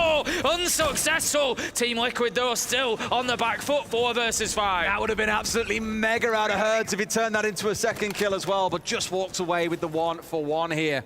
I'll say 1-for-1. C4 coming out, not finding a kill. The 1 kill, of course, coming across on towards Volps on the other side. So a good start for the side of W7M. I was going to say the big thing to watch in this round is where Lagonis plays. And very commonly what you'll see is an elevator drop coming in on the south side, whilst also seeing this kind of play coming out with the Candelas. It's a hot drop, though. It's a bit of a bait and switch here, Tim. They're not going to bother using Candelas, which is what W7M would have expected. They're just going for broke. And they've marched their way forward and already found themselves cutting down a couple. The W7M have to be able to react. They're losing out on these critical gunfights, and only 2 are left standing. stand in. Hertz has to hold on here. He's got himself in behind the bomb chassis. The first Candela comes in. He's able to shoot it out, takes his shot. Wow. Can't find them. Lagonis somehow works into a hail of fire to find the kill. Resets. He does get shut down. Palu down but not out, as you say. 1 versus 1 now. KZ looking for that final kill. Lagonis has been a great clutch player so far. He now knows where the man is. 7 versus 7. KZ says, does need to challenge, but Lagonis takes him down with 5 seconds left to go. And what an injection of pace and energy that Liquid put into this bank map. Energy injection was exactly what I was about to come on to. You'd think they'd just won the whole thing. Yeah. But they've won the very first round here on Bank. But what a fantastic 1v1 to win out as well. Again, I've really got to give credit to Liquid. It was a beautiful bait. All tournament long, we've seen Candelas get rolled down through the lobby hatch. At the same time, someone else drops inside of elevator. At different times, it's not worked out. Timing's been a little bit off. But here, rather than opening the hatch and waiting and then chucking Candelas down and then maybe dropping 20 seconds later, they go for all intents and purposes a hot drop, led forward by the Ying, and it just works out so well. W7M caught completely blindsided in round 1. Lagonis just continues to be unstoppable in the late rounds. He just seems to have a knack of winning those 1vx situations. Picking up the 1v1 there, just predicts KZ's movement around towards the soft wall, sprays him down and gets the kill. Really well played from Team Liquid. They take round 1 and give themselves an advantage on Bank. Ooh. All right then, this is a bit of a different sight coming out by the looks of it, Tim. Tellers and Archives. Never normally see Tellers and Archives. It is the black sheep of the family. Never really gets pulled out between really any teams, to be honest with you. Sometimes it comes out as a bit of a crazy last-second pick, and teams are trying to surprise the other side. With the mirror on side, the dark, things like the cap can just feels to me like they're stacking up for a specific comp or setup here that they want to play against the side of Liquid. Now, I mentioned that you might see the line and the Decay being changed out interchangeably here throughout the map. That's exactly what's happening here. Resets across into the Amaru. Lagonis is picking up that kind of Roma Hunter responsibility of the Decay. Paulu's going to be working the windows for the time being. Potentially opened up the wall. Yes, you can see the line of sight that's been gained all the way down to elevators, so Nerd is going to have to be careful. Paulu's actually dropped off the rappel, so he's not going to be there to hold that position, I don't think, but still, the awareness needs to be in the mind of the Soulless, because overexpose yourself at your peril there. You can easily get taken down. He won't know that the threat isn't necessarily active. Expecting any jump out today, Tim? What the forecast say? Jump out to the chance of rain? I would say, yeah, good chance of a jump out potentially on this map as it is. Nesk's looking for Janitor. He's going to find Hertz, takes him down with a big opener. Resets, doubles down on it, finds one of his own 5 versus 3, and Liquid just sweeping across the top floor, Des, gaining that vertical control that they need, and they will start to push, pressure, and prod when it comes to Tellers and Archives. Nesk, he's just hitting another level right now. It's impossible to have your finger on the pulse of this series. It's been so back and forth so far, and that's not slowing down. Reset's just walking his way into a Coucan trap there for a second, but not quite finished off. It's a 5 versus 1, and KZ has got it all to do. Isn't even sat on site here, has found himself slowly worked away by the pressure. As a flash comes in, very little that he needs to do as Lagonis is going to stick this diffuser, and that's about the round all wrapped up for the side of Liquid. KZ manages to find 1 in return, finds 2 in return. Nesk and Volps are taken off the board, but with the diffuser down, it's not time to get excited just yet. He knows that the man is dipping in and out of the small office, but he's got about 20 seconds left if he wants to do anything about this activated diffuser. Palu steps out, pre-fires the man, gets the round, and it's 2-0 Liquid. Better start, Tim. Looking how they were down 3-0 on the last map, had to call on the tactical timeout, everything is working against them. You guys are loving these phone signs so far. They've got W7M takes it being shown, Tim. Ooh. Which way do you lean in the series, actually? Which way do I lean? At the minute... Because earlier you said 3-1, but I didn't catch which way you saw it going. I didn't. I just thought it'd be done in 4. I didn't commit. I don't want to specify a team, but 4 maps are done. I didn't commit, but I thought it might be done in 4. What I think is these teams know each other very well, and I think if one of them gets the advantage and is 2-1 up, then I think they're likely to finish that off at that point. I don't think they'll let the other one back into it. That's it, that's it. I think they've just got too much respect for each other. They'll know that they need to get it done. done in 4 because you don't want to go to 5. Exactly that. I mean, Liquid's hearts were broken, if you recall, all the way back at SI 2021. It was map 5 that was their undoing. Between them Now, and Happy. the real battle for them was they played a series earlier in the day as well to qualify for that grand final, then had a best of 5. They went all the way to 5, and we all saw it. They were just completely out of steam once we got to map 5, whereas NIP still had a little bit left in the tank back then, and NIP were the ones to take home the trophy. A particularly emotional tournament as well, because Palu, bless his heart and soul, lost his dad during that competition and carried on playing, saying he'd want me to keep on going for this, he'd want me to win it all. May have come a little bit late, 18 months on, but here he is with a good chance, and given how things have started on Bank, it may well continue. Certainly a lot of people back in Liquid in terms of support for this one. I'll give you credit for this one, Tim. You say this all the time. Can you imagine a future for Siege where Nesk and Palu have not won an event? Can you, like I say, can you imagine 5 years time, we're still doing SI, we're still in, anything that's still going on, and you've got Nesk and Palu that's, didn't win in their heyday. How can you have that discussion about best player? But I mean, Nesk has, I guess, back in 2018 in Atlantic City where they won Pro League Season 7 finals, but it's a bit of a different era for Siege these days, and with Paolo on side, it's the pairing that we want to see really walk away as the winner. Bolt's going to be pushing into open area, looks to find his man, cuts him down.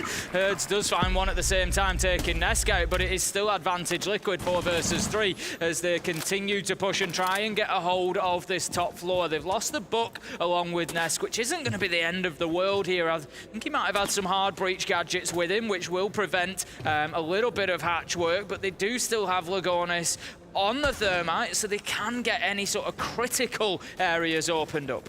Similar story here where we've had Nade holding inside of elevator and then dropping away. Paolo just being cautious that he might have baited it out and not fallen away this time, but sure enough, the man had left. And now they know that there's still one trying to challenge onto Marble Stairs. The number of times we've seen players just take a few steps up Marble, spin on a dime and get a kill onto a player that's being a little bit too relaxed, should we say, on the ground floor is ludicrous. Now, we're seeing a similar thing once again. Oops, the EMP miss. That's not ideal. One EMP is going to be lost as it does not find its mark. Second one does, and Lagonis will open that lobby hatch. This time it's not going to be a drop. Liquid have to do things differently here. The reason the last play worked is that it was a little bit unexpected, so they can't just keep rinsing and repeating the same thing. They do have the man advantage. They need to think about exactly how they're going to push onto site, but you just know this lobby hatch is being intently watched. That's exactly it. A really interesting late round Castle came out and Nade as well, blocking off the double window that looks towards Elevators. Elevators isn't going to be as effective as a position here. It does mean that they can get a bit more control on the drop, which is exactly what they've done. Resets is in, and so far it feels like W7M, I was about to say, aren't aware, but they sure are. It's going to be a swing out from JV92, who's down to 2 HP, but still walks away with the kill. That's it, the important factor there was stopping that push from Bolt. Palu does manage to find Nade though, and that leaves W7M on a back foot. 9 seconds left to go. They're going to have to play for time here. Toxic vape canister and a nitro. Fantastic use of utility. 3 seconds. KZ just needs to hold on, but Volks, he's got the diffuser. He starts to put it down. He's got to find his man. KZ knows exactly where it's happening. Picks up the last kill, and W7M take round 3. Getting themselves on the board, I think, is the important one there, Tim. Good for the mental, just to have something going for you. Still a pretty close one coming down to the 1 versus 1. I really thought for a second we were going to see Volts push into his old teammate and look to try and go directly for the kill, but opted to try and stick with the diffuser instead. 2-1 after 3 rounds. No tactical timeouts coming in here, as neither side has been 3-0, like we saw back on the previous map. So things can continue, at least for now. JV92 there, we're just seeing on the replay, such a critical kill because otherwise that pressure would really have mounted from inside a vault, and the manpower swings the opposite direction, and maybe there's an opportunity then for Liquid to get that diffuser down with a little bit of cover in place. But as it was, the 1 versus 1 was ended by KZ, as we see there, and they get themselves at least on the board here on Bank, and just send Liquid a little message that this one isn't going to go all your way. So round 4 will be kicking off in the preparation phase. We see we are up on the top floor. It's going to be a CEO hold. Des, you want to jump out? This might just be your moment. It's the kind of rounds that you look for it. I mean, looking towards the lineup, really you only want the Jaeger to be the one committing that. The Y obviously has the charging magnets that you don't want to see lost. Castle's not really a go-to jump-out operator despite his work being done. Once he has got those 4 barricades down, Mirror's most definitely not going to, despite having the Vector because of the C4 and the Solis. I just feel a little bit too valuable to really be looking to throw away at the early stages of the round. The no jump outs in this round looks like to be the go-to response. On the attacking side for Liquid, I'm looking towards this Oster Tim and just thinking to myself, once again, it's execute heavy. It's focused maybe on the windows. They could try and push in through square. It does give them options, and it can make life really infuriating for the defenders when you can do very little about the Oster. She just walks at you with that shield.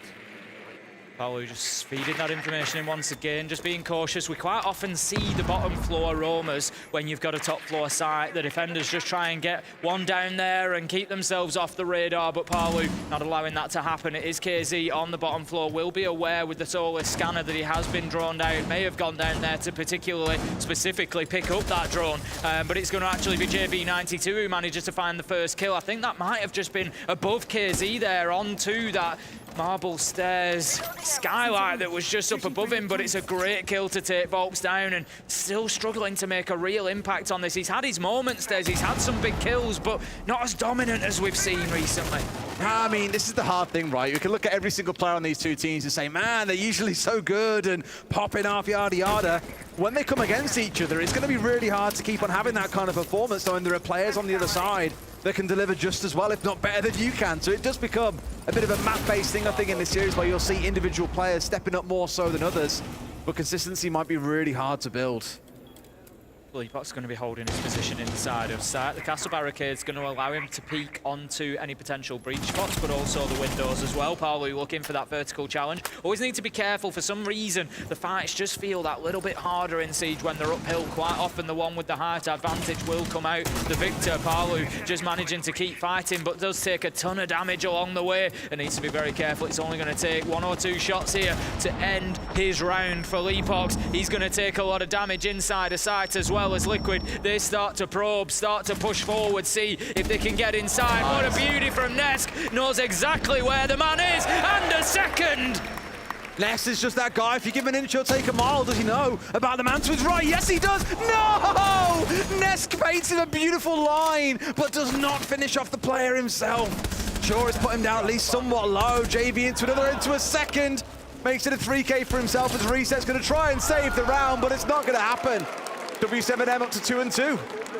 W7M doing fantastically well to level things out there. The flank from the Jaeger particularly effective, able to pick up 2, and it really ended any hopes that Liquid had. You felt that things pivoted a little bit on that round, as where Nesk didn't pick up the kill into Janitor. It just really sort of took the momentum out of that Liquid push. If he gets that, he continues on. They can move into sight, and all of a sudden maybe the flank coming from JV92. That's the opener that we thought. This kill was great. It was absolutely beautiful, and then the second just dips around, picks up the man on the left, nice and easy, but that one just loses that fight and makes life very difficult for Liquid from there. JV92 then able to hit them on the flank.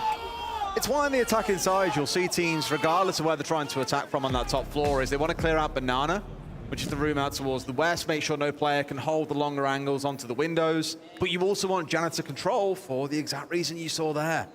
Just means that the player that wants to repel into CEO itself can do so relatively uncontested, unless, of course, you've got C4s on the downstairs. It's one of the reasons why I don't like that site particularly, Tim, and why I know a lot of pro teams don't either. Either way, we step away from CEO now for what may have been the last time, as we'll go through our usual 3-site rotation. It's going to be staff room and open area here in round 5.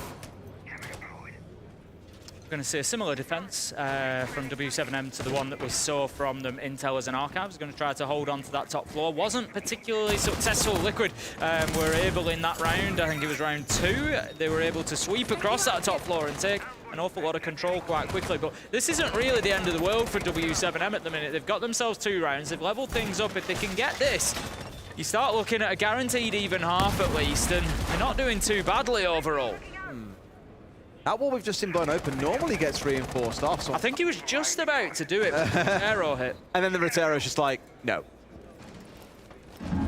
Zero having absolutely none of it. We've got 2 spare reinforcements on side, as we can see, so not use Nesk. He's again just walking his way up here. He's going to pick one up. They had absolutely no idea, Des. JV92, but Felipox is there for the trade. 4 versus 4 as Nesk once again. We've seen him be the instigator so many times today. He's the one going in, looking for those kills, looking to push his team forward, just like he energizes them between rounds. He's trying to do that within the server, but it's just not paying off at the minute. I mean, that one there was a lack of information, a lack of droning really coming on through, and it's the same here again. I mean, they're thankful they get the trade on this one, but Felipox has done a lot of damage there. Without any drones onto it means for free, essentially, he could sit there and just pick off players. Admittedly, a mute jammer may have helped towards the effort of keeping him concealed from the drones, but it's a bit of a stinger.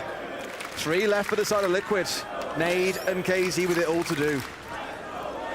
KZ's thinking about moving on the flank here, using the Solar Scanner, but needs to be careful. The man ahead of him knows that this is coming, is prepared, is ready, but no, looks away at the wrong moment. I think he hears the noise, though. Moves back to his angle, but cut down by KZ. Resets manages to find Nade elsewhere. 1 versus 2. Diffuser not in hand at the minute, and Resets and Palu both sitting on a bit of chip damage, so they need to be cautious. If KZ plays this smart, can potentially get back inside a site with a single gunfight challenge here if he can win this out. Oh, great read as well! Palu treading the same steps that Nested earlier, a full sprint in through the door. Just gives everything over to KZ. Been a bit of a mistake made in this round by Liquid twice now. Down to this 1 versus 1 as Resets wants to really force the issue. Flash is coming out, and KZ's going to get out of dodge. If he can play this clock, he can win it, but he wants the gunfight. Both down low. 1 bullet left for Resets! Who finds the shot he needs, and Liquid take the round. Got to ask questions of KZ there. It was, you know, absolutely fine to go after that gunfight, but he knew what the stakes were. If he loses it, it is round over. He was so close to getting it done, but there was an option for him to potentially try and get away and burn that clock, but I think he was just a little bit cautious, a little bit conscious of the fact that he had a big target drawn on his back if he was to turn and run. Whew, okay. Really thought W7M were ready to take that one over the line. That first kill there. It's a little bit of a stinger. They couldn't get drones inside because of the jammer on the door, like we remarked, could be there, but no drones coming in from the other side, no nades committed to destroy those jammers. And this is a really interesting point to note back from during the utility meta that is still somewhat relevant. Back when we had like 6 nades, sometimes even 8 being brought along, what teams would often do is use frag grenades to essentially burn away mute jammers that were sat on the other side of doors. In that sort of sense, mute jammers became like ADSs. They were anti-nade utility because you had to commit them to get rid of them, especially on maps or sites where there's very thin, narrow doorways, you have single doorways rather than doubles, or there's not really any good ways to get into a room other than via that single doorway. But here, almost kind of going back to the ways of old where nades weren't used for that purpose, and they paid the price through it by losing 2 players. But Liquid persevere. They get us up to 3 and 2. And here, we've even got the 0 coming on side. Timea, operator that gets brought on this map more than any other, I'd wager, based on how some teams opt to play it. I know a couple of APAC teams play it, Sandbox are one of them. I know Koi, back when they were known as Rogue, used to play it a lot on this map as well, so much so that they used to draw 0 bans away. Herds is going to pick up Volts with an early kill there inside of the first 25 seconds. Liquid maybe just switching off their focus a little bit at the beginning of the round there. Need to make sure that they're not giving away those early entry deaths, especially on the attack. It's going to leave them a little bit light-handed, and it's the Ying that's gone there. That's really some big utility to lose with the Candelas off the board, especially on a downstairs site. You'd expect them to use those to facilitate that final push. Interestingly, it also meant they had no hard breacher on side. They were just leaning super heavily into 6 hard breach gadgets, as you can see at the top left corner of your screen.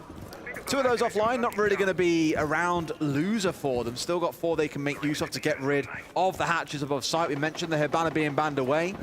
That's why you start leaning into things like these hard breach gadgets. Normally at least 4 coming along for a basement attack. Resets just conscious of the main stairs, doesn't want to be getting pushed or flanked, but good work coming in from Team Liquid here. They've got themselves good map control. They're going to be looking to get this hatch open. They need the EMP to be coming in, which it will. That timing is unfortunate for the attackers, but brilliant for the defenders. It really was. That catches it out in that, what, half a second that was available? Now to go again and commit once more here as well. Do they time it up again here? Second EMP coming on top just in case, because they absolutely need that hatch open. But the problem now, I guess, is if JV has managed to... Well, he hasn't retrieved an electro core. Maybe there's still one hovering around somewhere. If he gets it, they could deny away at least one of those hatches, maybe the hallway one. And and it'd be a big play. Toxic Wave canister goes out from KZ, just going to be preventing any pressure coming from top blue. Steps up, how about that for pressure? As Recess manages to shut him down, they predicted that the push would come, and they took full advantage of it. The wall is soft ahead of them, so they're going to be looking to get that breach to open. Palu does have the soft breach charges in hand, so will be able to step up and open that wall. The angle now being held into sight by Nesk. 37 seconds left to go. Plenty of time left on the board for Liquid to get into a position to put this diffuser down. Poor KZ walking into a Liquid firing squad at the top of stairs. They were ready and prepared, but they have been bleeding members here. Lost 2 so far. The Ying being the critical one. Palu finds one more. Spins for the second. That's what we're used to out of Palu, hitting some big shots. A 2 versus 1 for Leapox, the clutch god of the competition. Can he do it here against 2, Tim? The plant's going down from Nesk, and Nesk and Palu as a pairing is exactly what you want. C4 over the top, they find one. They're going to have to push into this fight. He's going to sit in tight and just wait for the push to come in. Here it comes, a brief fire! The Leapox cannot be stopped. He is the clutch master. How many times is Leapox going to do it? 7 or 8 now? Nitro in hand. We saw it yesterday. Nitro in hand, 1 versus 3, and he was able to stop the Sonics. Nitro in hand, 1 versus 2. He's able not only to stop Liquid, but to stop that combination of Nesk and Palu. They could not find him, could not win the gunfight, and W7M level things up 3-3 at the half, and I tell you what, Des, I think they might be happy enough with that. Woo. I mean, again, it started as a bit of a cascade, a waterfall of Liquid, Tim. But W7M have fought their way back in here to keep things competitive. Seen 2 very different maps so far. The 5-1 start, the 3-3 here. Again, making it a really unpredictable final. And straight away, a little bit of a change here. Fun fact, actually, this is from Fresh. Echo, that Lagonis has brought along here, is one of only 2 operators on the defensive side that have a less than 50% win rate. Yet here, clearly they feel it's a good opportunity to bring it along. Now, I think many would look back to the DPEC era of Echo, looking back to the Berlin Major, but I'm sure these teams may well remember, given FaZe were so close, yet so far from taking it away. It was a hurt for the LATAM region overall. But the usage that we saw at DPEC on this operator to get out of drone holes, hop up high, to essentially drone in your entries around the map. Imagine, for example, a Solus being supported by the Yokais.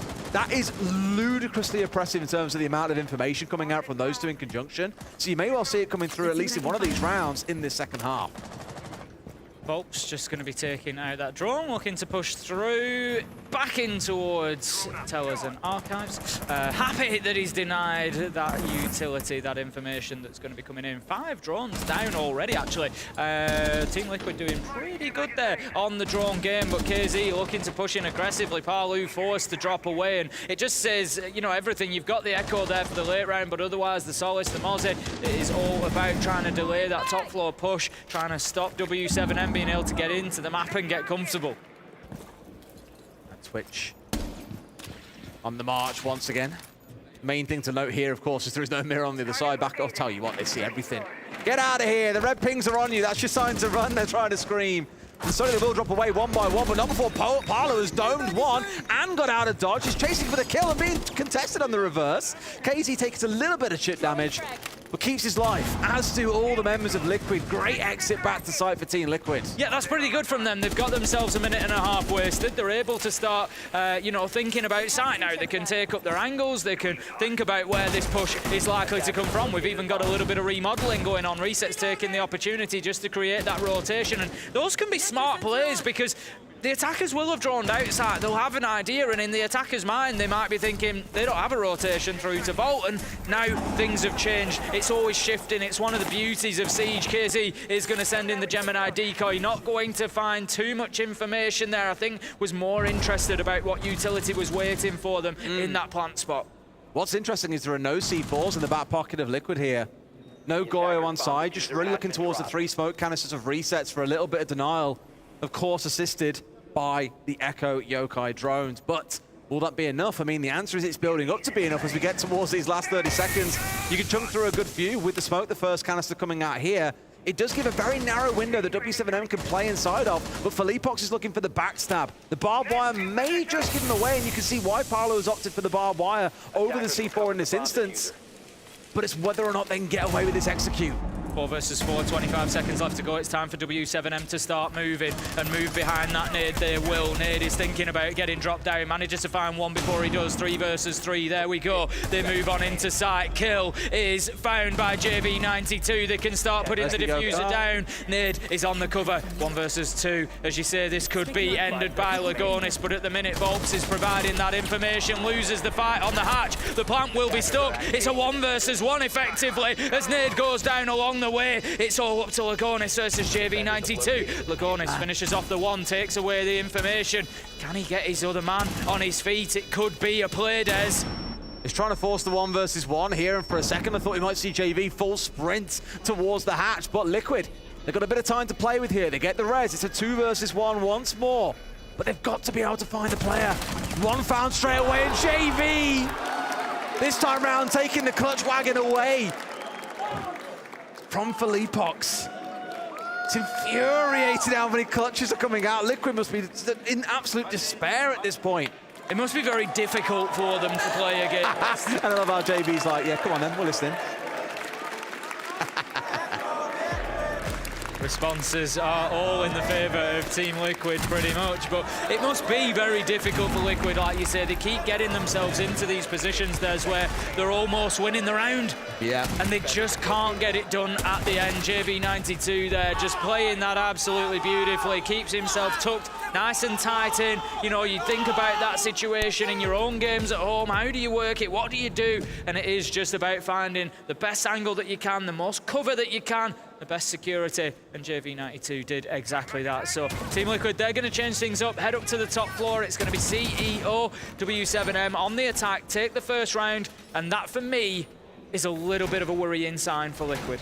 10 seconds to insertion. May well build that way. I mean, we saw the almost comeback denied on the previous one. It was Liquid who started ahead on here. So again, it's so difficult to call which way this may go. Looked on the attack inside this time around. We did see the 1 Oster attack come out of Liquid back in the first half, and I imagine we're going to see a similar intent coming out of the side of W7M. You've got the Oster looking maybe to push inside a square. At the minute, though, has spawned out towards ATM, so it's more of a west side push. But I think you might see him go towards square, get on the windows, for example, look to work his way up from there. Meanwhile, on the other side of things, it's Nade trying to be a little bit cheeky coming up through sewer here. He may well be able to bite someone in the backside.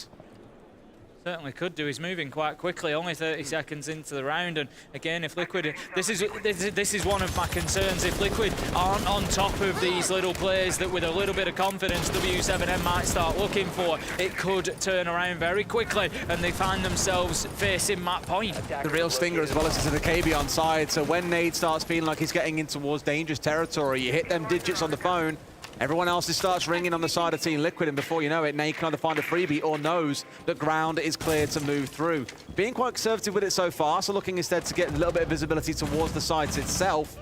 Volts to fall early on the Solus. It's going to be the opener for JV92, as you say. That is going to signal a little bit of a push through. Herds looking to get pushed up to the top of square. What a kill! Absolute beauty, knowing that Nesk was going down there, ready like a book, Des.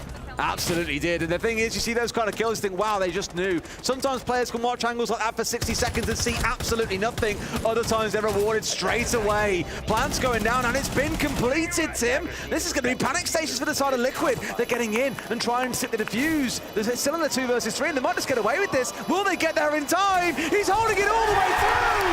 And Liquid, they stick the disable and take the round. Wow, Palu showing some real nerve and experience there to step in, disable that diffuser and just say, you know what, I'm sticking this. Timeout for Liquid. Even winning that round, they knew that it came down to being a little bit ropey. Letting them in with the plants. Time for a bit of a breather. I'm not sure he ever will, I'm afraid. Still. A good execute out from W7M, and I honestly thought, despite it being a 3 versus 2, such an important round for Liquid to win that one. Yeah, I mean, I honestly thought W7M would win it as well. They'd have someone on window, for example, or have some angle below, but didn't quite have enough prep, I feel, for that plant to go down. It was more of a, right, we're in, we can get a plant down, let's get away with it. And I agree with you, really good composure being shown by Paolo there to get in and show the pros don't fake. The thing, this is this is one of the problems sometimes with playing, you know, in an opportunistic way like that. You see the opportunity on site. I think we can get this diffuser down, guys. Right, let's go for it. But like you said, as maybe just not quite prepared, didn't have the foundation there to be able to watch that afterwards, to be able to prevent them. And that's experience coming through from Palu to say, you know what, yes, they've got the diffuser down, but there's no way they're in position to be able to cover this. So I'm just going for it. I think because the left side double CEO wall was fully reinforced off, they knew that the only real threat could come to that from either inside a site, which is what Liquid had control of, or from the windows. And if they knew that windows were clear at that point because the Ossa was already repelled in to get the plant down, who's left to stop them? Again, you either need to be in below, you need to have that wall opened up to give a long angle on towards square, or be inside of sites itself, and that just simply wasn't an option. So a very good read in the moment coming out of Liquid, I feel, that has rewarded them with all things being pulled square. But the W7M are back again. They've got the Ossa here onside once more, and the Ying is now joining the party too. Gonna be open area as Team Liquid look to take advantage of the defensive side, get themselves another one. Liquid, I feel like, could do with just sort of running away with this map now, really, from their position, get it done, and get themselves onto the third map, which is Chalet in W7M's choice. And it just really sends that message to them. They don't want this to be too close. They don't want it to be going to overtime, for example. W7M will feel far too confident on the back of that, given that it is Liquid's map choice. Now, W7M droning out that main lobby extensively, looking to potentially move in. I don't know if they'll head up the spiral stairs or not, looking to get that top floor control as well, or whether maybe they just try to sweep through into Tellers and Archives from that position. Drone work coming in through square. No Solus on the other side this time that may have got a read on this. I spoke earlier on about Solus obviously being a fantastic drone hunter, but it's also the information that knowing where these drones come from provides you. You see 2 or 3 coming through square, you know full well there's about to be 2 or 3 players pushing in through square, and that is where the start of the attack will come from. Still looking in towards the Pulse and the Echo as the main intel providers in this round for the side of Liquid. Didn't unfortunately see those Yokais being all that useful last time round when it came round to the dying 10, 15 seconds. The Pulse, though, could make a difference with that C4 in back pocket. Certainly could do. Nesk at the minute managing to just not find anybody above. He hasn't picked up any of those heartbeat sensors yet. He knows they're up there because the sledge is opening the floor up. So it is going to be a battle that may come slightly later in the round. KZ, I think, aware of that presence underneath, just being particularly cautious, playing as much as he can on top of the hard surface inside of the corridor, opening walls up to allow floors on the inside to be opened up. But happy for the time being that he's safe there. That's going to be potentially important in the late round. The Yokai just being spotted out and taken down. They're so terrified of the potential C4s coming up as well. Up on the desks, expecting it, but so far not happening, and there it is, that C4 coming out.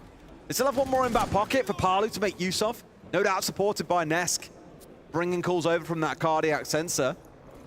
Does he really consider hopping in window here and just charging in?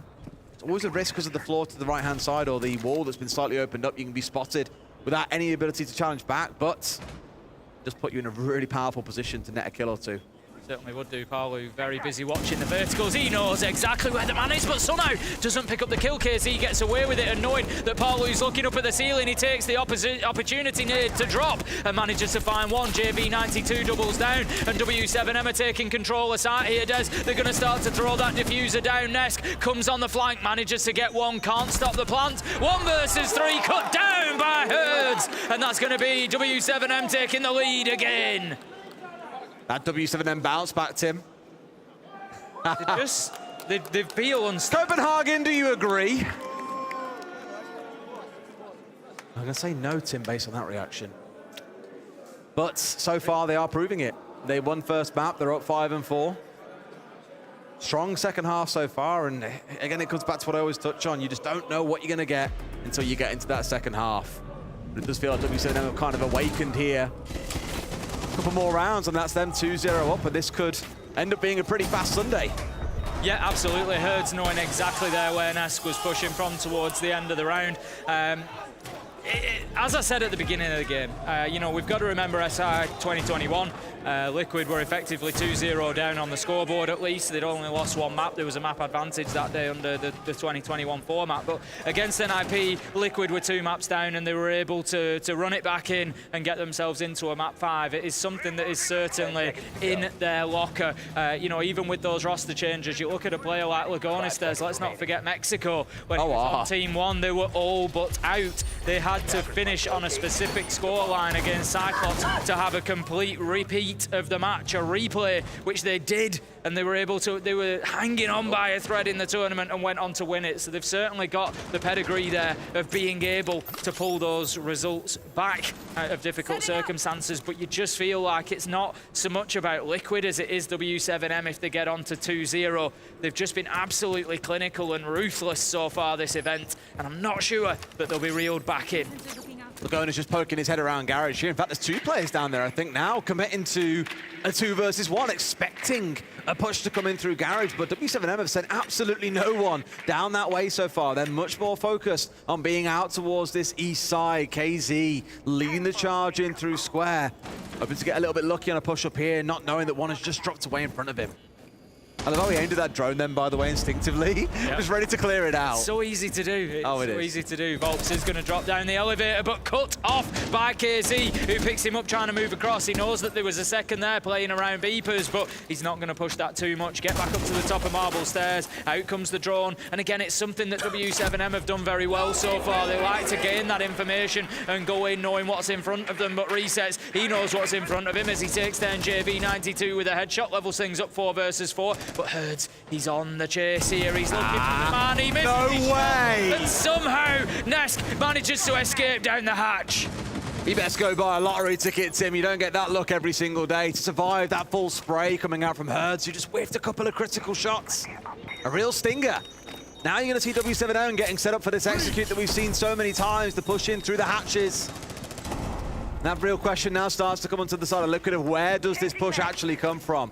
Gonna get the server hatch opened up, the lobby one opened up as well, and that really is gonna be the summary of these pushes. That's it, that's the attack largely done there. And did we see the open hatches get opened up, or did JV die before then? Okay, both are open. Both Fine. are open. Okay, that's the good. The attack at this point, W7M have done everything almost that they need to. They've left the elevator hatch, which would suggest that at this point that they're just not going to be using it. And they need to think about getting some kills on site and gaining access into that plant spot. But the only kills on site are going to be Lagonis on this angle. Picks up one inside a garage, and what a day he's having today. 2 beautiful kills here in round 10, and that puts Liquid in a commanding lead. 4 versus 1 now, effectively, as Nade will find himself down but not out. For Leapox, the clutch master, but he's going to need something extra special with 20 seconds to go. He's got, I was about to say, he's got to kill 4 and the diffuser is on the hatch. So even if they had diffuser there, it's a lot to have to achieve, but it's all but impossible when you look at it any other way. Timeout now coming in for W7M.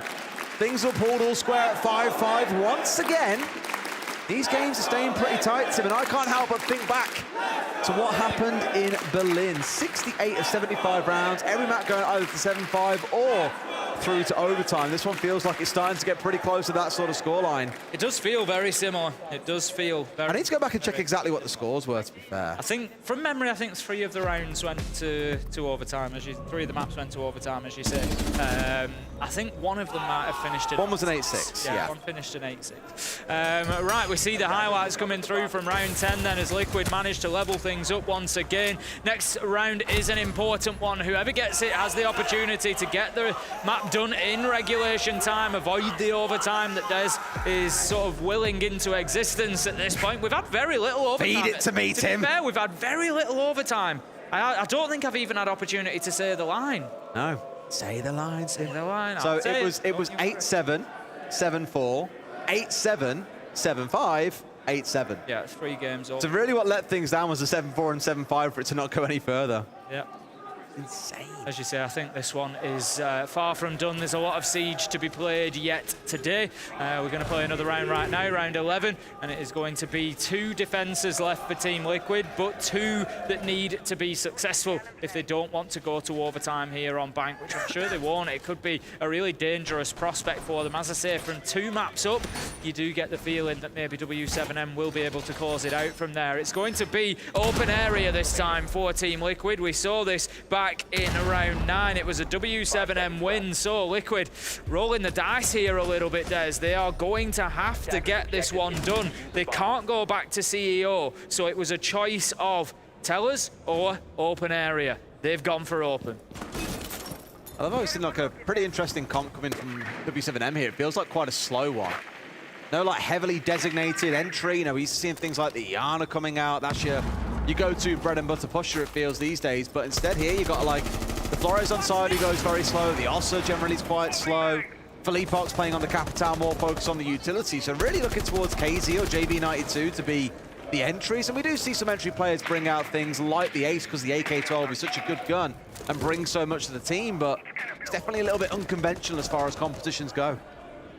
Felipox, once again, we've seen this push from W7M, just getting the Capitao in towards main lobby and looking to get aggressive and take that area. Potentially, as I said, looking to move either up the spiral stairs or into Tellers and Archives. For the time being, the work has been done by the Ace. Selma charges detonating, going to provide views all the way down the long corridor on the top floor, but also as well into the Beepers area, the marble staircase. It just prevents a lot of rotations being safely made by Liquid.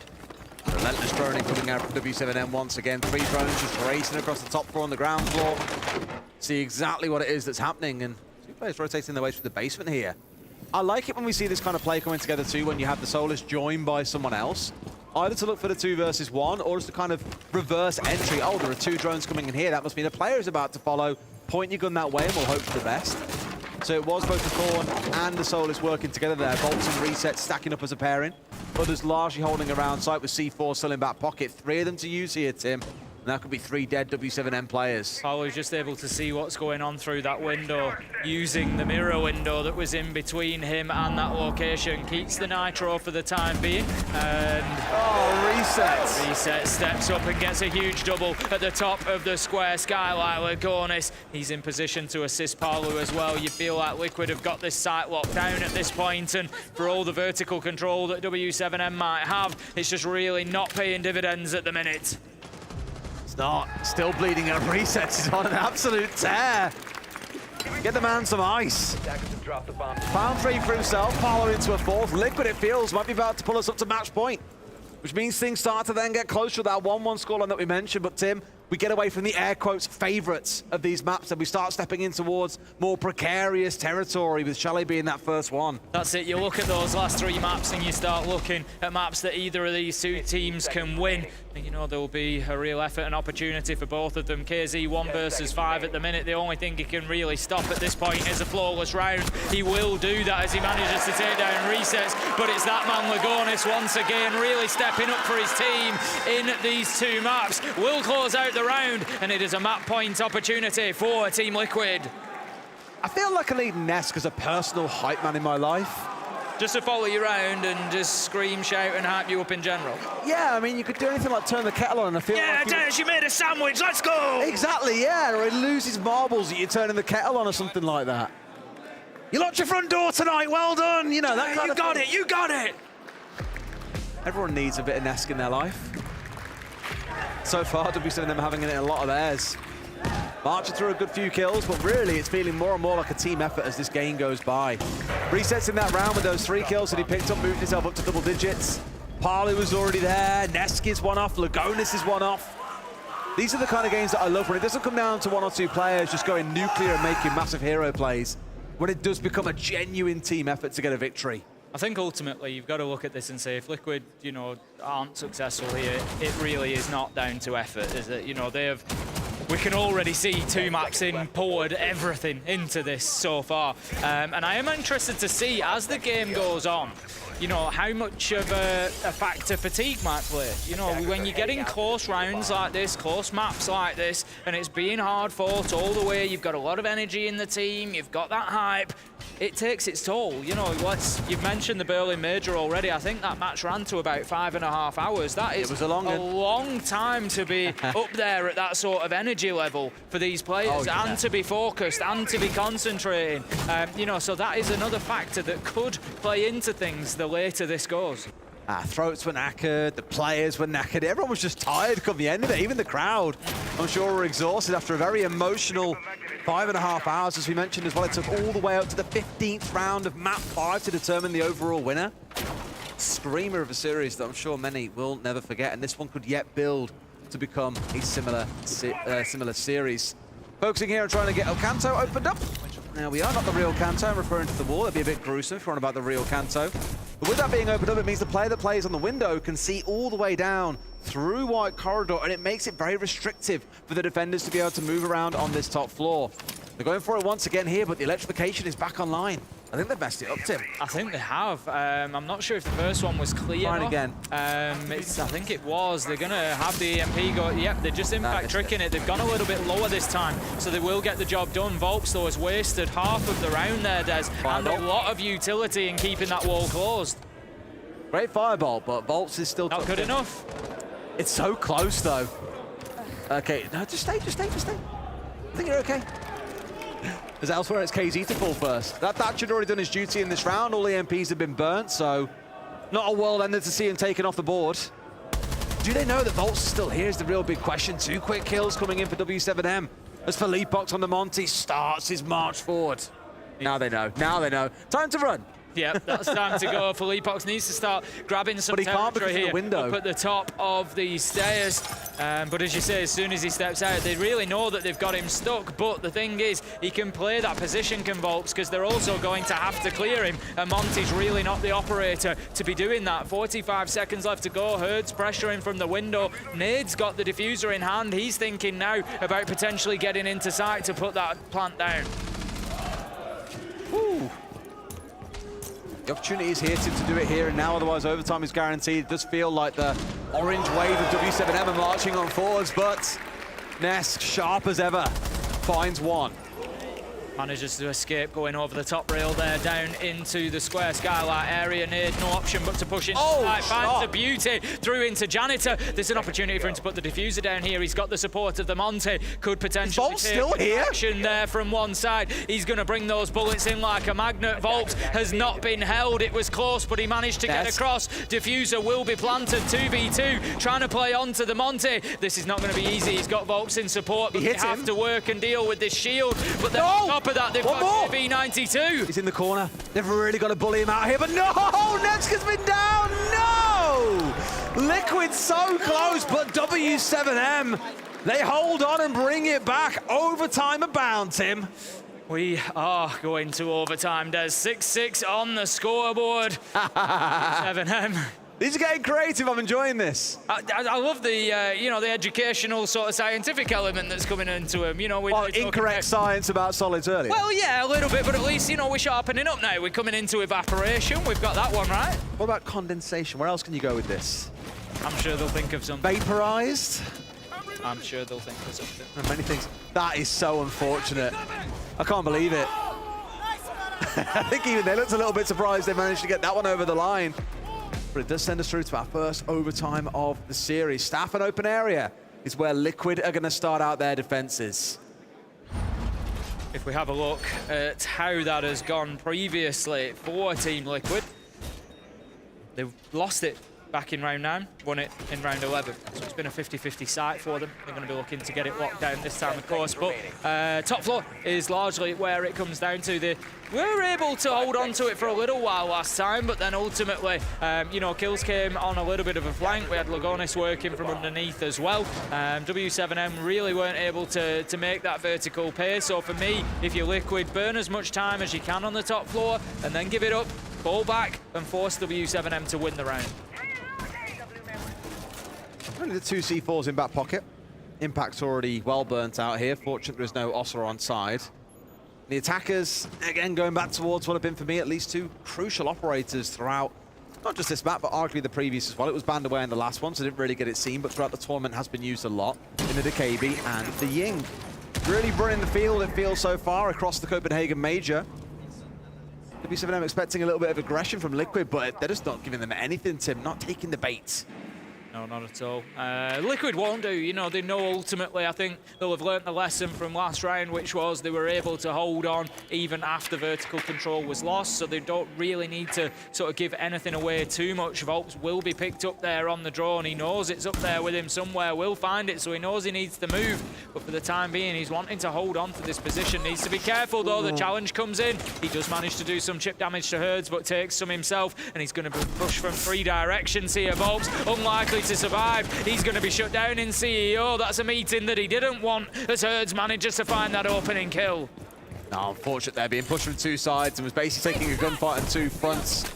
Flicking between the 2, W7M basically playing with their food up on the top floor. Malusi obviously got moved to being a 1-speed recently, after being a 1-speed for the longest time. Not really going to be able to get out of dodge there in any quick form or with any real silence about it either. It does give that top floor control over to the side of W7M, but they've only got 75 seconds left to play with, Tim. As I said last time around, they weren't really able to make it pay having the top floor. They didn't really find many kills. They worked as many angles as they could, but Palu and Lagonis were able to stay safely inside of sight to the end of the round. That's an unusual one. Resets is going to pick up the kill with the Razor Bloom, and that is somebody just staying for too long in the wrong spot. Could have been trying to walk through a Banshee, could have been going through barbed wire, could have been anything. I'm sure we'll find out on the replay in a little bit, but it's unfortunate to lose the 2 nades that were in back pocket as well as the Iana. JV92, absolutely nuclear so far. This map continues his own march forwards. Palu just keeping himself deeper inside of sight. He knows that there could be the potential for a hatch drop. He wants to be there, ready to spray it down should that happen. Nesk aware as well inside of the small office that he could be facing the same fortune. He's going to be holding on to that position. JV92's managed to walk in real close. I don't know if Nesk's away. He's going to be saved by the soft breach charge, and JV92 will finish that kill, but 10 seconds left to go. They need to get moving here. Nate gets one, JV92 the other, and W7M in rapid fashion at the end of the round get 3 kills and close out the first of 3 overtime rounds. There was a stat I was looking at earlier that when it came to this series, there are only 2 players that aren't positive on KD. That's JV92 and Resets. We saw Resets pop off like mad earlier with that 3K in the earlier round, and JV92 is currently on 16 kills, I believe. That pretty much neutralizes everything out, and that both sides have fully positive players in terms of KD throughout the whole competition. But Tim, come on, guys, come on.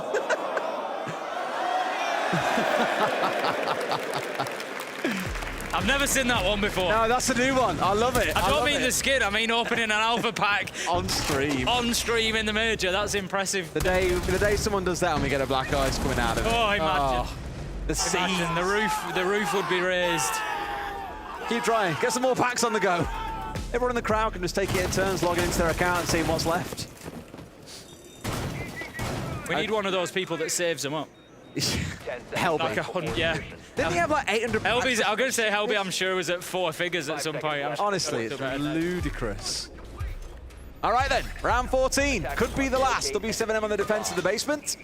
Liquid tasks with trying to heist, or pull off a heist, inside of the basement, inside of the vaults, and walk away with the round win to force us all the way through to 15. Once again, no hard breacher on side, just 3 operators with hard breach gadgets in their back pockets.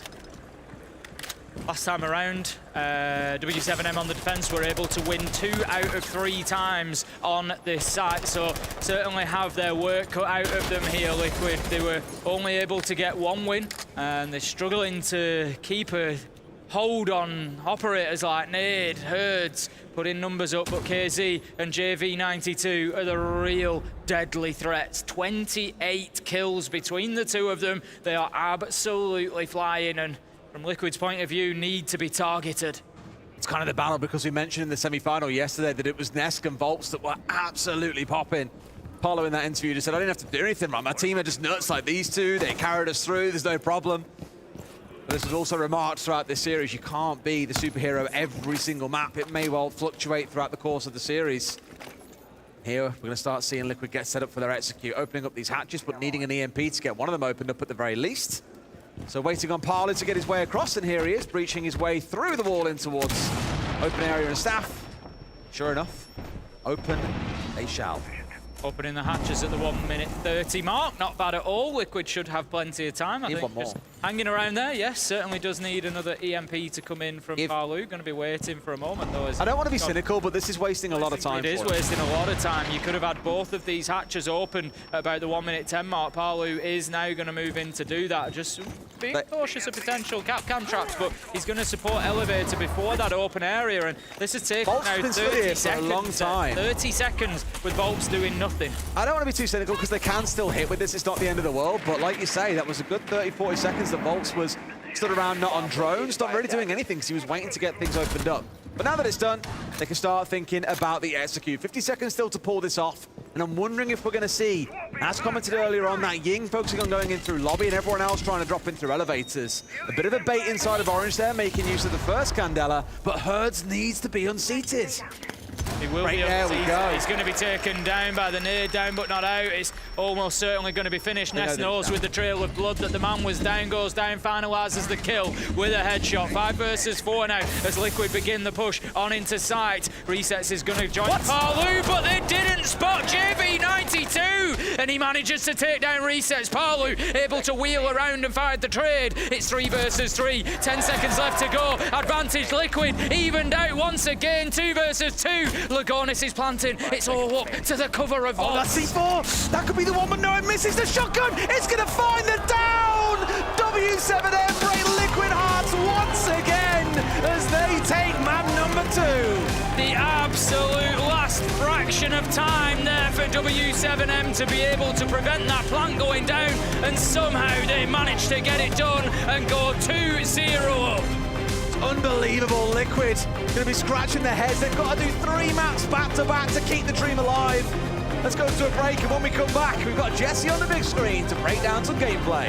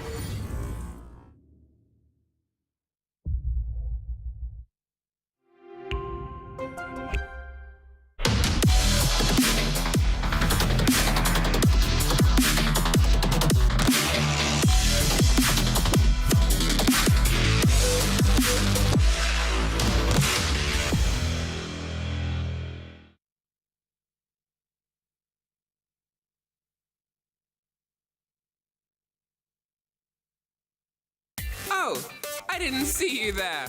Well, we find ourselves here once again, backstage at an esports event that's a bit in progress. I'm Emmy, here to give you another tour of what it's like behind the scenes and what you can expect if you're visiting us here in Copenhagen. That way, please. Ian, when are you being paid for this? Now, the first thing you might be wondering is, well, what is all of this? Which means I take you over to maybe the scariest thing about esports, the talent green room. You might think, is esports a scary world? Esports! I'm scared. See? Hi, is this lights or sound? This is audio. Sound. Audio? Yeah. We are calculating a lot of frequencies here. Hey, Andreas. Andreas, where are you going? What's your job? Hi guys. What do you do? I'm supporting this lovely woman. Hi. The talent support, and I'm helping her be there on time, make sure everything is here. Easy job? Very easy. She's very easy to handle. Okay, thank you. There you go. I am here on the main stage. Fresh as Mike. His Miloshes. Ready for him tomorrow. The worst thing would be for me to do right now is if I just did this. What are you gonna do now, huh? We have the cup. Look at this in all its majesty glory. I don't think anyone is supposed to be up here. I think we're leaving a lot of footprints. You can find yourself here in our activation space alongside the helpful faces to play some of the older Rainbow Six titles. I think it's you. We've been sat here for 2 hours.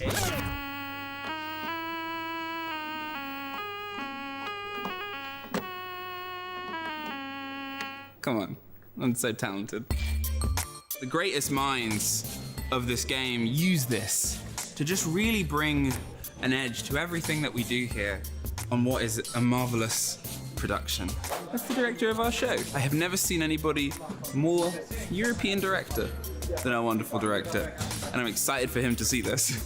And that's everything that we have for you. We've got everything. So pull up a pew or a chair or wherever you are and enjoy everything that we have here in Copenhagen over this weekend of some of the best Rainbow Six there is.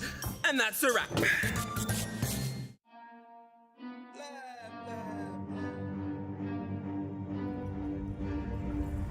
I got problems on problems on problems on problems on problems on problems I solve them. I run through the money, the pressure be calling. Left on my blessings, I feel like I'm falling. The birdie is back. Tell me I'm garbage, I'm going through something, that's why I ain't calling. Phone and progression, it's all that I wanted. The phone and affection, I summon and dub it. Cause I got problems on problems on problems on problems on problems on problems I solve them. I run through the money, the pressure be calling. Left on my blessings, I feel like I'm falling. The birdie is back. Tell me I'm garbage, I'm going through something, that's why I ain't calling. Phone and progression, it's all that I wanted. The phone and affection, I summon and dub it. Why you be all on my line about nothing? Why won't you go get you $1 or something? Don't hang with it who line for nothing. I see that we different, you riding, I double. I don't do discussions on bragging about hundreds. Don't go to your places, I know that they sunken. Don't call me your brother, I barely could trust it. I talked to a shorty, she bagging the bucket. And I'ma need all of my dollars on corporate, so hand me the money, I divvy the pie. I'ma give all of my people a portion to build them a fortune. I'm flipping the ride. I can't be mixy when iffy the vibe. And 40 on 50 is really the time. Why are you all on my phone like you want me? Like you wasn't pushing the kid to the side. I run through the money, the pressure be calling. Left on my blessings, I feel like I'm falling. The birdie is back. Tell me I'm garbage, I'm going through something, that's why I ain't calling.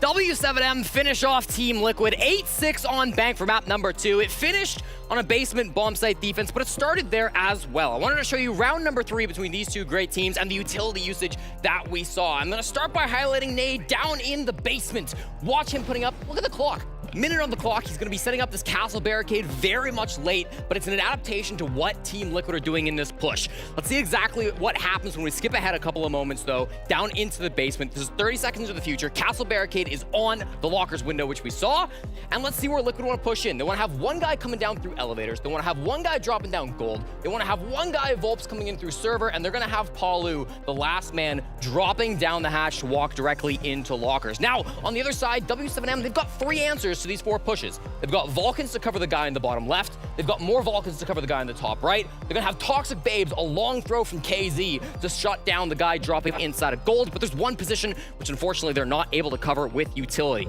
Let's clean this up and let's see what happens when this all plays out. So notice where these players are coming. There's the drop from Resets in the top left inside of gold. He's gonna have a fight with JV92 pretty quick here.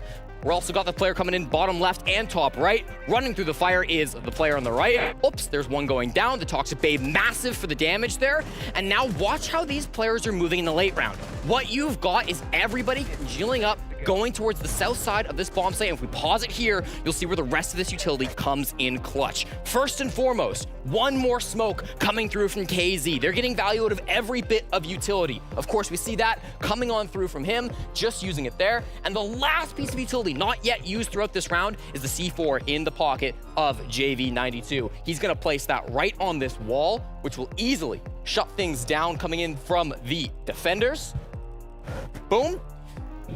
And as we see, as we play this clip, the utility comes forward, chokes out one, the C4 comes through, finds Lagonis, and it's utility to shut down this push. Even though Team Liquid had the numbers advantage, W7M using both Toxic Babes, C4s, and Vulcans really did turn this round around. It was an incredibly impressive one coming forward to put their first round on the board. That was 2-1 at the final score, 8-6. We've got plenty more to break down, though. It's Milos, Alfama, and Fresh on the desk. Boys, explain the rest of this game to us. Thank you very much, Jesse. And yes, W7M fight forward and take it to overtime. Of course, it is not an Ace and Des cast without another overtime. And here it is, W7M with a 2-0 lead with beautiful use of utility, as you saw on a knowledge station. Alfama, there's so much more to break down here. Yeah, no, it's actually crazy. Like the round that Jesse break down, it's like 2 guys grenades, 1 C4 used, 3 different kills.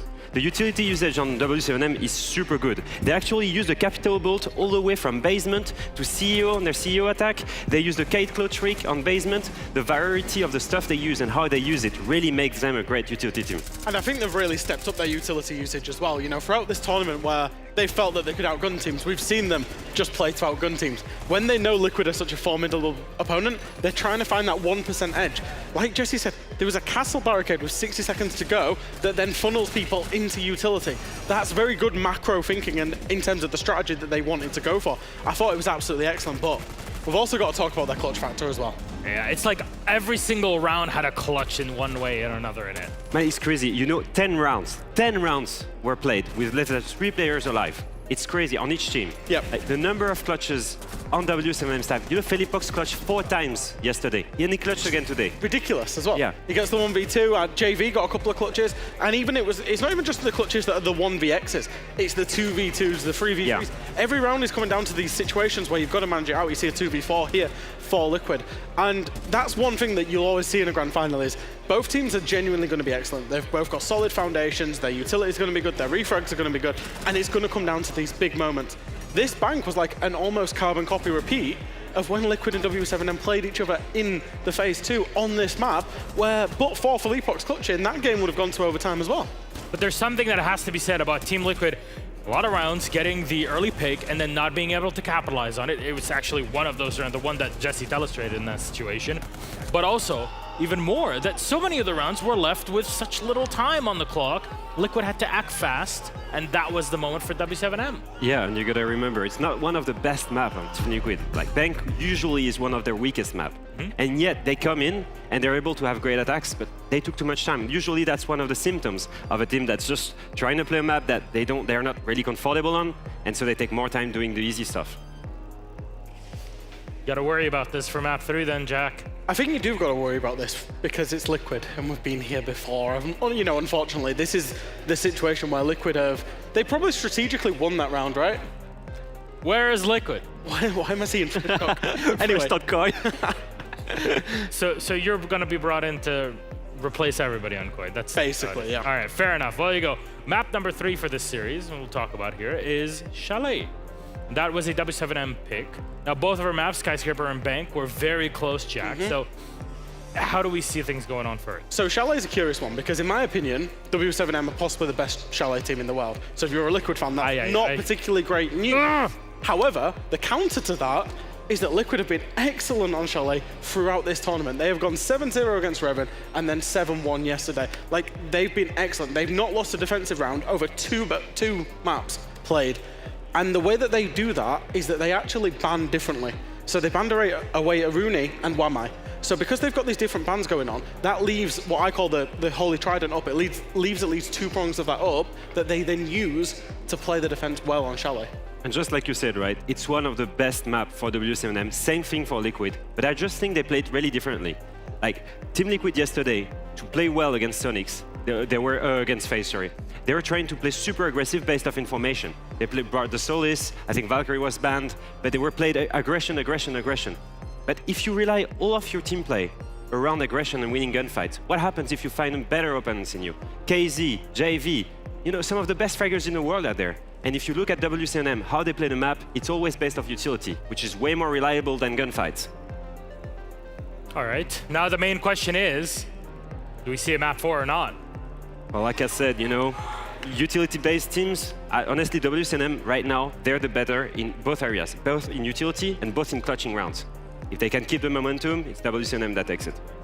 I can't call W7M the best Chalet team in the world and then back against them getting it done on Chalet. Just can't do that, Milos. Copenhagen, are we gonna see him at 4? See, Team Liquid are gonna need more than that if you want them to pass through, but W7M, one more to go. Can we hear it again? Maybe, potentially our final map. Liquid have to claw it up against W7M, and it's Chalet. Are you ready? Well, the casters are. Let's toss it back to Ace and Dez. Enjoy. Tim, even the crowd don't starting to sway a little bit, isn't it? They are, yeah. I mean, Des was saying, look, Fresh especially is like, look, I can't call them the best Chalet team in the world and then back against them. Even the crowd didn't sound sure. What do you think is going wrong here? Why are we not seeing Liquid get them out winning those first two? I don't think they've played as well as a team as we've seen them do previously. It was something Alphama mentioned on the desk there. You know, they were picking up a lot of information, using that information well, being aggressive behind it, being decisive. And I just don't think it's something that we've seen on the same scale from Liquid. But then again, you've got to remember they're playing against a team who are very familiar with them, played them plenty through, you know, normal regional play. And W7M just seem to be being able to control that. And there's been a lot of times where Liquid get a good kill, but then W7M get 2 in return. That's been a big problem. I can think of like a replay reel in my head of the number of times that we've seen Nest get droned in, step forward and just beam 2 players, and it's just like, wow, they can win this round, but W7M just don't know what giving up means, especially JB92, that last map. What a performance he had. Now, we are going into what many would look at as the home of W7M, Chalet, a strong map for them, and that is where you start to feel a little bit nervous for Team Liquid. This could be the exact opposite of a barn burner, Tim. It could be over and done in 3. It could, and that's what they're playing for. The major championship here in Copenhagen for Blast R6. Ying. They'll still cheer for the operator band, Tim. We'll cheer to the very last one. Ying is going to be our first before we head in towards the last attacker. W7M will take out Dokkaebi. So, again, reasonably sort of par for the course there. There's nothing too surprising on Chalet. No, and I like how across 2 of the 3 maps we've seen this ban towards the KB. Now, I touched on it earlier on how so many teams, these 2 especially, have been leaning in towards a Lion to KB combo just to press any kind of aggression. You know, you look back at teams like Scars, for example. Imagine trying to play into that. It's really difficult. But I do love 2 of the other bans that we've seen alongside this map. The Ying. Both teams have ran that across the last 2 maps, so I think it's good to see a little bit of change. But then also the Solis ban. Again, both teams have made good use of that. Very good at drone hunting. Great as an initial roamer. Out on the map looking for the entry engagements after clearing away a few drones and denying information away from the attacking team. So a few things will change up here. We do get Azami coming back into the picture, so you may see her at some point. For now, though, that doesn't appear to be the case. The defensive side instead rolling over towards Malusi, Kapkan, Kaid, Mozzie, and that Mira, which suggests that you might see W7M change over to the Twitch again to help deal with that. I'd expect to see Volts potentially out in the map a little bit. We've spoken at length about this site and the way that the defense of it has evolved away from being a turtle strategy down on site. We tend to see ourselves now getting more out into the map, trying to hold top floor, mid floor before pushing back down. And I think that's probably going to be the case with Volts on the Mozzie. He's got the pest to keep the drones away from him. Got the Kapkan. Have they spotted it? I don't think they did. So what's happened there during the prep phase is Lagonis has stayed hidden for about 30 seconds. He's just sat tucked in, inside between the little barrels and shown nothing. He's sat on drones. He's been protected largely by the help coming out from Volts on the Mozzie as well to deny away that information in the hope that we wouldn't see W7M go over to bring in a Thatcher. And truthfully, it was only with a few seconds to go that JB92 changed over and brought the Thatcher. Prior to that, they didn't have it in the lineup, so either they've seen him literally last second as he's stepped up to get reinforcing or what, I don't know. But it was very much a last second change and they almost got away with it, Tim. Really smart stuff. Certainly did. Resets is going to be taking the challenge out onto the main garage door. There's not going to be any more pressure coming from there here as we see W7M just dipping away from that location. They've got the phantom pressure, they've opened it up, and they're happy to just deal with that and move around, try to start pushing rear. They're going to find an opening nade. KZ managing to take down Volks, and that is a good start for W7M. Nesk, he needs to hold on here. He knows one's coming from the right, but he doesn't support his teammate. He does, however, get 2 in response, and that is going to bring us back to a 3 versus 3. All that hard work by W7M in the early round, completely undone by Nesk. But as we said so many times, we've seen him get 2-3 kills in a round, and W7M still managed to find a way back into the game. So let's not count them out just yet. There's still a 3 versus 2. Still plenty of chances to close things out, but I can't ignore those 2 C4s in the back pocket of Team Liquid, Tim. Exactly that. You've got to keep your eye on them. There are some destructible surfaces that it looks like W7M will be playing onto soon when they try to go for the hatch, try to push through lobby potentially. It could be that they get caught out by one of them, but it's going to have to be very precise from Team Liquid. Only 2 of them left inside of sight, and they may well choose to hold on to those explosives so later in the round to stop any potential plant attempts.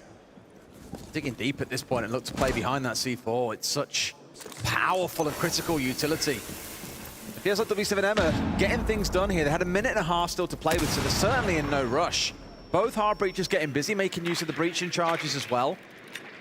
Now it's trying to identify exactly where these last 2 members are. There's one inside of blue, there's one tucked inside of wine. They'll have had that now because you just heard there a second ago a couple of shots to destroy a drone inside of the other site. They know where these last 2 are, and that's what they're looking to try and make a push happen behind. And they've got an age of time, realistically, to do it. When they've gathered all that information, 40 seconds to go, but Lagonis with a very important kill. It's going to force Nade into a position of trying to put the diffuser down. Nesk looks to move in, gets one. It's an important one. Oh, get a second, though. It's all up to Lagonis. Diffuser is down on the ground, activated, so he's against the clock. 31 seconds, so it's not a major problem yet. He's going to take a tick of the diffuser just to see if he can bait Nade back in. Nade does not want to take this fight. Des being on such low health. No, that's the thing. I think if it comes to a straight-up shootout, he likely loses this one against Lagonis. Here he comes. No! Lagonis not looking the right way. And Nade does win it out. He beams Nesk. He kills Lagonis. He gets the plant down. Does it all himself there. Is he going to be this map's hero for W7M? I think Lagonis was obviously very conscious of the hard left there towards Game's door, but whilst you're moving up those stairs, it's still a brick wall in front of you. There's nobody that can really challenge you from that direction. You know, there's only one way to have your gun pointed, essentially. I think we'll see it as the final highlight, potentially. That's going to be just after the diffuser goes down, but if you look there, he is very much positioned towards that brick wall coming up those stairs. And really, the only place the challenge can come from is towards the lobby. A real bugger, and it goes back to what we spoke about in the early round. I feel like I'm doing this a lot today, digging up things we've already spoken about because it reinforces the point. But as we said, Nesk can find 2 kills and beam people exactly as he did on Mezzanine. Getting 2 kills, balancing back to a 3 versus 3, but W7M just always find a way in those closing few kills to get the round done. In fact, a stat line I'd love to go and find out at some point. Maybe Fresh is interested in finding it out mid-series, I don't know. But digging into how many 3v3s potentially W7M have then pulled over the finish line, or 3v2s or 2v3s, whatever it looks like. After the first few kills have happened, who comes out the winner? Because I would wager W7M have won throughout this series 90% of rounds that look like that. Folks just doing a little bit of renovation work, still opening up the angles from the top of Mezzanine. It's actually going to be a kitchen defense this time around, so wanting to keep hold of top floor here, Team Liquid, and just giving themselves the angles and the opportunities that they might need to do so. We're going to have immediate attention up there from W7M, straight up onto the balcony on the bathroom side. Potentially going to be getting straight in there as the window's actually opened up for KZ, but he needs to be careful because the army of Nesk is watching over that. Going to use a keeper barricade just to block off the potential entrance point, and Nesk wanting to lock into this area for as long as possible. It's a smart bit of bait play because the idea there on the spray coming from down below, the defensive side of Liquid would have seen the bullets coming from down low and just thought, oh, okay, someone's outside and down. Maybe we can peek this window and try and find the guy who's about to no doubt head up the ladder. So Casey was kind of there to capitalize on that. It was like the counter bait coming through, but this army does not bite. Nesk a little bit too wise to the antics of W7M, clearly. It's just again offering rotation options. Going to open this up, but we'll be able to move around and get to the office door, for example, just preventing the flank coming through the rotation that's been opened by himself. But needs to be careful because bullets have been sprayed through that soft wall. So obviously a bit of information for Liquid there, just telling him exactly where the push is coming from W7M. They are aware of it. We see the breach onto site opened up there in the picture-in-picture as well. So that just gives us an idea of what's going on below and the stage that W7M are up to. They put a keeper barrier down on that little hole that he shot out as well, so they can keep on playing inside of Office, because realistically, Office is the ground that Team Liquid need. They need to be able to deny the vertical on towards site below. They find one for themselves into a second. They've got the control they need. Now, Nade and JV92 kind of stuck between a rock and a hard place. They can't push on forward because of the vertical. Nade does win that vertical strike back and at least gives them a small chance here. But Tim, I feel the numbers are just too heavily in favor of Liquid. You really would think so, especially with vertical control. But JV92 manages to take down Parlu. Is there an opportunity, you ask, for Nade to get inside a site here? Potentially start using some of those shields just to provide a bit of cover. Think about getting a plant down. 40 seconds left to go. It is something that's going to have to be thought about at some point. JV92 seeing another, but can't quite find the angle. If they'd got that kill and made it a 2 versus 2, this would have been absolutely ludicrous. But either way, they've got to try and make something happen here. They've got to get a kill. They've got to make a play together. Leaving it down to the last 20 seconds, a little bit ropey as Ness finds one more. This feels like it should be Liquid's round here, and there it is. As Reset swings out, Liquid on the board. Better from Liquid there, able to really dominate that top floor in the early to mid round. It's something that they've struggled with previously, I think, where they get one kill, and I said W7M are consistently able to get themselves back into the round. That time Liquid didn't let them, and that's what Liquid need more of. Go in, get that opening kill, follow it up with another and another, be ruthless, keep that advantage. And one apiece. Feels like it's barely setting any of the pace for this game just yet. It's in 2 very different rounds. One where Liquid could hold the line and keep W7M at bay, but we've seen them crumble so many times throughout the series. That style of play that I'm just a little bit nervous that it won't come quite as clear-cut as maybe they would like. Bar on Gaming, where we head to for round number 3. No Frost on side is probably my most interesting observation about the round, Tim. Very used to seeing that brought along with a shield on side, but Liquid instead doubling down behind mirror windows and the Azami. They have got no shields on side. Feels like madness when you think about the site block. It does, realistically. Bar and Gaming, it will be. And again, as you say, the shields would usually be used for the top of blue stairs, for example, just outside the library door, and also on mezzanine as well. They've got the mirror window there, so it's as if they are planning on playing those positions. But I think the thing to watch out for at home, you know, that you can keep a track on in this round is how easily is library cleared. Do Liquid lose players up at the top of there? That is just a mirror window given away far too easily to a Twitch drone. Yeah. Again, it just feels so oppressive for Twitch coming up against the mirror. Unless you have ways of really well protecting these mirror windows, or if they're dug deep inside of sight, it's just so difficult to keep them alive, as we've seen countless times throughout the competition. I think back to Eminem's game the other day, and the double mirror window kill on Fountain, for example, on the player that got inside with the shock drone. Just a real death sentence for a mirror when you're up against a Twitch. Where will JV92 appear? That is the question. He's got himself into the basement.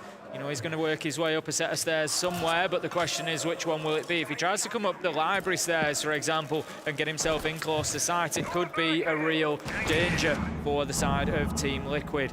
I think he knows he's being hunted down in the basement. If he just holds on here, there could be a kill as this continues. They've gone into blue corridor. It's surely going to be a freebie coming around the corner. No, they're aware, but he gets one. Is he going to get the second? He knew the challenger was coming, but no, Lagonis is there for the trade, and that's better from Liquid. That's better teamwork. And better for Liquid as well. You've removed the Capital with the smoke bolts and the fire bolts in exchange for the Melusi. As I touched on earlier on, at one speed, who once those Banshees are deployed and out in the field, only real value she adds is a gun, but the Capital would add so much more. So definitely a worthwhile kill coming out for the side of Liquid. Now trying to work their way through this top floor is the side of W7M, though. Drones in. Terror's been deployed earlier on. They've really tried to march their way through some of the utility clear that they need to. And now it's starting to think about that execute as we get towards the final 60 seconds of this round. Is he going to be sending the Rotero drone on in to move Mirror out of position there. KZ is able to pick up the kill onto resets. That's beautiful teamwork coming in from W7M to create this space where Nade goes in and sticks the diffuser. I'm not sure Liquid were aware. If they were, they certainly weren't able to challenge. Palu managing to find KZ. 3 versus 3. 30 seconds left for Liquid to do something about this. Palu does have a little bit of a vertical advantage here. He can potentially offer a little bit of cover. What a double birds though to close that out as Felipox picks up the last and W7M hold on to another attacking round. Very naughty, making use of that barricade down low too. Sees the feet, sprays high, gets the head of both before they really have a chance to react. Again, a great closeout for W7M. M&M will win the next major. They are growing. I said this yesterday. Well, they're getting further every time. They're on the main stage this time. You know, I was joking to Dello yesterday. I won't go into what it was about the conversation, but I joked that they'd never be able to win SI. And then before he looked like he was about to punch me, I said, but you are growing from major to major. You're making it onto the stage. You're pressing further and further forward. Things are looking up for them, but that final might still be a bit of a way away. Seeing how scary teams like W7M are once they're sat here as well. It's another one of those rounds that Liquid looks in a pretty good spot to be able to still be competitive, and then W7M just charge their way through. You look back at the whole tournament, and you see W7M playing like this and dominating the final as they are, and you look back to that first game that they played, and you just think it almost seemed inevitable, and it was that first game that changed so many people's minds about just exactly what to expect from W7M coming into this tournament, and the fact that actually, you know, those roster changes haven't taken their foot off the gas for a minute. They are still hyper-focused and extremely capable of winning one of these major international events, and right now they sit on the very brink of that. This time around we have got the Frost on side. I mentioned it being missed out earlier on. It's of course an entirely different side, but still the use of the shields very, very valuable. Just the one I'd imagine we're going to see pointed down from Piano down towards the south side. Lagona's ready to challenge out towards this balcony. It was KZ who was here earlier on. Looks to be the same once again. Palu starting out on JV. As Tucum flying in, they've got no idea that Resets is holding off on the stairs. I'm pretty sure he knows that one more's inside a trophy, as well as Felipox tries to march his way in. Will find one, but I'm pretty sure he gets caught out by an impact there, Tim. He's going to be down by that, leaving him effectively now, or completely and utterly in a 1v4 as Palu manages to pick up that final kill of the downed Felipox. KZ going to be heading inside of Library then, looking to see if he can improve this story of round 4 somewhat, but it's unlikely. He's holding the tight angle, sees what he thinks is a man through there, but doesn't pick up any damage onto the side of Liquid, and continues going, and it's managed to take out he tickles bolts with that as well. He hits very tight angle. The fact that he tickled bolts at always some damage on that is just hilarious. They couldn't find him at any point prior. Ness with the closeout. 2-2, Tim. Things pulled all square once again. Liquid keeping pace at W7M at least this time around. Yeah, it is hard fought, but the thing that I'm focusing on here is this is a W7M map pick, and they have still got to move into the defensive half. We do often expect the attackers to have a reasonable time on Chalet, but still, if W7M head into their comfort zone, it could be a problem. What have we got? Ticket. Hey! I love it. Love to see it. I'm looking forward to being able to grind some Siege after the event, Tim. Oh, I always am. Every time I get out of an event, it's like a week of solid ranked. You fancy yourself the next pro, so you're like, I want to get back and play. That's what it is. You've seen all these strategies, you've seen all these tactics, and then you go and play and it doesn't really pan. No. You see someone like, I don't know, Cyber or KZ or Nesk on the Yana, they're just like, holding an angle about the crosshair. You're like, yeah, I can do that. And then you turn out your reaction times are probably 10 times slower than theirs. Yeah. You just can't quite deliver. 100%. 100%. Round 5, it will be then 2-2 at the minute. W7M Team Liquid. W7M 2 maps to 0 up in this best of 5. And that's the concern for Team Liquid here, Des. It feels competitive within Chalet, which it is, but W7M have got to go onto the defense yet, so Liquid are going to have to take that teamwork to another level. We've seen it sort of improve a little bit so far here on Chalet, but it's going to have to really ramp up if they want to take the second half of this. And every round that W7M gets just puts more and more pressure on Team Liquid as well, because it's that one step closer to it being over again, to the dream ending again. That's it, and you managed to get a pull off a comeback here and start shaping things back up to your side. Trying to burn through the clock here. I think the charge is in, going to have to force Lagonis away, unchallenged entirely, not even someone on the downstairs window, and he is out of dodge in one piece. Palu is not. Palu will be taken down as the opening kill. Managed to pick up the opening kill last time himself, but this time not going to be so lucky. JB92 finding Volks on a rotate, 5 versus 3. Nesk once again fighting back. So many of these round fightbacks have started with Nesk, but they just cannot dislodge Herds from on Library Stairs. He gets one at the bottom, one at the top. Absolutely unstoppable right now. Lagonis finished off inside, and you just feel like W7M, they're picking up momentum, they're like a boulder rolling downhill. Just picking them apart layer by layer as well. 2 players being chased through the map there as well by the side of W7M and giving them no room or recourse to even pause and breathe. And then from there, you mentioned Herds on Library Stairs, just deleting them lower and upper. No real contest. It feels like that was Liquid trying to scatter back towards site, play safely, and W7M just had everything in mind. They knew where they were going to be. They knew to hunt them down in the process. A very well-controlled round. Just seeing the defensive Library Stairs from Herds there, he did a wonderful job, and then Filipok's able to close things out. W7M just very slowly growing round to round at the minute. Liquid, they need to level this one up, I think. Get it 3-3 at the half, and at least send a message that W7M are going to have to fight if they want that title. It's going to be kitchen and dining this time around. We had a good top floor defense from Liquid last time. It was round 2. They were able to win. Ness got a couple of kills up there on the top floor, but his talismanic leadership in this game, whilst it has been present, I feel there's a lot of the best moments for Liquid have fallen to either Lagonis or Nesk. It's just not been enough to drag everybody else into it in the way that they need. Completely agree with you, yeah. Now, coming into this round, we're going to see a very similar one, I imagine, to last time. That being the W7M want to get control of Mezzanine and open up the office double wall. The reason for that being is you don't want to get challenged from above. So you want to get this opened up, you want to get JV92 in place to get a couple of air jabs down and lock members of Team Liquid away from trying to pull off a flank, and then look to get the actual dining room wall open itself, and then look for a plant inside a site, making use of the flashes, of any intentional smokes on side, of which there are none, so no, they're not going to. But really, it all starts with that top floor control. However, Reset's already being challenged quite aggressively here on the north side. Birds on the Ash working across that top floor. He needs to be careful because it is Ness that he's going to run into. Ness, again, as I said, is showing a great mastery of that piano position last time around. Herge just putting the brakes on a little bit. He's got the ground that he wanted to. The Rotero is going to open up that piano window, I think it was. That's just going to give Nesk a little bit more vulnerability, but he has keeper barricades to spare, so he's just going to fire one of those in there and make sure that he is still covered from that position. Half of the round burnt at the minute without the top floor even being nudged by W7M.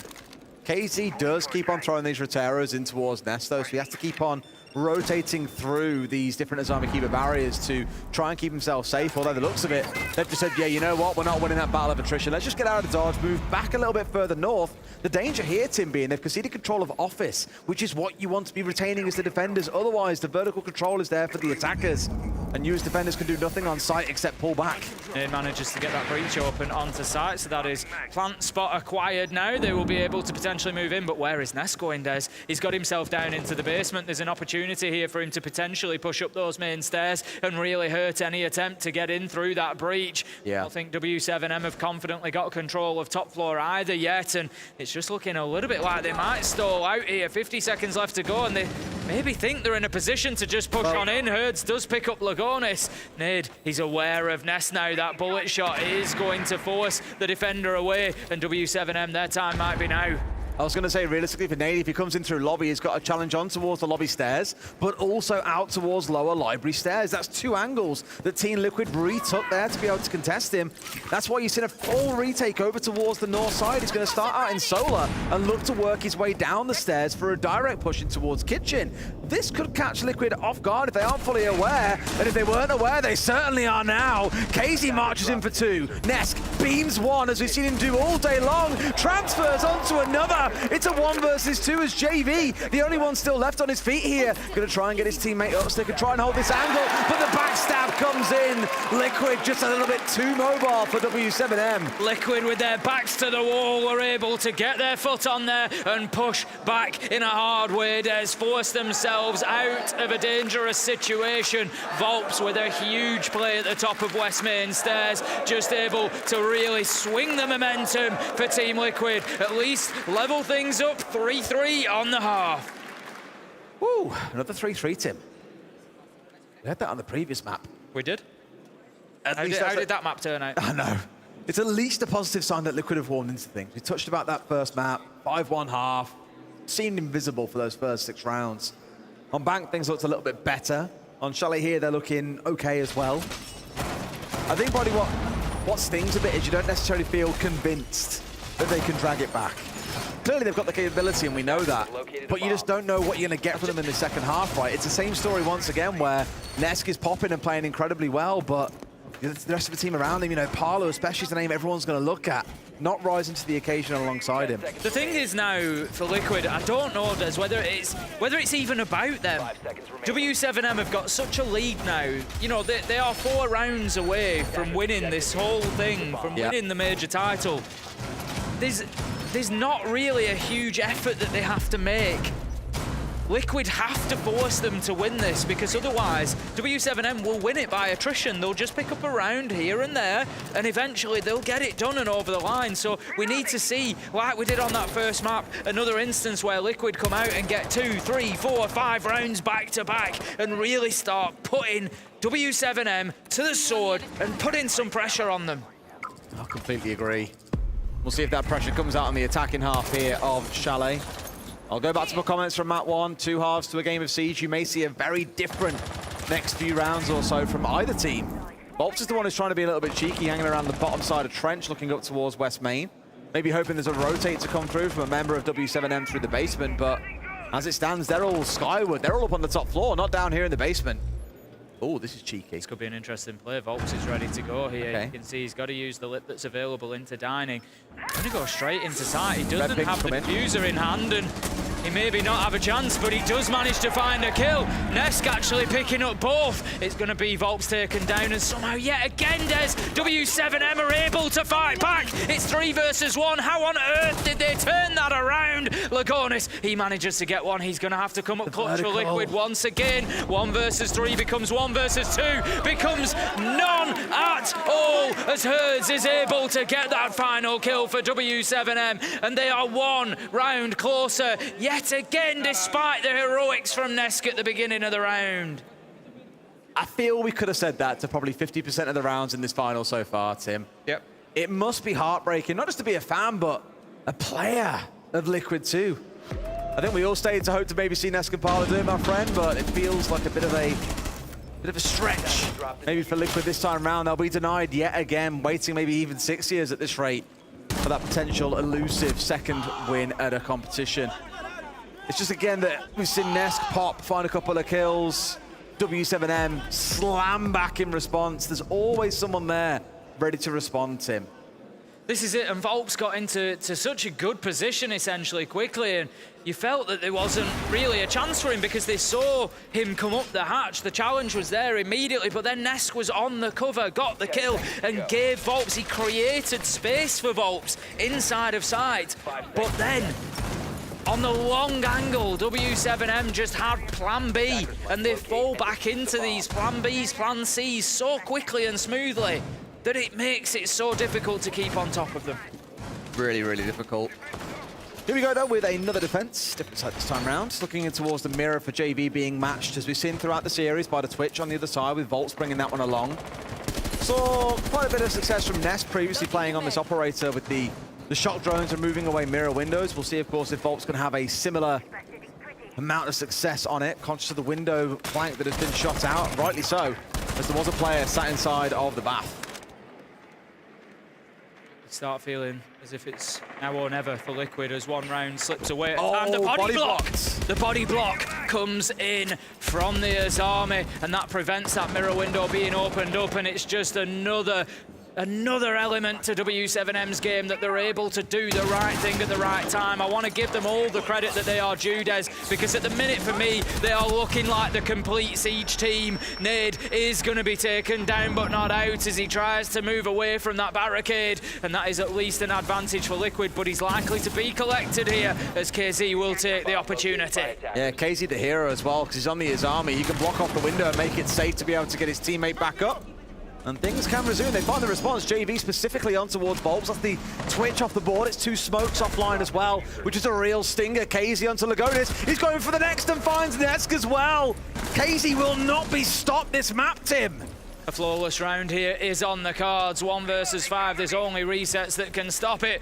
There's always the possibility of that clutch coming through, but you know that it's slim, and it will indeed be that flawless round for W7M. Des, 1 step at a time. They are moving towards that trophy, towards the title of the winner of Blastar 6 Major Copenhagen. They do not seem concerned by the position they're in. We've seen them so close before, Des, but unable to clinch it out over the last year. But this time just feels different. It's a real heartbreaker because I know the timeouts come in, I think, maybe, I want to say at the right time, but really you felt it building in the last round. They just look like they've beaten themselves, looking like mentally like checked out a little bit. Again, things can start strong, but they just don't have that composure or the sharpness to hold on in towards the very end of things.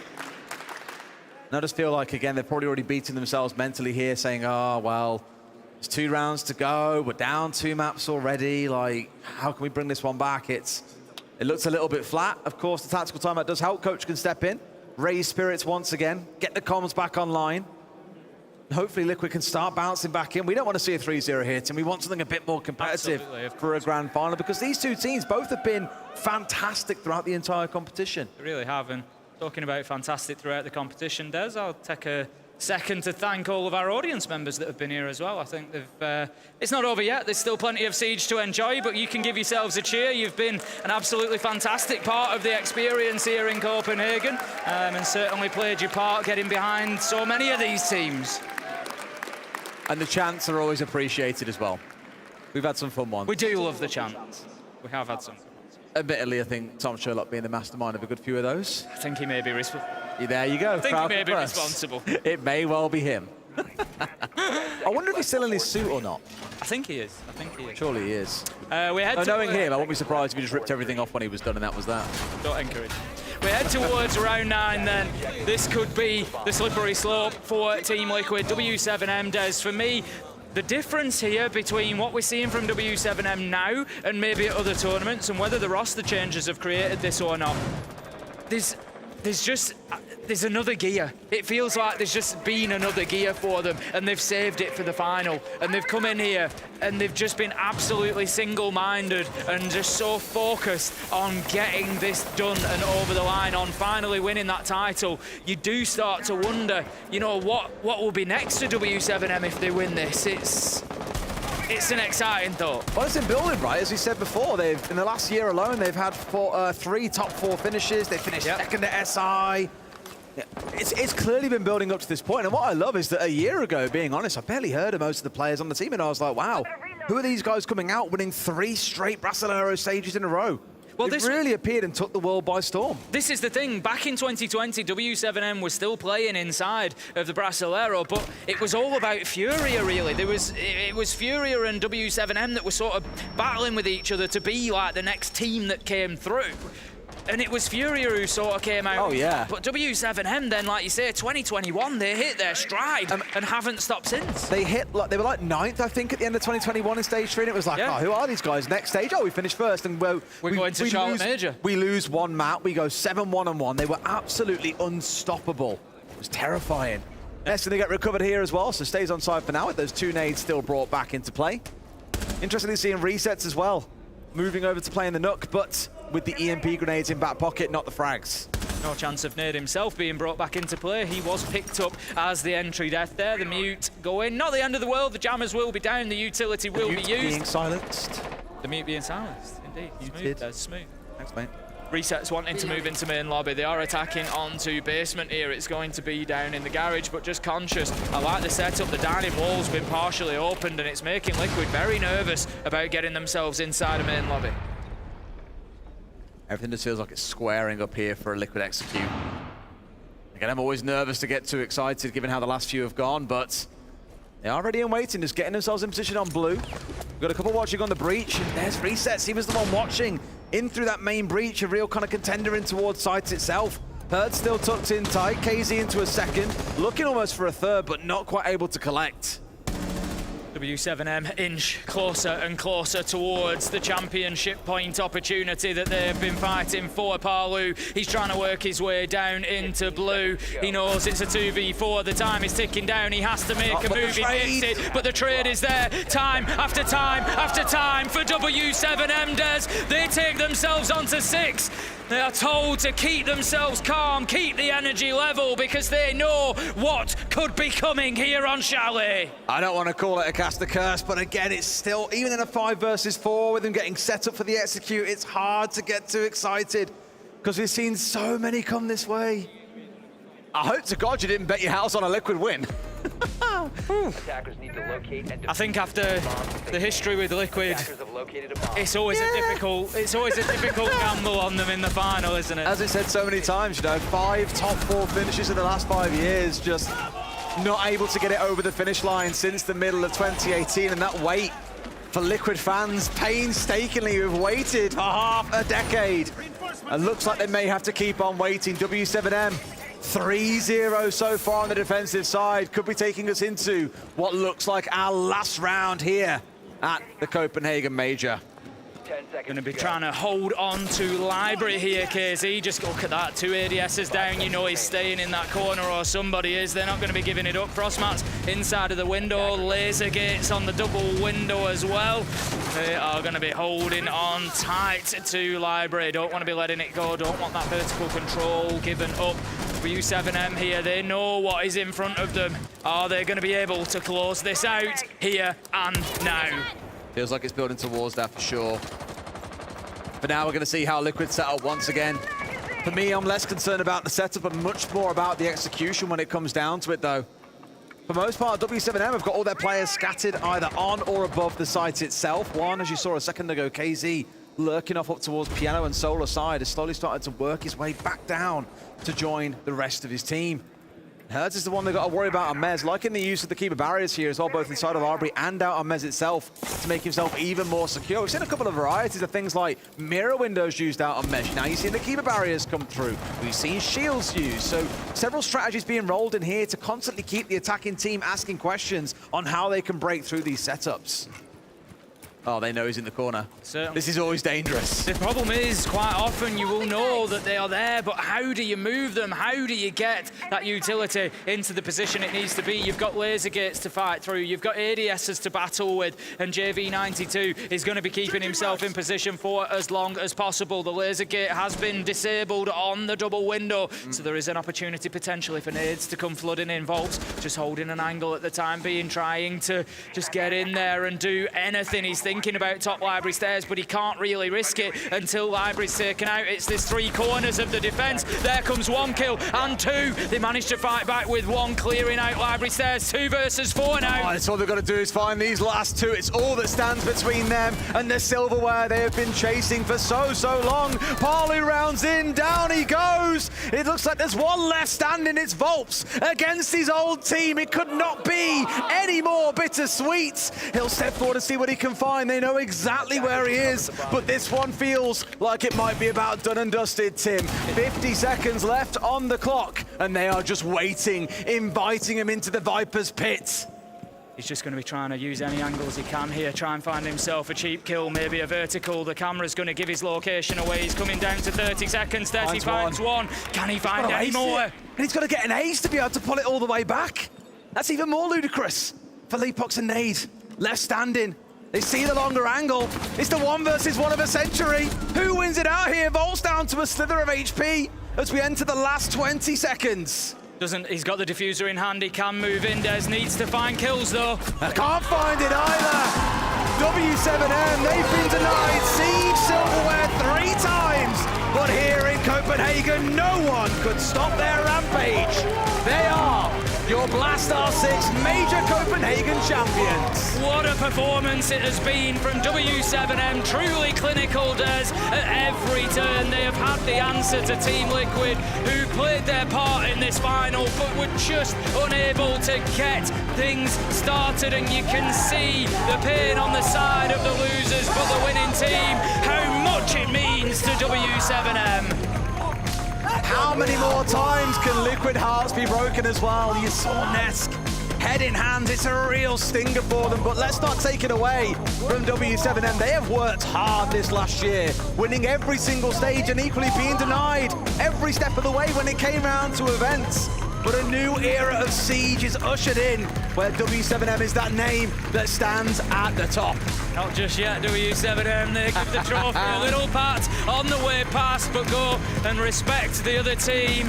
Wishing them well, I'm sure, and they understand exactly the position that Liquid are in. They were there only themselves a few short months ago, Des, at SI, having lost to G2, but they have returned stronger, better with those changes, and able to finally take that title that they've been building a year towards. Yeah, Ness just looks a straw, bless his heart and soul. Again, how many times can you keep on saying Liquid are this close, but just cannot quite get over the finish line? That day surely must come one day, but unfortunately it is not today. Let's throw down to the stage with Ian, who waits with your winners. Des and Des, thank you so much. Can you believe it? This team has been supremely confident throughout this entire process, and there is just one thing remaining left for them to do now. Gentlemen, this is your moment. Please stand in front of our trophy and get ready to raise it high in the air. A thoroughly deserved moment for them as they gather together every single last one of these incredible men. Are you ready? We got one more. They want to make sure the entire crew is in place, but what makes this so special is, do not forget, this team came second place in the World Championships and they turned it all around to bounce back. Ladies and gentlemen, your Blast R6 Major Copenhagen champions, W7M!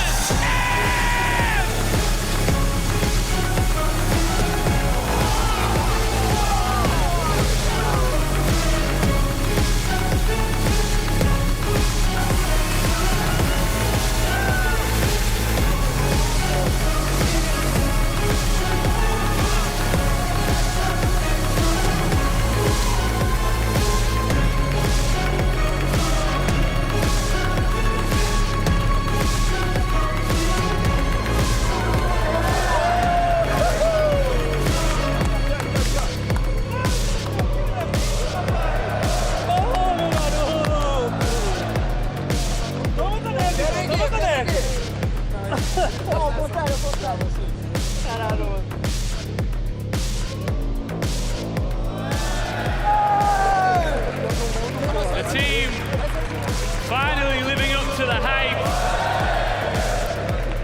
After opportunities passed them by, they were not going to let it happen here again in Copenhagen.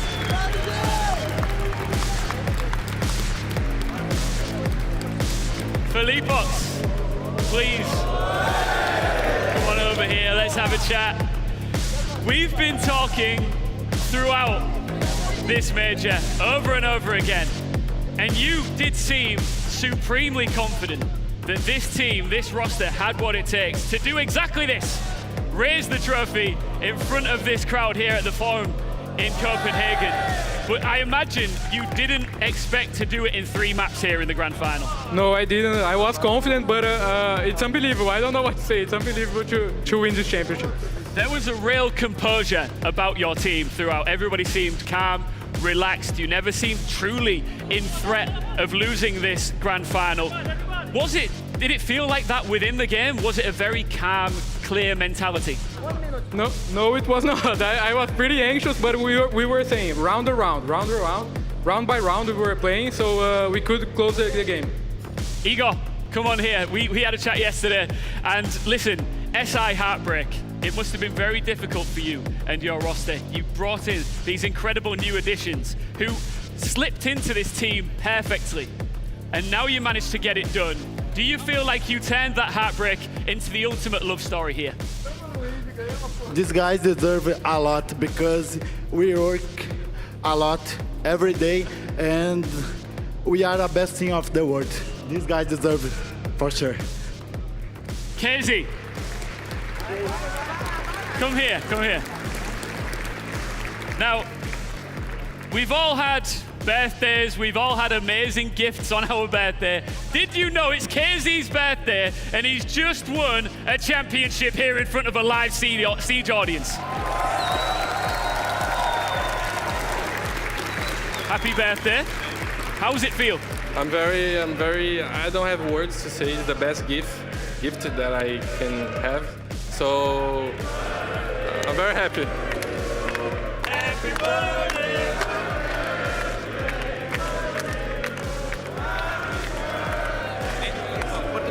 Do it. Alô? Bom, difícil, tá? Mas eu tenho um recado para mandar para 3 pessoas, 4 na verdade, muito importante na minha vida. Primeiro, agradecer minha mãe, não sei onde ela tá, mas ela que fez eu jogar aqui com esses caras. O investimento valeu a pena, hein, dona Patrícia? Mandar um abraço pro meu irmão, que eu infelizmente não enfrentei ele na final, mas esse título também é para você. Mandar um abraço pro meu pai e mandar um beijo pra minha namorada Amália. Eu te amo. E é isso. O trabalho foi feito. Thank you. Does anybody else want to say anything in Portuguese here? Come on. Do it. Alô, alô. Todo mundo escutando aí? Tá de boa? Não entendem nada. Mandar um beijo pra minha família, que tá lá em Floripa assistindo. Meus amigos. Eu tô muito emocionado aqui. Acho que vou chorar. Mas é isso. Ganhamos aí o Major, rapaziada. Eu quero agradecer toda a minha família que está sempre acompanhando e apoiando. Amor, eu prometi que eu ia ganhar o mundo e hoje finalmente eu conquistei isso. E um recado, a Liquid merecia pra caramba, guys, só que, pô, vocês estavam duvidando muito da gente. E a gente já provou isso aqui várias vezes. Mudou o IGL 3 vezes, mudou a line 2 vezes e nós tá aqui, ó. Time mais constante, agora campeão do mundo. Vamos falar o que agora? Thank you very much. Emotional, proud and deserved of this trophy. A massive congratulations once again to our Blast R6 Major Copenhagen champions, W7M. They've said it themselves. They are arguably the best team in the world right now. They've definitely proven something major here this afternoon in Copenhagen. And it is time now to pick apart what was a very one-sided grand final here. Milos, Desk, take it away, guys. Thank you very much, Ian! Copenhagen, our champions, W7M! What a tournament they have had. We all were questioning the squad, and look at us now. Fools, I tell you, Jesse. Fools indeed, Milos. My God, they made us look like fools, and they did it so well. 3-0 over Team Liquid. I mean, you can't say that Team Liquid didn't play a great event as well, of course. So good in the quarterfinals, so good in the semis. 7-5 and 8-6 those first 2 maps as well, very close. But undoubtedly right now, W7M, the best team in the world. We've been waiting a long time to say that. Man, I keep hearing the same sentence from Felipox at the beginning of this major. Phase 1, he was like, oh, you know, we're just trying to evolve. You're just evolving into major champion, by the way. It's crazy. It's a final form. Yeah, it's crazy when you think they made 2 roster changes. They came in with a new IGL, new vision. If Liquid had Nesk and Palu, they had Hertz and our lovely teammate Casey, you know, to bring out that firepower, bring out that experience, be the pillars of the team. Man, finally they get that title. I spoke to Julio when he was on this roster back in Sweden at the back end of last year. And I said commiserations, you know, when they'd been knocked out, and he said, don't commiserate. These boys, the front three of this team is the best in the world. It's not a matter of if they will win things, it's a matter of when. They went on to the Six Invitational final, another setback, but they learned from it, and they came through this. As soon as they started playing this tournament, as soon as we knew Felipox and Nade had bedded themselves in, this roster has always looked dangerous and like potential winners. Even in Jönköping, since you mentioned it, Julio, the only person not crying in the team, is saying, you know what, they'll be fine. Yeah. They'll be fine. They just need to cry it out right now. but they'll come back to it stronger. We saw W7M at 6 Invitational, yes, through changes now into our tournament, but here at Blastar 6 Copenhagen, they make it work. Though, for those watching at home through Twitch chat or even here with us that have their phones on, if you'd like to ask any questions for us to answer, please drop them in. We'll go into sub-only mode at the moment. There you go. There's something extra for you if you want to ask questions, if you want to ask Fresh, how is it like to play with Pengu? It's all right. He knows a thing or two about the game. Fair enough, fair enough. But now, our highlights will play through from our game. And I gotta say, that last map, it looked like Liquid were deflated. W7M just rolling on that very difficult to explain, really, momentum that we also mentioned. Certainly. I mean, this was a big map for them. I really think Liquid, if they wanted to come through and win this tournament, it felt like it needed to happen on Bank. Map number 2, so close for them, obviously. Overtime map for them. They come into their opponent's map pick for map number 3, already 2-0 down in the series, and they gave it their best shot. That first half, not too bad at all. Liquid, their defenses certainly put up 3 rounds there. Seemed all right, but I think it really was that momentum. It's unfortunate that Paulo, I think, maybe got in his own head a little bit here today. Didn't really muster up to what we saw coming out from KZ, what we saw from Herds. Just weren't winning a lot of gunfights, and sometimes, I mean, on the biggest stage, that's just what it comes down to. Yeah, and you said it best, right? Momentum was on W7M side all the time, and even the liquid rounds where they won strategically every single time, W7M brought it back, thanks to star plays, thanks to clutches, thanks to fragging power. I just don't know how they get away with it, but they got rounds every single time.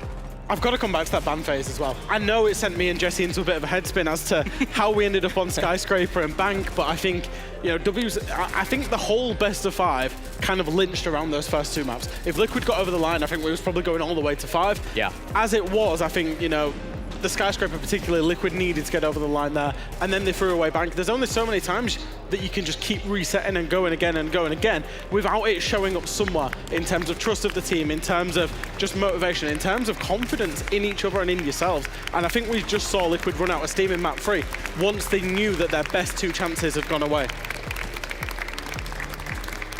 And I think, you know, in general, when you think of Team Liquid playing these finals, it must have so much pressure. Like, you keep losing these finals again and again and again. Every time you come into a final, mentally, you're gonna be affected by that. Way more than W7M coming to this one. They said it. Pressure is on them, not us. Yeah. And it showed.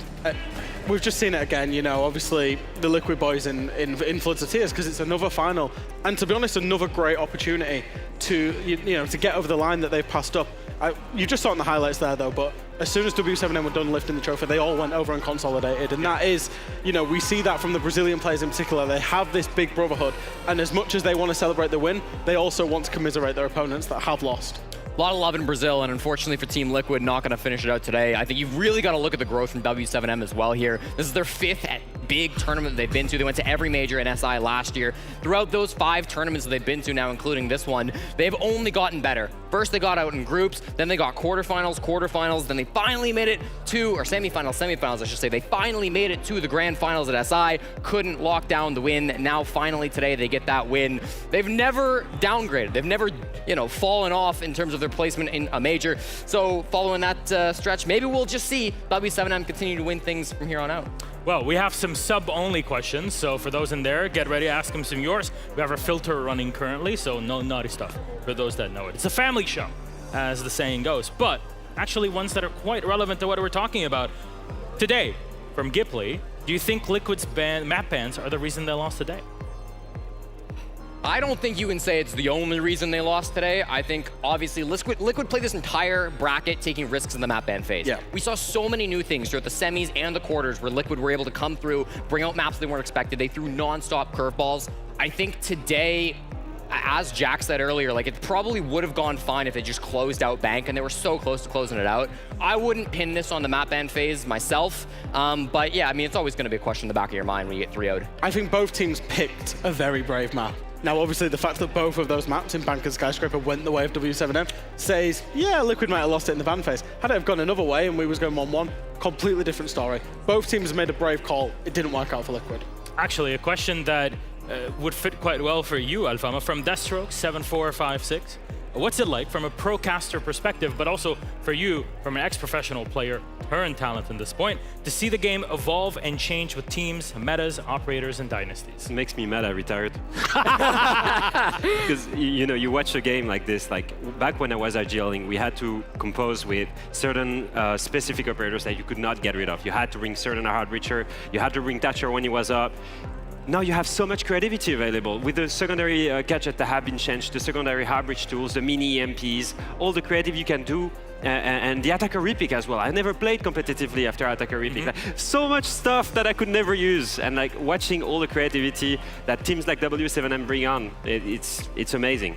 Jesse, you think Brazil can continue this momentum throughout the year and get a repeat of 2021? Asked by Yurei Wow. Yeah, I think Brazil's undoubtedly the best region in the world, right? I mean, after the tournament that we saw just here today... Get him out of here. What are you talking about? Sorry, get a team into the semis. I mean... Not even close. No, it's not close. Brazil has 3 incredibly dominant squads who just showed every other region up. NIP played pretty damn well as well.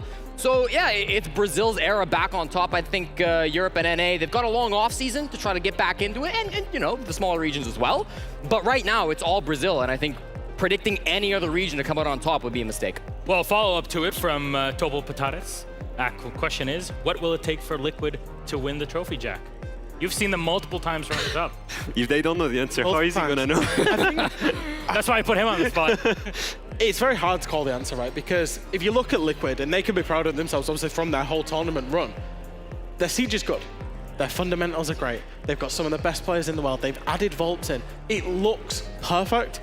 But there's this big mental block that when they get to the final, it just doesn't happen. And I don't know what the answer is there. I don't know if it's working. I'm sure they've tried, you know, working with mental coaches and all that type of stuff, but they do have this mental block that does just keep stopping them. Now, final question, and this will apply quite well to you. Morgan Skilly asking, Tom J. Sherlock, yes, friend of ours, put on a great performance today. You think we'll see him in the grand finals of a major anytime soon? No chance. Not a chance. That guy was such good fun to play with, but he's not getting anywhere near the grand finals. He won't be on the Fresh and Friends stack. Oh no, he can come in the Fresh and Friends stack. They'll win the major.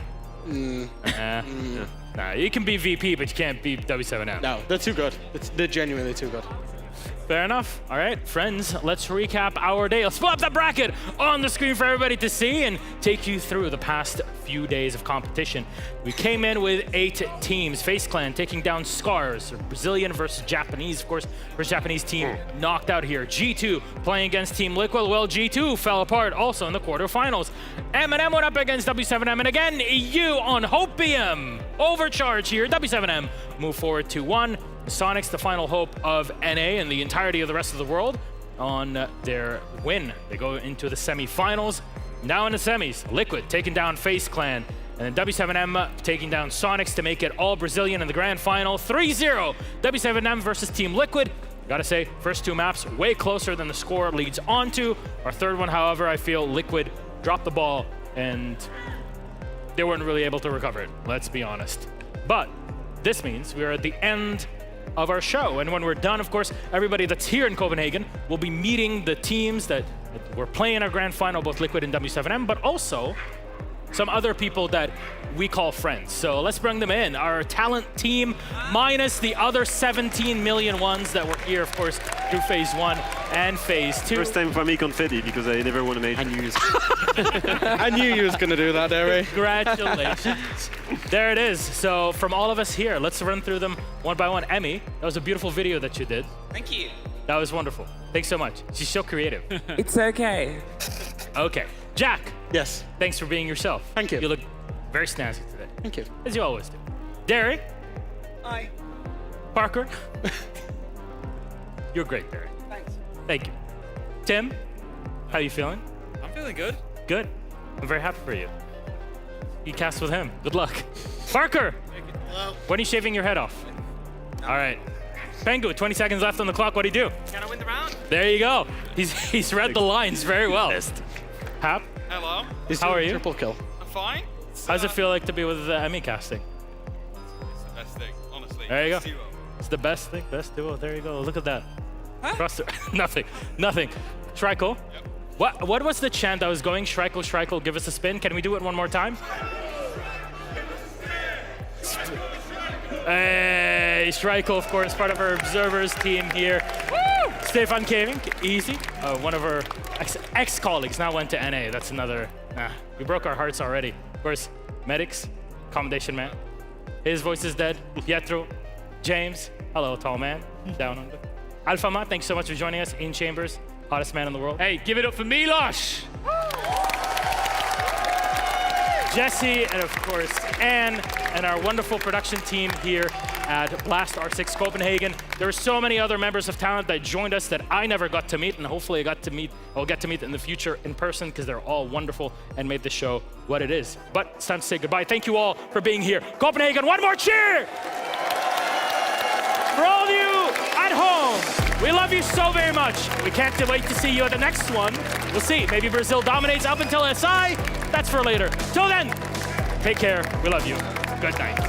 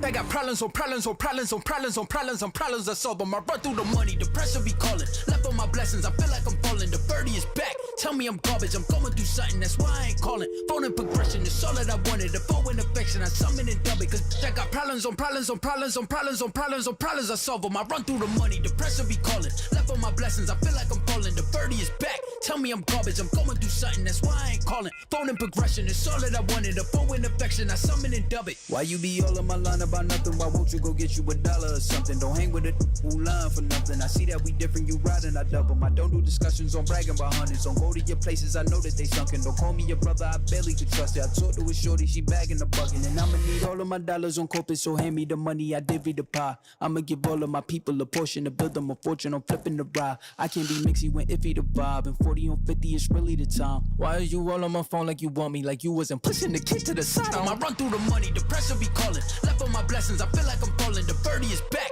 tell me I'm garbage. I'm going through something, that's why I ain't calling.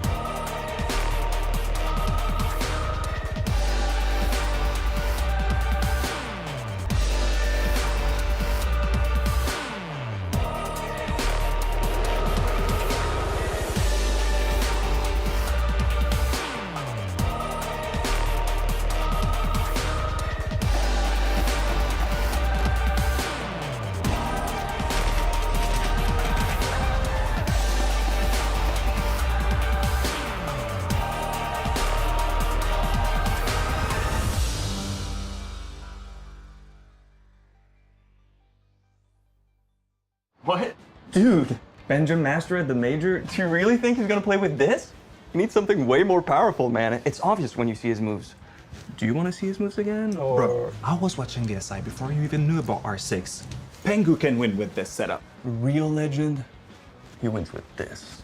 Sorry guys. I know a thing or two about Rainbow Six, so follow me. Now this is the best gaming setup. It's the HDR 400 monitor, the XB 25.3 QGP 24.5 inches. EO Finals 2020. I'm doing a triple kill. The monitor had to be top-notch to keep up with my moves. Frostblade fans, they can cool the best graphics card, the best processor, and even the biggest hard drive with the most memory. They keep things cool and calm like my head was at SI 2018 to win the championship. Pengu goes for one on the young. Can he go the second? Penta are world champions. It takes the best to be the best. Are they gone? Yep. But with 2 Orion tiles fully upgraded into screens. Good job, man. Thank you. Takes the best to be the best.